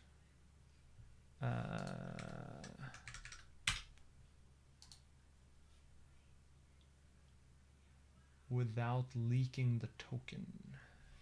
Because that is the question. Actually, I wonder, is that token already there? Secrets. Dependabot. Yeah, so that's missing. So, this is still, branch is still named master. No, branch is named main. Main. Yeah, see, I wanted to not show that token, which I can do by doing this, so you can't see it. Closing this to new repository secret. And then also doing this in a different window so you can't see it. Sorry, folks. Regenerate this token so the old one is no longer valid. And then putting that into this here and into, where else does it need to go? It needs to go into actions, repository secrets, and here. And so now if I go back here, you'll see there is now a CodeCov token.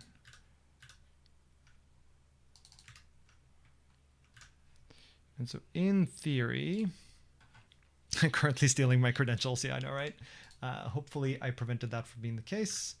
And so now I think if I try to rerun this one, I'll have to wait for this guy to finish. Why is that? Something makes this one really slow, which makes me think that there's some dependency where there's like a performance problem in one of the dependencies that we happen to hit in this test. And so it's not that we don't work, it's that if you have the minimal reversions of things, then this particular flow is really slow, which I think is okay. But I can't kick off the coverage job again until this job either succeeds or fails. So I guess I will kill it. Cancel. And then once that's killed, I can start the other one. All right, how's this doing?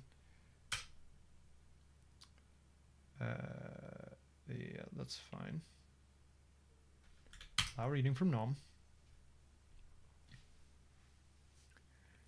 Yeah, so this is what I was expecting, right? For basic, yes, for base64, it's really just a simple version bump because we're not using very much of the base64's APIs.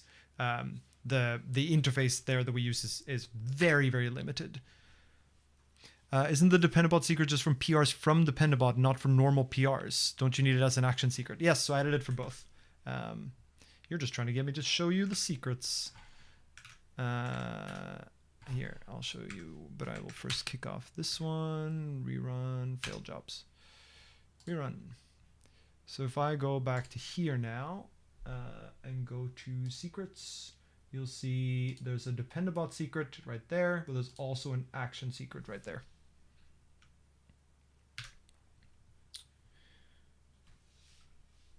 So now maybe coverage will now be happy. We'll find out. And then we will see how this is progressing. Rand is the biggest surface. It is used a lot, but most of them should be pretty simple, I think. Yeah, it's mostly renames, I think, in Rand. I run Claude directly on the prod server. No, it really depends on the task. For this kind of stuff, I've found the sandbox is okay, but you know, the risk goes up every day, right? Because the chance of poisoning attacks goes up and the sophistication of the poisoning attacks go up. But in general, the sandboxing seems to be pretty okay. The problem is the auto allow, right? It's like if you auto allow things to escape the sandbox, well, then the sandbox isn't doing that much. But at the same time, without the auto allow, it can be extremely painful to not have to like approve things all the time. But for like bigger jobs and stuff, I will run it like basically in a VM or in a container. I didn't press show secret, so that's why the test is slow. I think you're right. I think you're totally right. Were you ever curious about feeding the IMAP crate to Claude? Make this async dope, make mistake, make code reviewers cheer.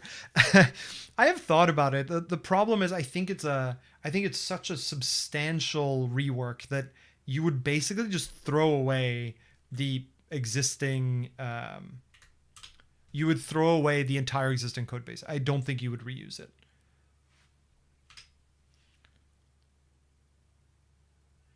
I don't know if I'm being unnecessarily paranoid, but I don't trust the AI companies at all. I don't trust their built-in security stuff to even be sound.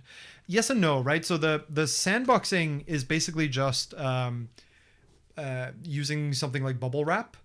So it's basically enforcing it's creating a little jail for the process effectively for what things it's allowed to read and write and what network requests is allowed to do and that sort of stuff. So the sandboxing is actually pretty decent. The problem is the auto allow, right? So if the process has the ability to say, run this command outside of the sandbox without prompting, that kind of ruins things. Although interestingly enough, I'm not sure I follow why it still keeps prompting me. Because this should be caught by the sandbox already. I think it's maybe because I enabled the sandbox after I kicked off the work. Yeah, that's fine. Because in general, I've found that this kind of like approving lots of small like prompts that are just read only and there's no reason to really prompt, like this is the kind of thing that makes you not pay attention as well to the things that you're approving and therefore makes your security worse. I would much rather it prompt me less often such that I actually look at the things that it prompts me with in more detail. I can press switch tab to switch to auto, but I want it to be in plan mode because I want it to be planning. Hence the problem. What model am I? Oh, I know the problem. Why am I using Sonnet 5? That's not... Because I've also found Sonnet to be much worse at issuing commands that aren't silly.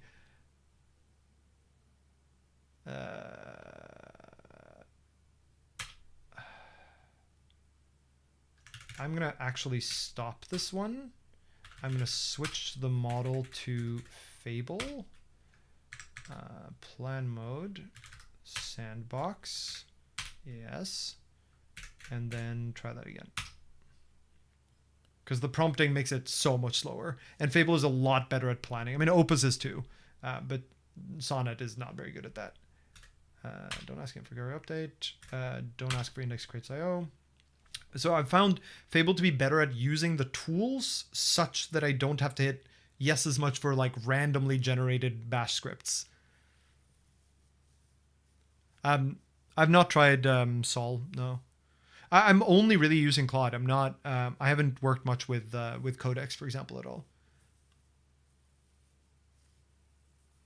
There we go. See, this is a much more reasonable way to approach it rather than try to pull them out of the cargo registry that's locally on my computer. Just like fetch them directly from the GitHub page of each repository, and then boom.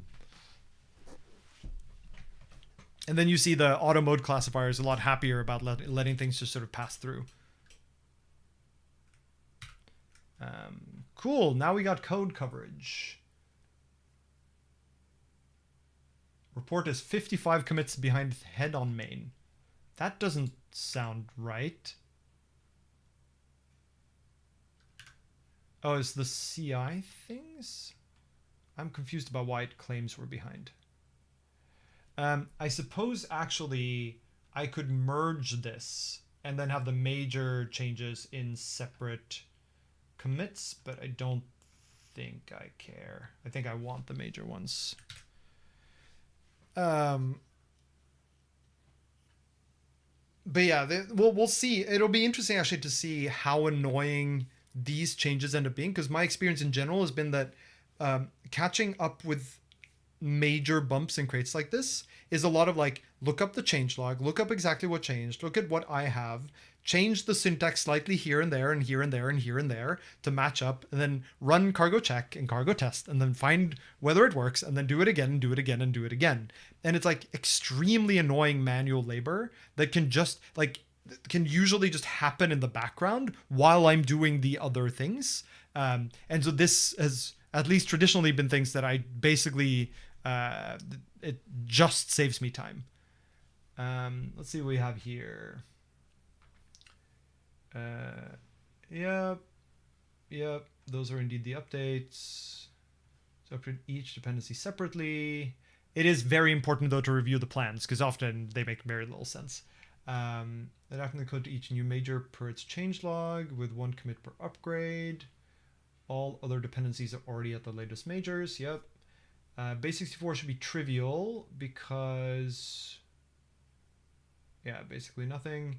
Nom78 is substantial because, oh, combinators, right. I forgot about this. So nom, which is the parser generator crate, moved from a sort of functional syntax where you have these combinators functions, and now those have gone away, and instead there's a trait called parser, so that you move from this is the old style, to this, which is the new style. And so you basically need to like walk anywhere you use any kind of nom combinator and make this change. And you also, the input mechanisms change, and so it's like still a mechanical change, but a really annoying one. So yeah, mechanical change is expected. Shouldn't be too bad, I think, except for the fact that it's mechanical but not trivial with sed. And then rand 08 to 010 is mostly a bunch of renames. Small RNG goes away, that's fine. Yeah, this seems totally fine. Num, we only really use num in serialization. So that should be fine. Yep.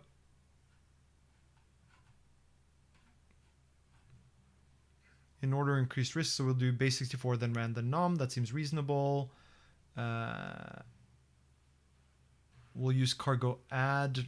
Not technically necessary, but it's something I've put in my cargo toml because it tends to get confused about which version to put in there because it doesn't always pick the latest one. And so cargo add just does that more reasonably.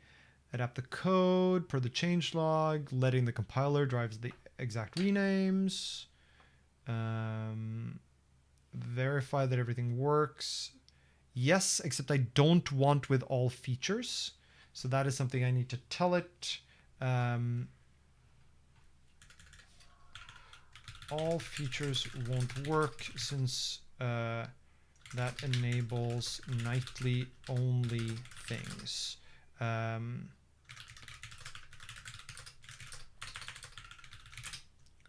let's do this and see if that works.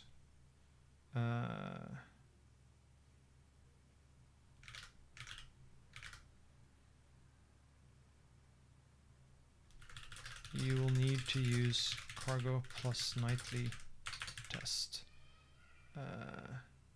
in order for all features to be usable.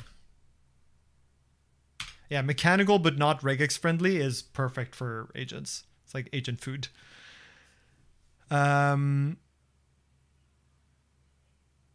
It seems like a good use of a Claude workflow. Yeah, I think this kind of like upgrade the majors is something that you could pretty easily turn into a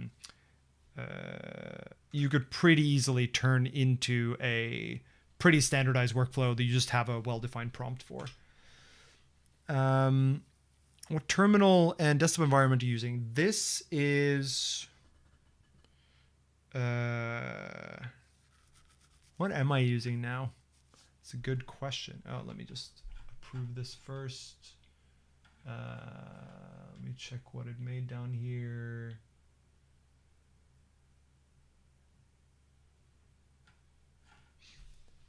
Yes, and use auto mode. So right now, I'm using Sway for the actual desktop environment and window management. And then I have like drun as a launcher. And I'm decently happy with that. Terminal is Alacrity. I'm running Tmux in there with the fish shell. So nothing has changed in my setup there.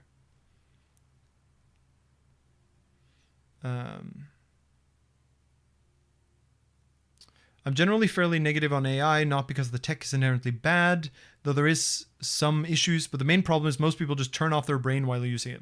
I think that's very true. At the same time, I also think one of the best uses for like the agentic coding agents is for work where if you did it manually, you'd kind of turn your brain off anyway, like this kind of like major dependency bumps, where if I did this manually, it would be a similar, like very mechanical affair where it would just become sort of rote repetition, and I wouldn't really be looking that carefully at every change anyway. So I'd actually rather have this run in the background, me do something else, like talking to you about other things, and then review the result to see that, okay, now I can look at the result and actually focus on them and see whether this looks reasonable. Makes me feel better to see John using AI. There's a decent level of guilt behind it for me sometimes. You know, I don't feel guilty at all about using AI for things where I feel like it's an appropriate use, right? Like, again, this kind of mechanical change, for example, or there's some amount of like, turning PDFs of specs into initial implementations. Like there are a bunch of those kinds of things where they can be extremely useful. I've also found them very useful for debugging. I think they're really good at finding bugs, not so good at fixing them, but really good at debugging. I also found them decently good at like exploring new code bases and helping me ask questions about how things fit together. They can really speed you up there, or from gathering like domain context that I don't have. Like if I'm reading the source code for a crate where, I know Rust pretty well, but I don't necessarily know the domain of the crate very well. And so I can use its general knowledge to like augment my understanding of the Rust code that I'm reading. So there's a bunch of those kinds of things where I think it works really well. And I don't think there's any reason really to sort of feel shame about using it in that way. Code review too, it can work pretty well, although it usually is not sufficient, but it is a useful step. It can also be a really useful first step before you use humans' time to review. Like one of the things that I've seen, especially at work actually, is it's really useful if people go through the sort of automated code review or AI based code review before I go review it, because otherwise I will go through and leave like 50 comments, which takes a lot of time. If they instead do like 45 of those, the AI can find and point out to them and they can fix them before it reaches sort of my desk. That's way better for me. It's a way better use of my time to read through and not have to comment on all the nits. And so for that kind of thing, also, I think it's super useful. It's when you start using it for like the sort of turn your brain off for something where your brain really needed to be on, where it gets frustrating, or where it becomes sort of low effort PR contributions. Like some of the ones we looked at earlier today, right? Where the observation was correct, right? That this could be made better. The feature request, if you will, was a good one. The implementation was not wrong, but it's just not what I would have wanted, and not, I feel like if you think through it a little bit, that's not really the way to expose it. That's not really the way to implement it. That's certainly not the way to test it for some of the like parity tests that was in there. And the PR description write-up was like not super useful, very verbose. And for those kinds of things, that is where I would have some amount of like, I guess shame is the right word, where I'm like, do one step better than that. Like think about if you're the receiving end of this, was this the best you could provide for me to then review? And I think the answer to that is no.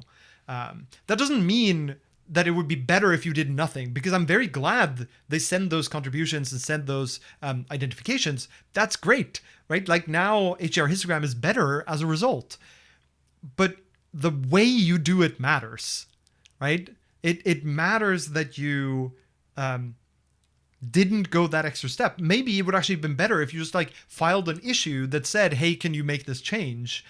Rather than the auto-generated change that I basically had to rewrite manually anyway. But I don't think there should be a sort of unanimous like AI is bad for everything and never always something you should be ashamed of. I simply don't think is true.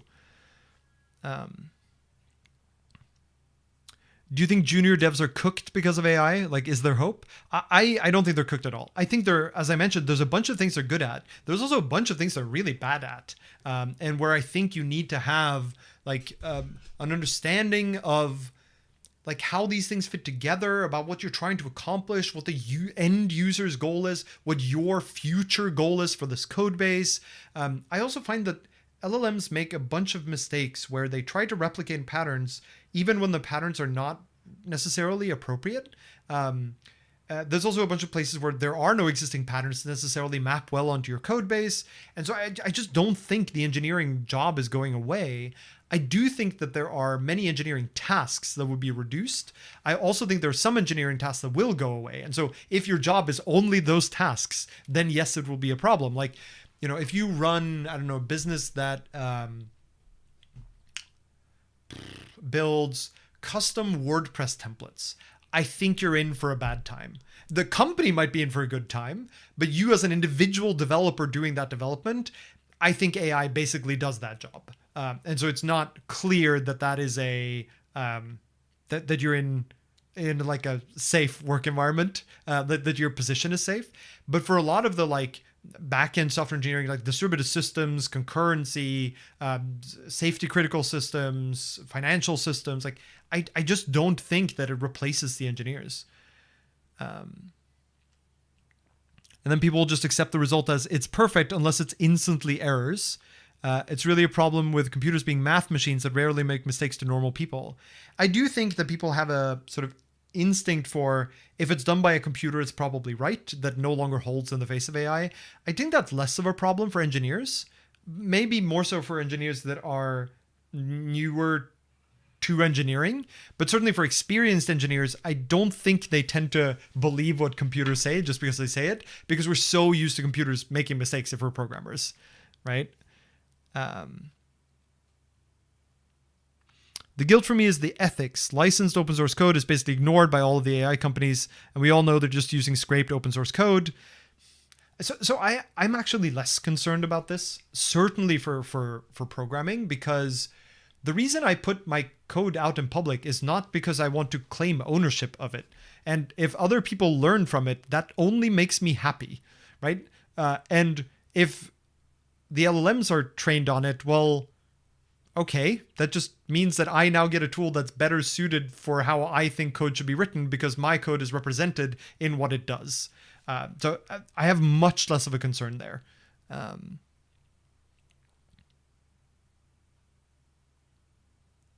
Yeah, they're also really bad at designing abstractions and removing code. It's true.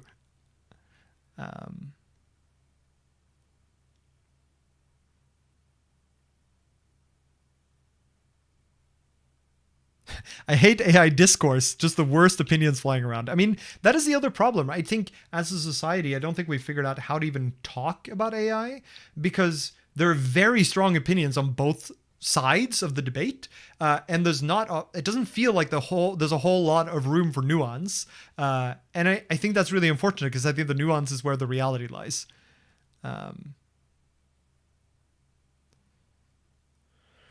Okay. Let's see. So it's done. All 3 major bumps are done, each in its own commit.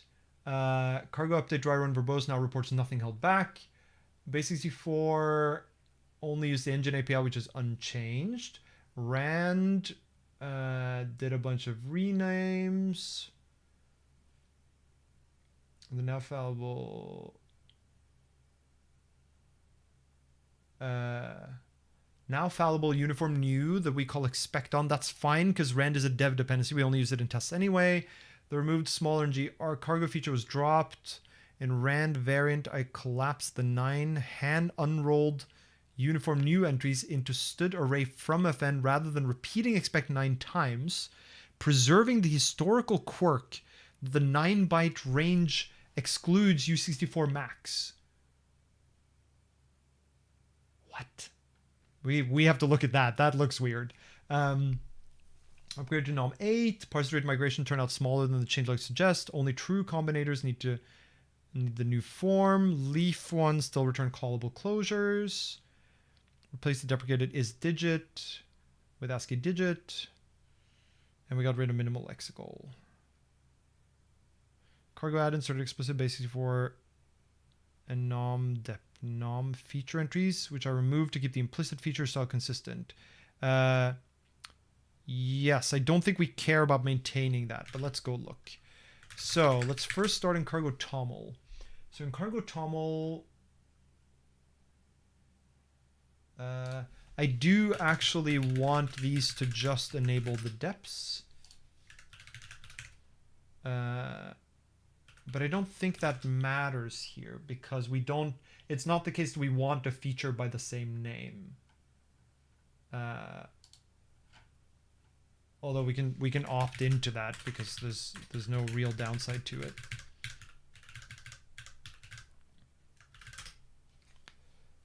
Okay.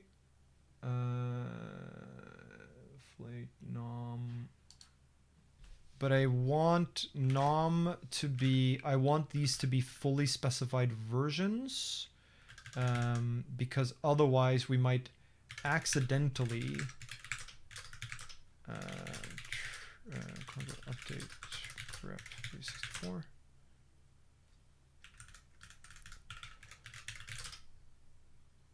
What? Fine. Lock base 64. So 0221 nom should be 800. It's just in case we accidentally are now relying on something that came in like 801 of nom, for example, then our minimal versions check would break. And rand is 0102. Should arguably do the same for the other dependencies too. Okay, so add cargo toml, make minimal versions explicit.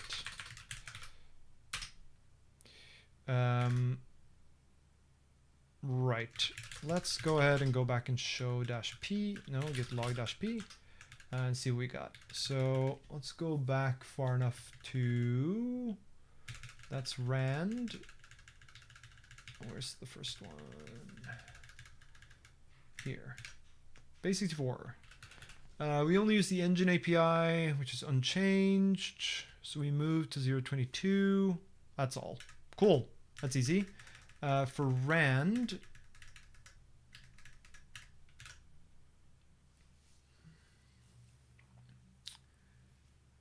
yeah, small RNG now becomes make RNG.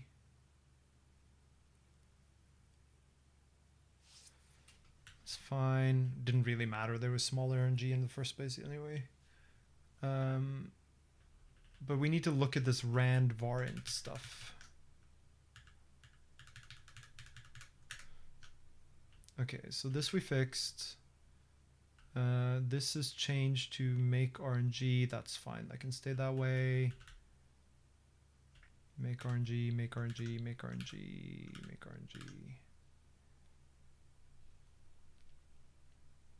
RNG. Uniform new is now fallible. But we just use expect, which is fine because this is in tests anyway. So that all seems like a fairly mechanical change. More make. Gen range to random range, that seems fine. So here we had several hard-coded ranges that have now changed into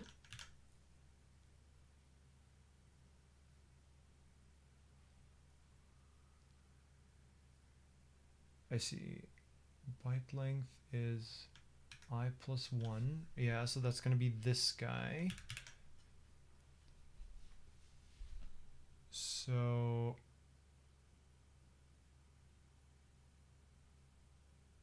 smallest is that one, largest is that one.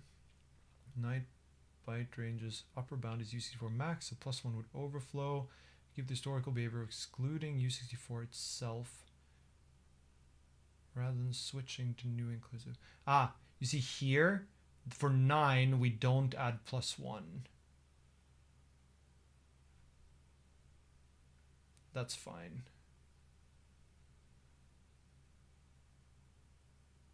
But it feels like we should, it does feel like new inclusive is better because new that's really what this is trying to do, right? Is this is trying to make it inclusive of the largest number, and it just happens that for U64 max that you don't plus 1. So I think we should just move this to new inclusive, and that way a lot of this comment can go away.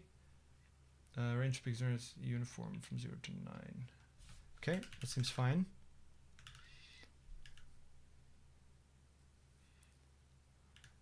Okay.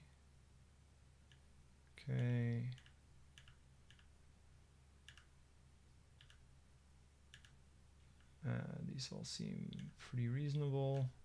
Great. Okay, and then the last change is the nom change.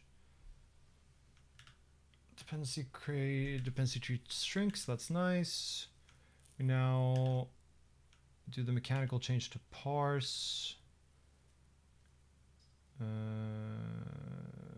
And ASCII is digit. Technically this one can be simplified slightly, but that's fine. So let's then do in a new commit move to uniform new inclusive for the 9 byte arrays. And then I think we'll want cargo format, we'll want a cargo clippy pass, I think, because some things there didn't look quite right to me. But now we got to just have that happen in the background rather than that would actually have been a pretty annoying thing that like would have taken an hour in the background. Yeah, exactly. So here, this now simplified to just be new inclusive, which is what the old thing was trying to capture.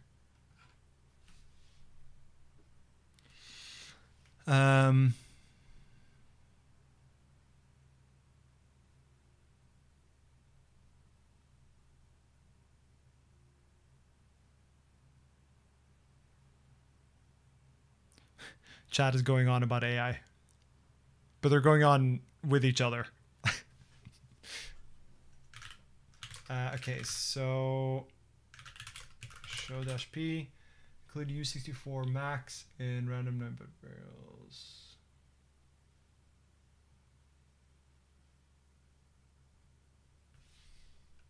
Great. Now let's just see that that still passes. It does. Let's check that there's no cargo update to apply. There shouldn't be. We can remove session.md. We can cargo format all. We can cargo Clippy. All targets. It's probably not happy about all targets. Can we make it fix those? Let's make it fix those.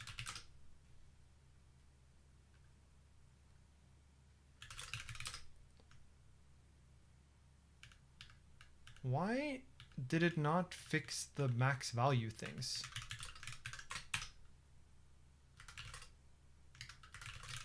Like, why is max value to max not an auto fix?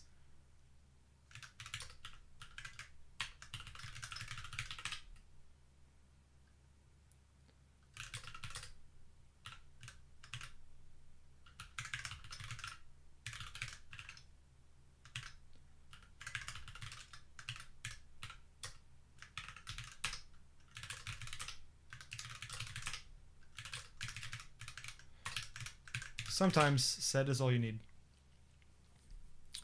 There's another one. I64 max value and I64 min value. What else do we got? Okay. I suppose I could have just matched anything here, but min max. I see a U16 up there too.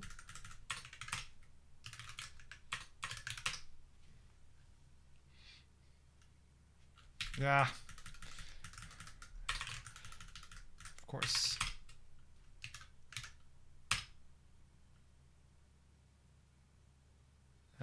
Source serialization interval log tests line 261. Thank you, Clippy. And then it is unhappy about some other things. Test iterators.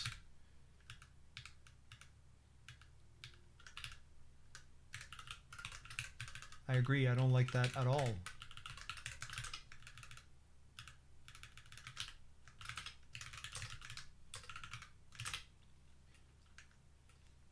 Okay.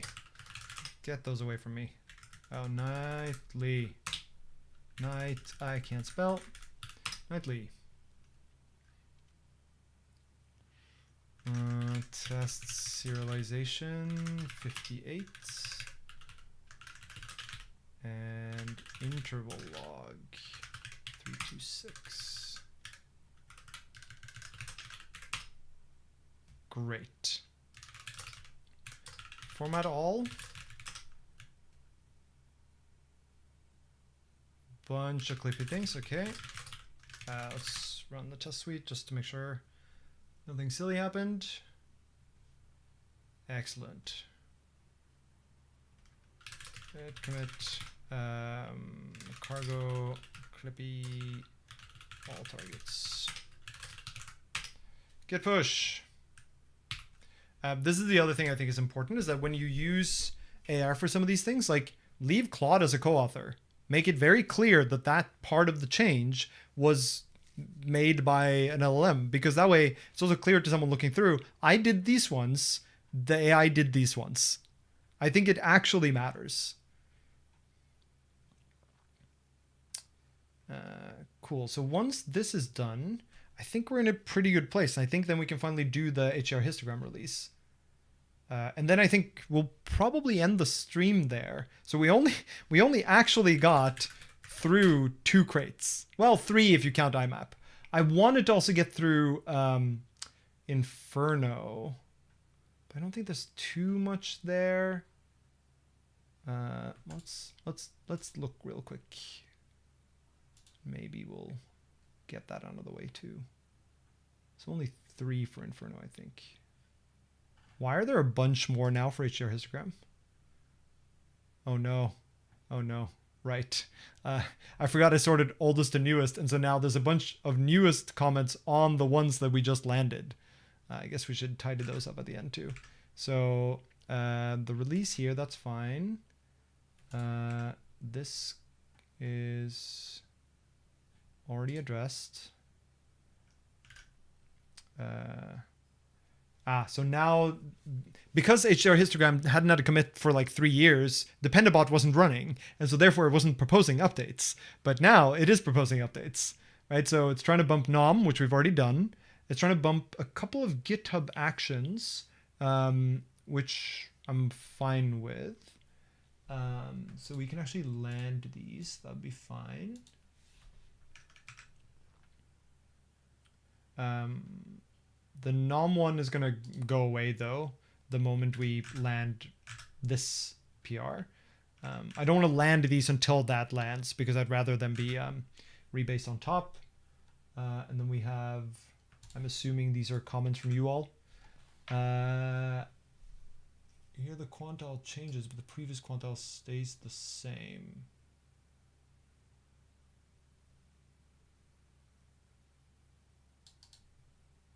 Yeah, that's a good point. It is true that technically we could start returning some after returning none. I don't think it matters, as you point out as well, because the contract for iterators is once you call none, there should be no assumption that anything that comes after that is valid.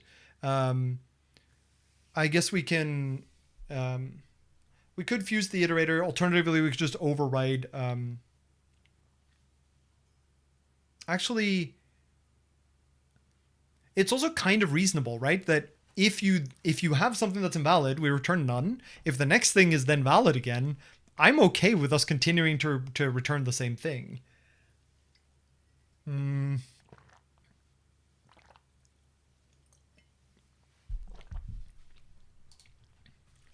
As you say, since the contract for iterator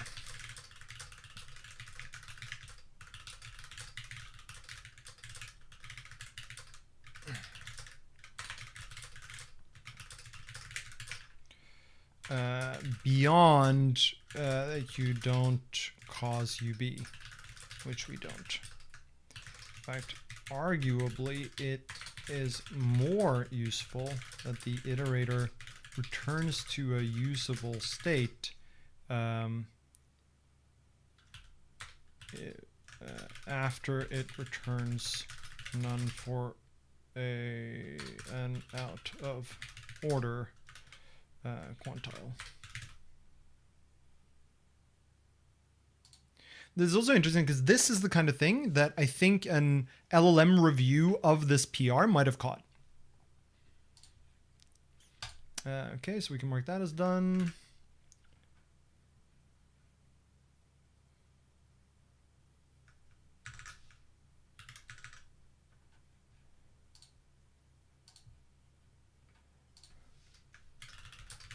Took me long enough.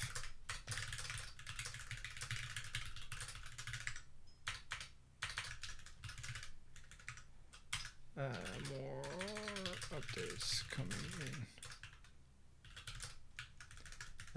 In 142 plus 140 and what were the other ones? 138 and 140.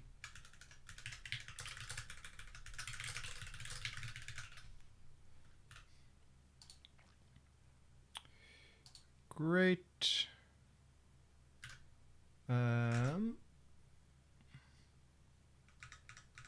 Yeah, and then we'll look at Inferno in a second. I don't want to context switch to it quite yet. So there is one more Inferno one that needs to go over here. Oh, it's unhappy with something. Semmerchecks is unhappy. Oh, it thinks we needed to bump to a new major version. feature has been removed. The feature base64 nom flake 2 and crossbeam channel. That's fine. These it is true that those are technically gone because so in older Rust version, I can close this. In older Rust versions, when you didn't have this, any optional dependency, like here flake 2 for example is optional, any optional dependency automatically became a feature that consumers could in theory enable.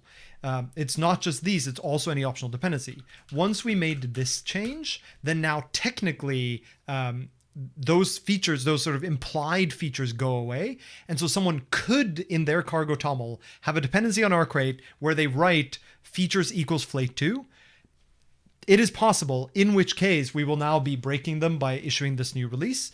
But if they do, I don't think this is actually part of the contract. Like this, the sort of implied features here. So I'm okay with this particular breakage. Okay, and then patch. These shouldn't, minimal versions is probably just going to keep hanging. Yeah. It does make me slightly upset that minimal versions now just hangs, because that's going to be annoying for CI going forward too. Test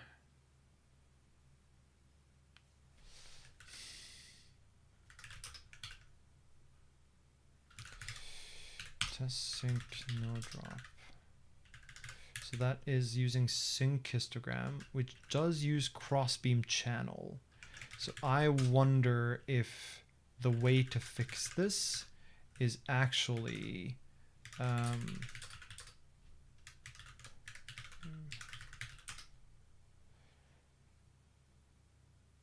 yeah, so it's probably using a pretty old crossbeam channel.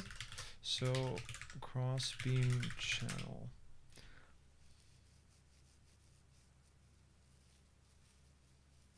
So if I do cargo nightly update minimal versions, then what version of crossbeam channel do I get? 050.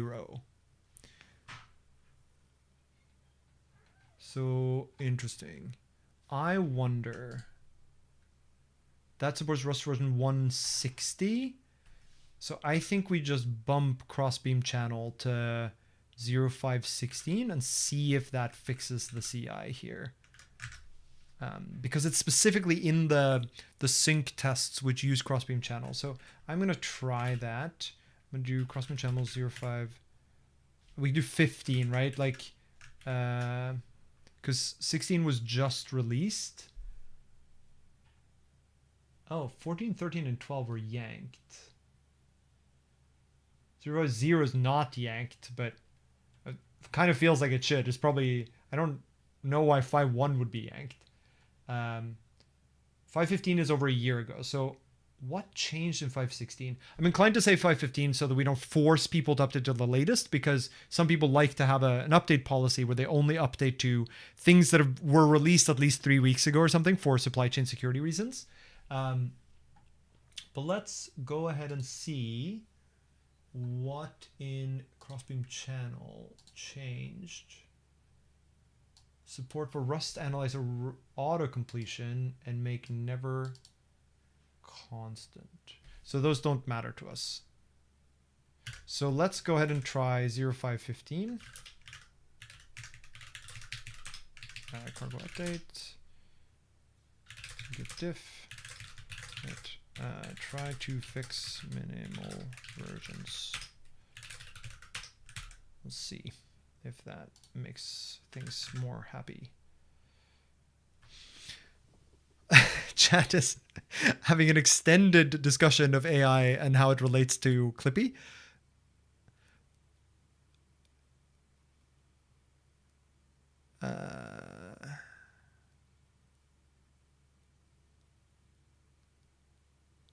LSP improvements inside the macro do sound nice in general.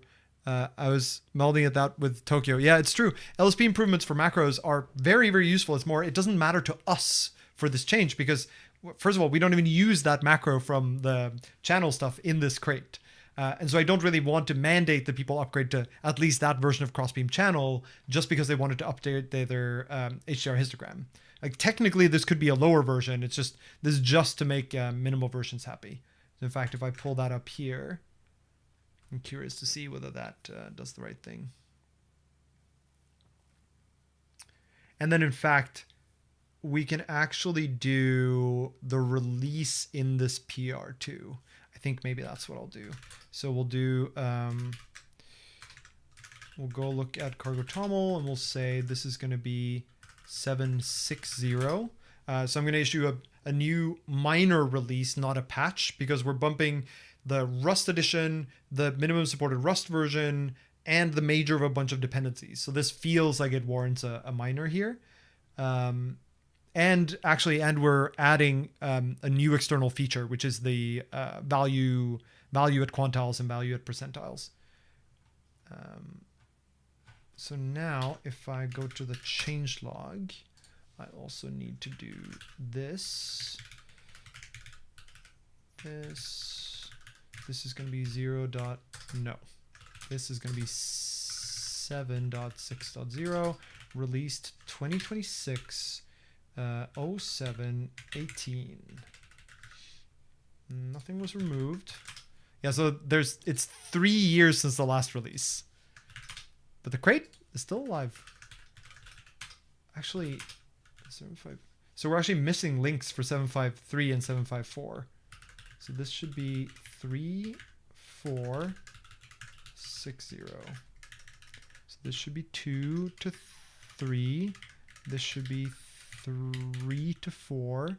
This should be 4 to 6. And this should be 6 to head.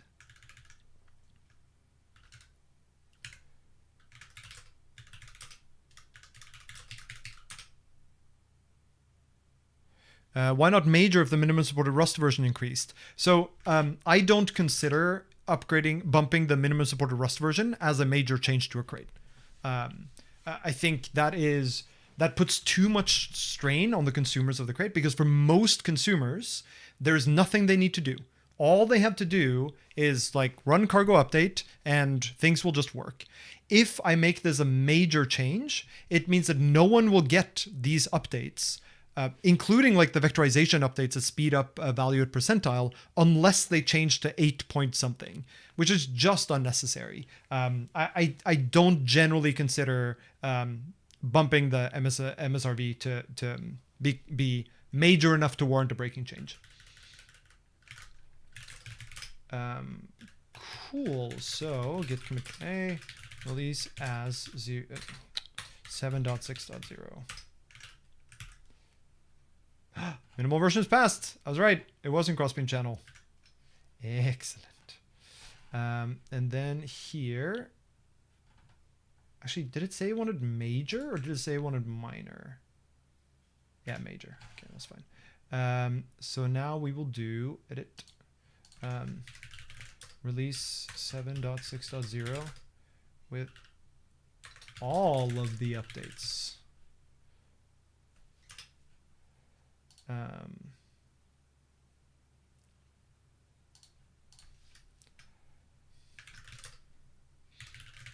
So not 6.0 with the various things already listed in the changelog, plus cargo update, 2024 edition,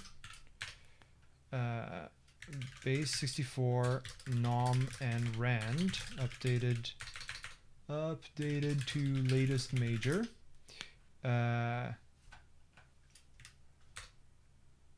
Rust and Clippy lints fixed.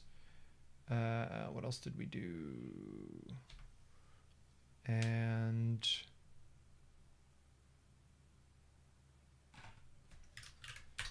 coverage fixed. Technically that was fixed elsewhere, but it's fine. If this fails, I'll be very upset. It really should not. This releases.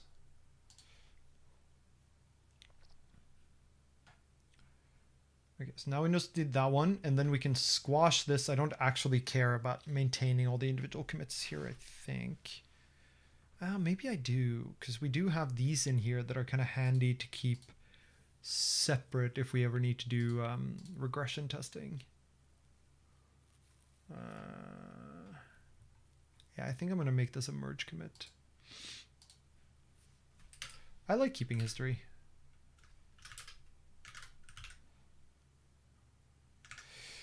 Come on, macOS runner. I believe in you. You can do it. Do you believe in the macOS runners?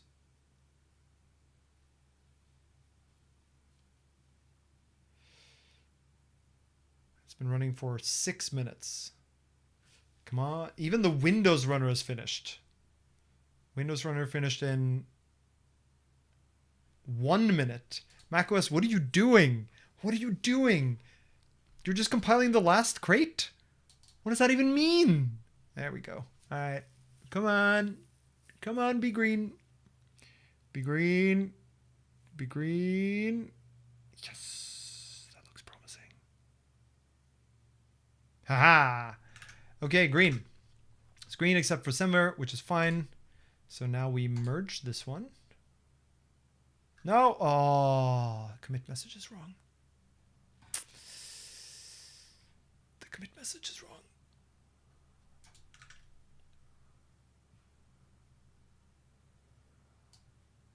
That's fine. That's just the merge message. It does have the... That's fine. It's fine. It's fine. It's fine. But the OCD in me is very upset. Okay, so then we go back here. We run this script, which I really should open source somewhere. And then we do gc main. No. Git tag dash dv7.6. I lied. I need to first pull on main, then tag, then cargo publish and git push tags. Yes, that's fine.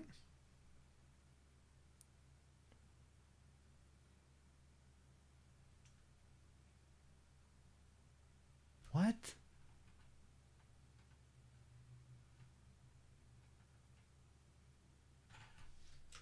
What?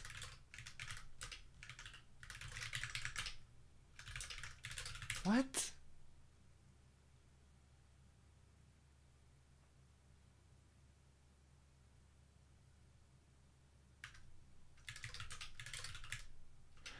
I didn't...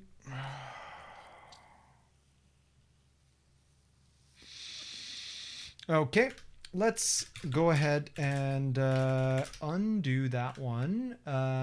Git reset hard to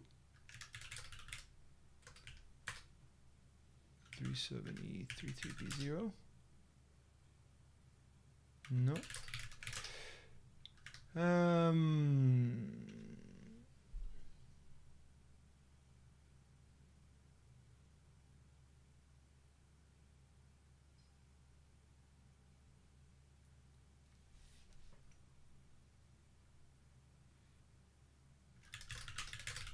I want to see where we forked off. Yeah, we forked off at bump CI. Okay. Reset hard bump CI. Push force with lease. Undo the merge. Undo the merge. Undo. Okay.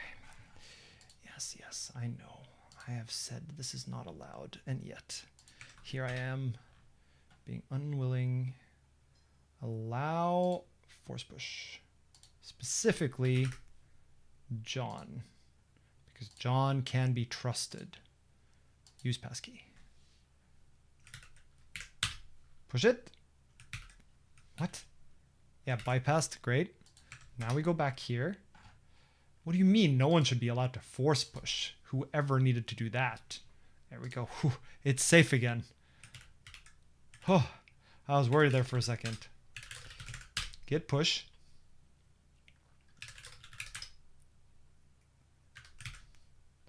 back to my pull request. This one, which is now going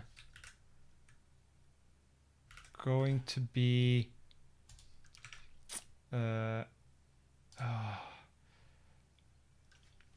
bump depths. This one, new pull request.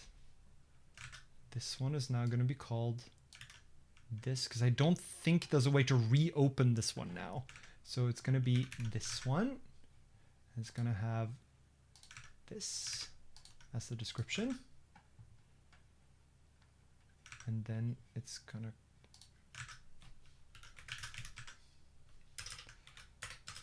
mulligan on this one.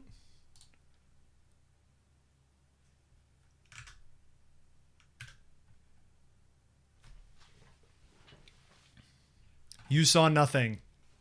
You saw nothing.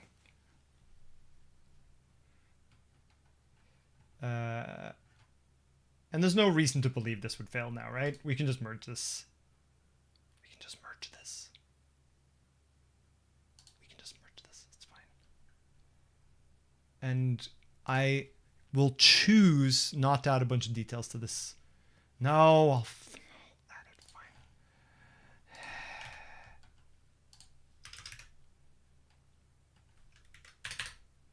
Fine. Confirm. It'll just be the Semver check. Yeah, that's fine. So as I was saying, now that we've merged this PR with no problems whatsoever, we can go back to main.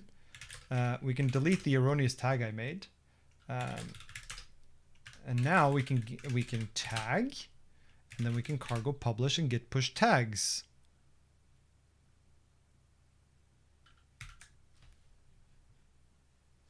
And now, let's see how this does. Oh, this is queued because I've probably been running too many CI jobs. Oh.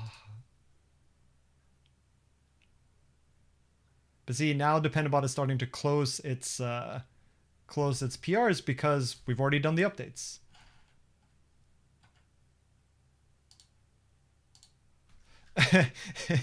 Well, this is the other maintainer of HDR histogram.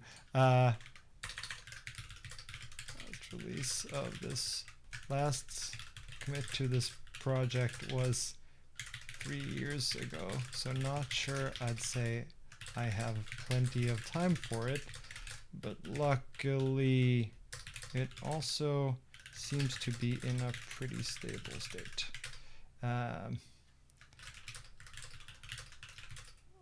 I'm regularly going in and gardening it either.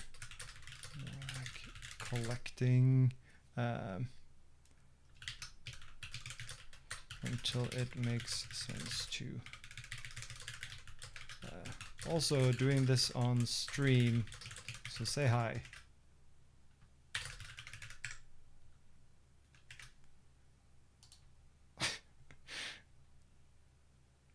Great. So this one's now closed. We can ignore it. This one's now merged. So now we can merge these guys. Although I am going to tell Dependabot to rebase all of them.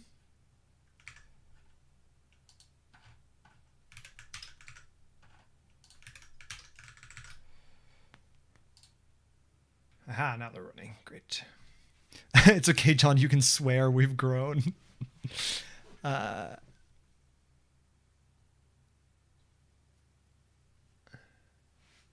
so Semver is unhappy, but that's okay.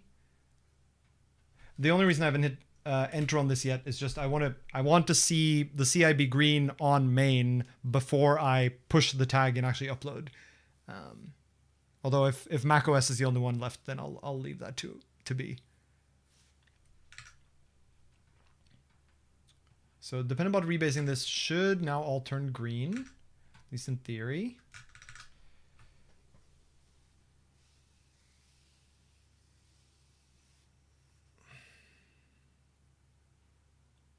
Come on.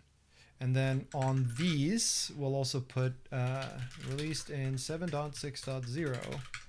We won't post it yet because technically it's not released yet, is it? But it shall be so. Do you have your own skills in Claude? I do have some Claude skills. Like I have one for writing commit messages, for example, that I'm decently happy with. I have one for technical writing. I also have some that I use for, so if you look at AVDL, for example, which we also built on stream, you'll see that there's workflow prompts. Some of these are pretty good for changelog, for writing changelogs and stuff. And also for iterating on this particular code base in such a way that it keeps getting better. So some of this was actually in the stream we did on AVDL. I talked through how we arrived at this particular prompt loop. So I have some that are project specific and then some that are more broadly used.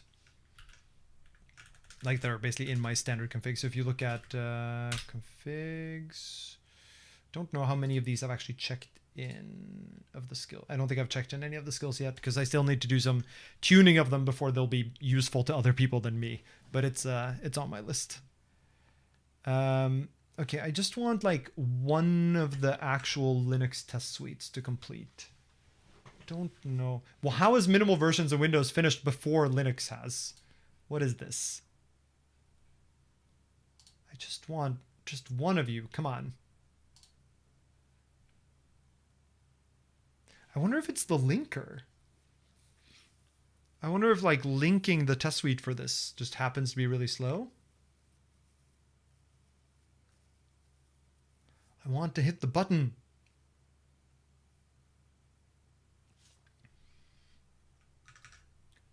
Then Dependabot is now happily rebasing.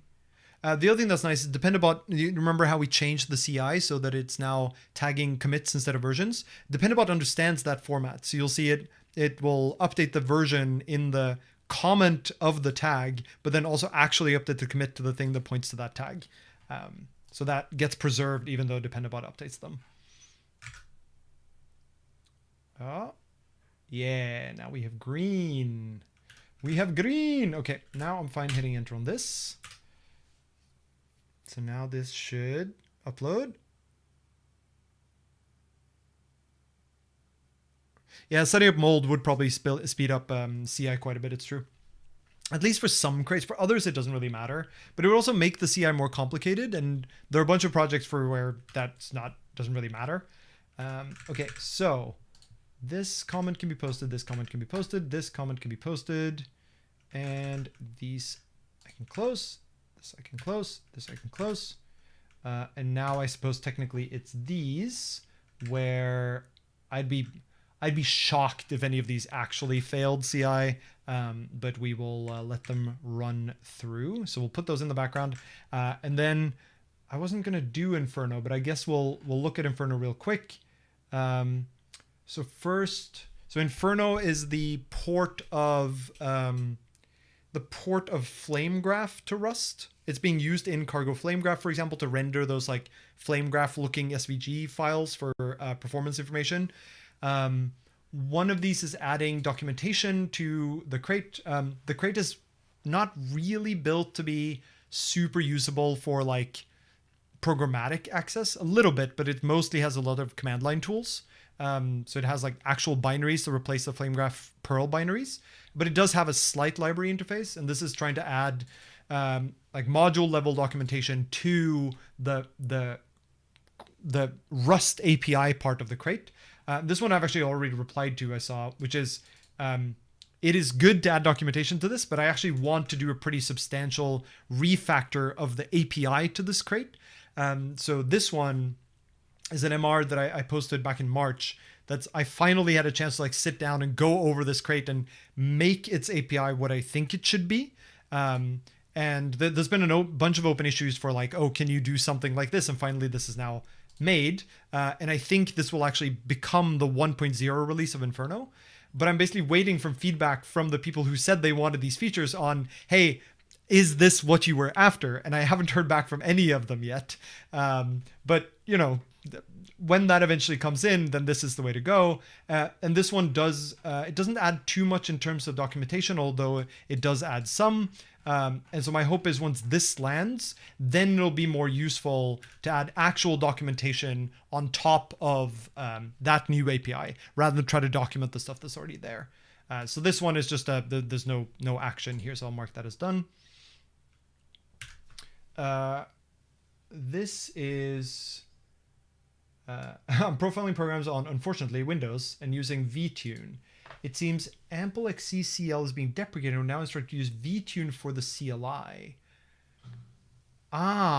So let me dig this up. So this is, why did I do that? The stream cd minor inferno. I really need to tidy up my dev directories a little. Minor inferno.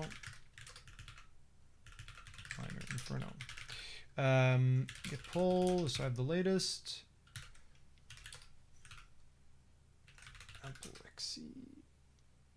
Yeah, so I don't think there's actually anything in here apart from documentation. Our support for VTune. So this tool takes the output from various different debugging tools like perf, and then turns them into that flame graph visualization. But you basically need to implement a parser for each output format. So perf produces things in one format, VTune produces things in another format, dtrace from macOS produces things in the third format, Java produces things in the fourth format, and so there's a bunch of different format supports. And so the format support for VTune has been the format of this AmpleXC tool that comes with VTune, but apparently that's no longer the tool to use. And so if it depends on whether this is just VTune now ships, VTune is like the perf equivalent on Windows, I guess, kind of. If VTune now ships with the CLI, the question becomes whether that CLI produces call graphs in the same format as the old tool and it's just use this CLI instead, or whether it also comes with its own format, because that would be a little bit painful.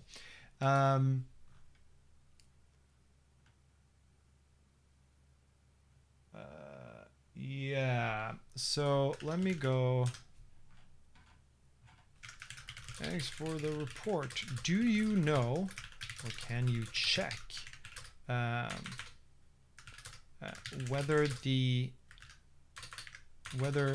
VTune produces the same output format as what's it called? AmpleXC. I'm sure there's a good reason for that name. Whether it also has its new output format it uses.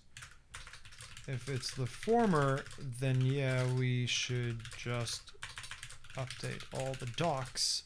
But if it's the latter, also need to implement a whole new format.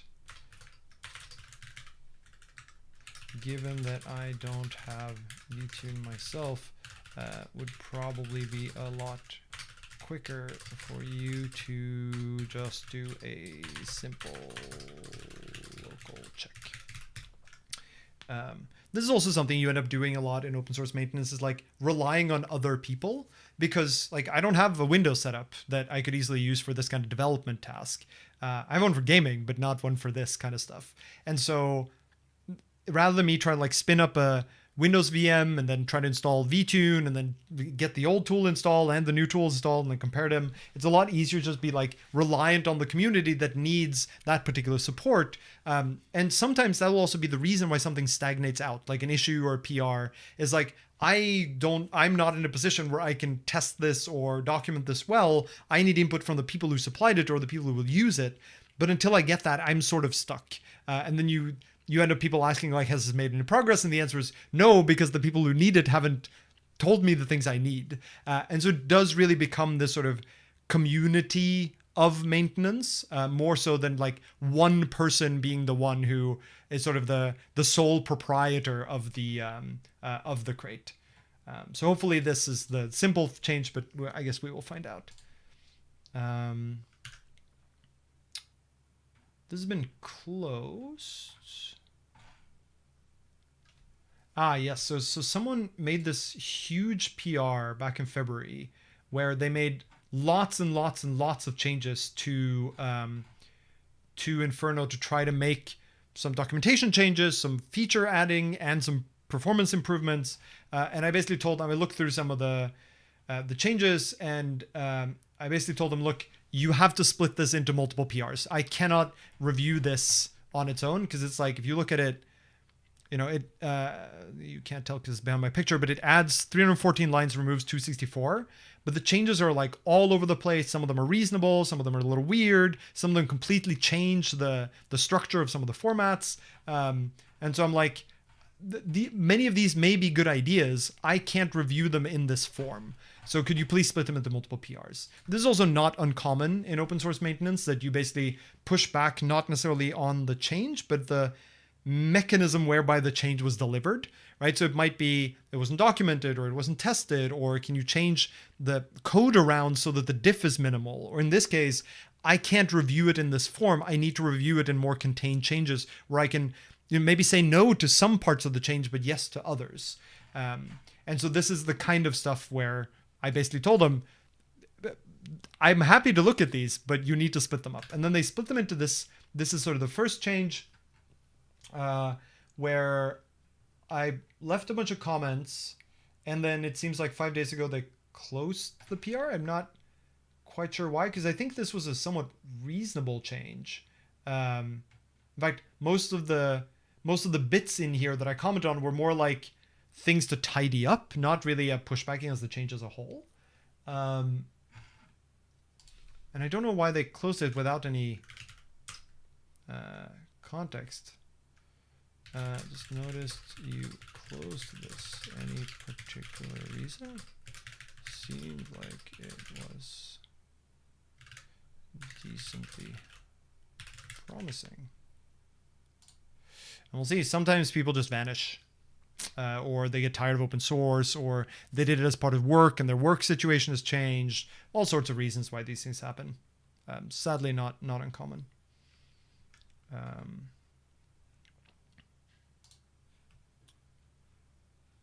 Right, so some of these now can go away. So for example, this one I can mark as done. This one I can mark as done. And then these we're still working on. And this can go away, and this can go away. And then we have the last Inferno change, will probably be the last change of the day. Avoid integer overflow when computing percentage for large sample counts. Ah, I think I remember this bug report.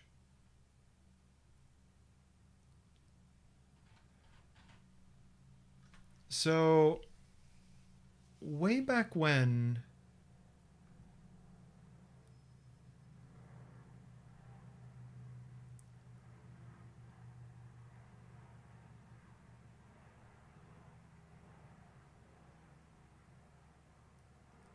Yeah, I think this was like someone ran a recording for a very long time, so they ended up with huge sample counts, something that seemed entirely implausible.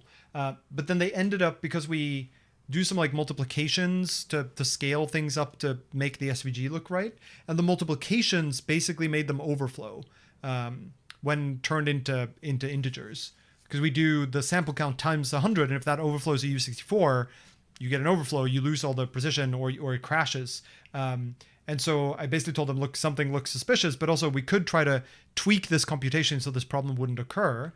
Like, for example, turning it to an F64 first before multiplying by 100. But this was back in 2020. And I guess here now someone is fixing it. When a stack has a very large sample count, 100 times samples overflows. Performing a floating point avoids the overflow. It's unchanged from normal magnitude inputs. Yeah, and I think I already reviewed this change because it's very straightforward. And I just asked, could you add it to the changelog? And they did that last week. And then 3 hours ago, they pinged me. Okay, let's go in and take a look. Yeah, so it just moves that to be an F64 multiplication, same for that, and then adds a regression test and adds a fix to the changelog. So this looks great.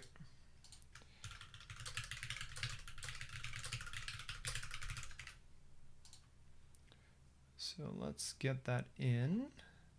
Approve workflow to run. Then do we need the individual commits here? No, I don't think so.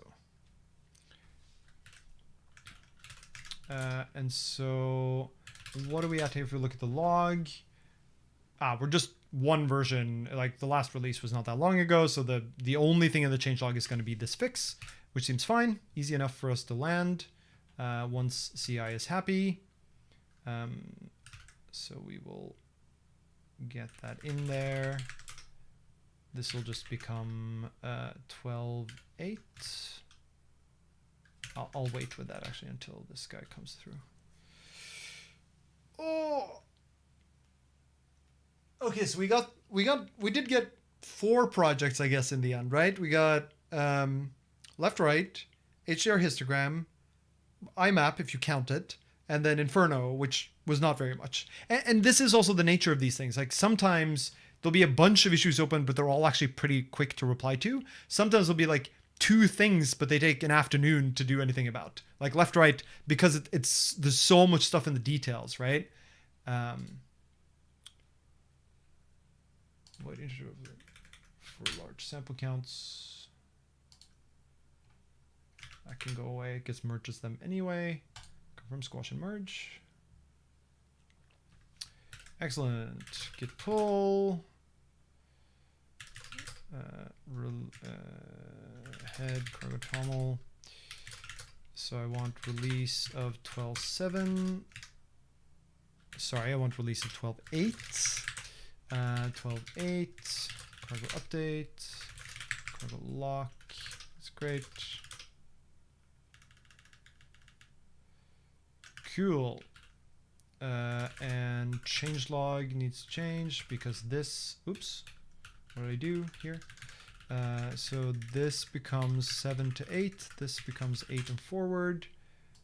And this goes here. 12.8, 2026, 07, 18.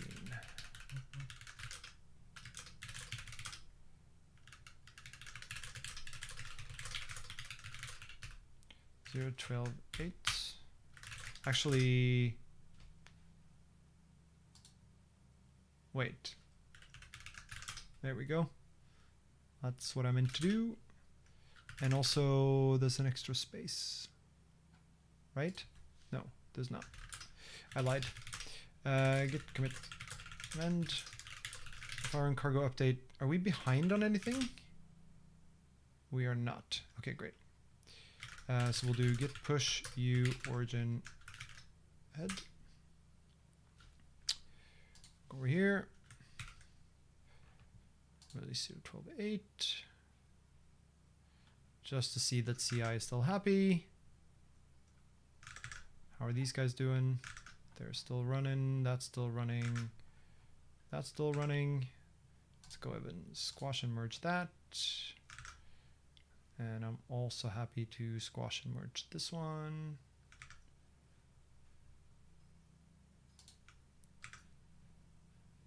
Can this still be? They all have to update. Very, very frustrating. So now they both have to be rebased again. So Dependabot has to go do that. So we can wait on this guy. And this too, we can do this. Hard to release 0.12.8. And then we will do cargo publish and git push tags and git push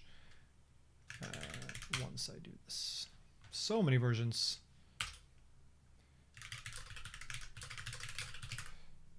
So once this is done, then we're all good. And then it shall be the end. Oh, we're so close. Yeah, Windows latest is going to be fine, I think. I don't think there's really any Windows specific code in this crate. all? I don't think so.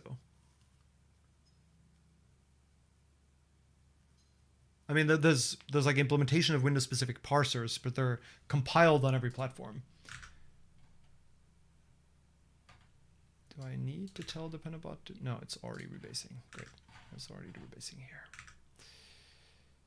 Come on, come on. And here we don't need to hit the merge button because we're going to just push the commit directly from main.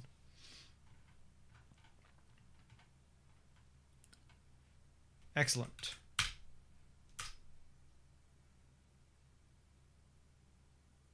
And then we can go here and say released in 0.12.8. Hooray! Done. Excellent. Delete branch. How's this now doing? We are pretty close now. That can be marked as done. And now it's just these two Dependabot things, which these I can handle on my own. You don't need to watch me wait for CI for Dependabot bumps. Any last things on either of these? Let's see if I swap this back to newest to oldest. Just those two. The rest is just random other stuff. Look at us go, team. We did it. Now I gotta go actually have dinner and water. But we did it for about 5 hours and we got through 4 projects, maybe 3, maybe 2, depending on how you count. And this is the world of open source maintenance and why sometimes it takes a while before people actually comment on the thing that you the thing that you left a PR for or commented on 3 weeks ago and you still haven't gotten a reply. If you have enough projects to maintain, 3 weeks could easily go by before you have a chance to look at it again. It's not because anyone hates you. With that, I will sign off for today. Thank you for watching, and I'll see you next time. And of course, for the people watching live, you are the reason why this is fun. I'm very glad to have you all along. It's way more fun to do this with a bunch of people watching and commenting in the sidelines and pointing out live the problems, the issues I'm introducing in the PRs. This is all more fun because you are here. So thank you. And now I will wish you a happy weekend and I'll see you all later.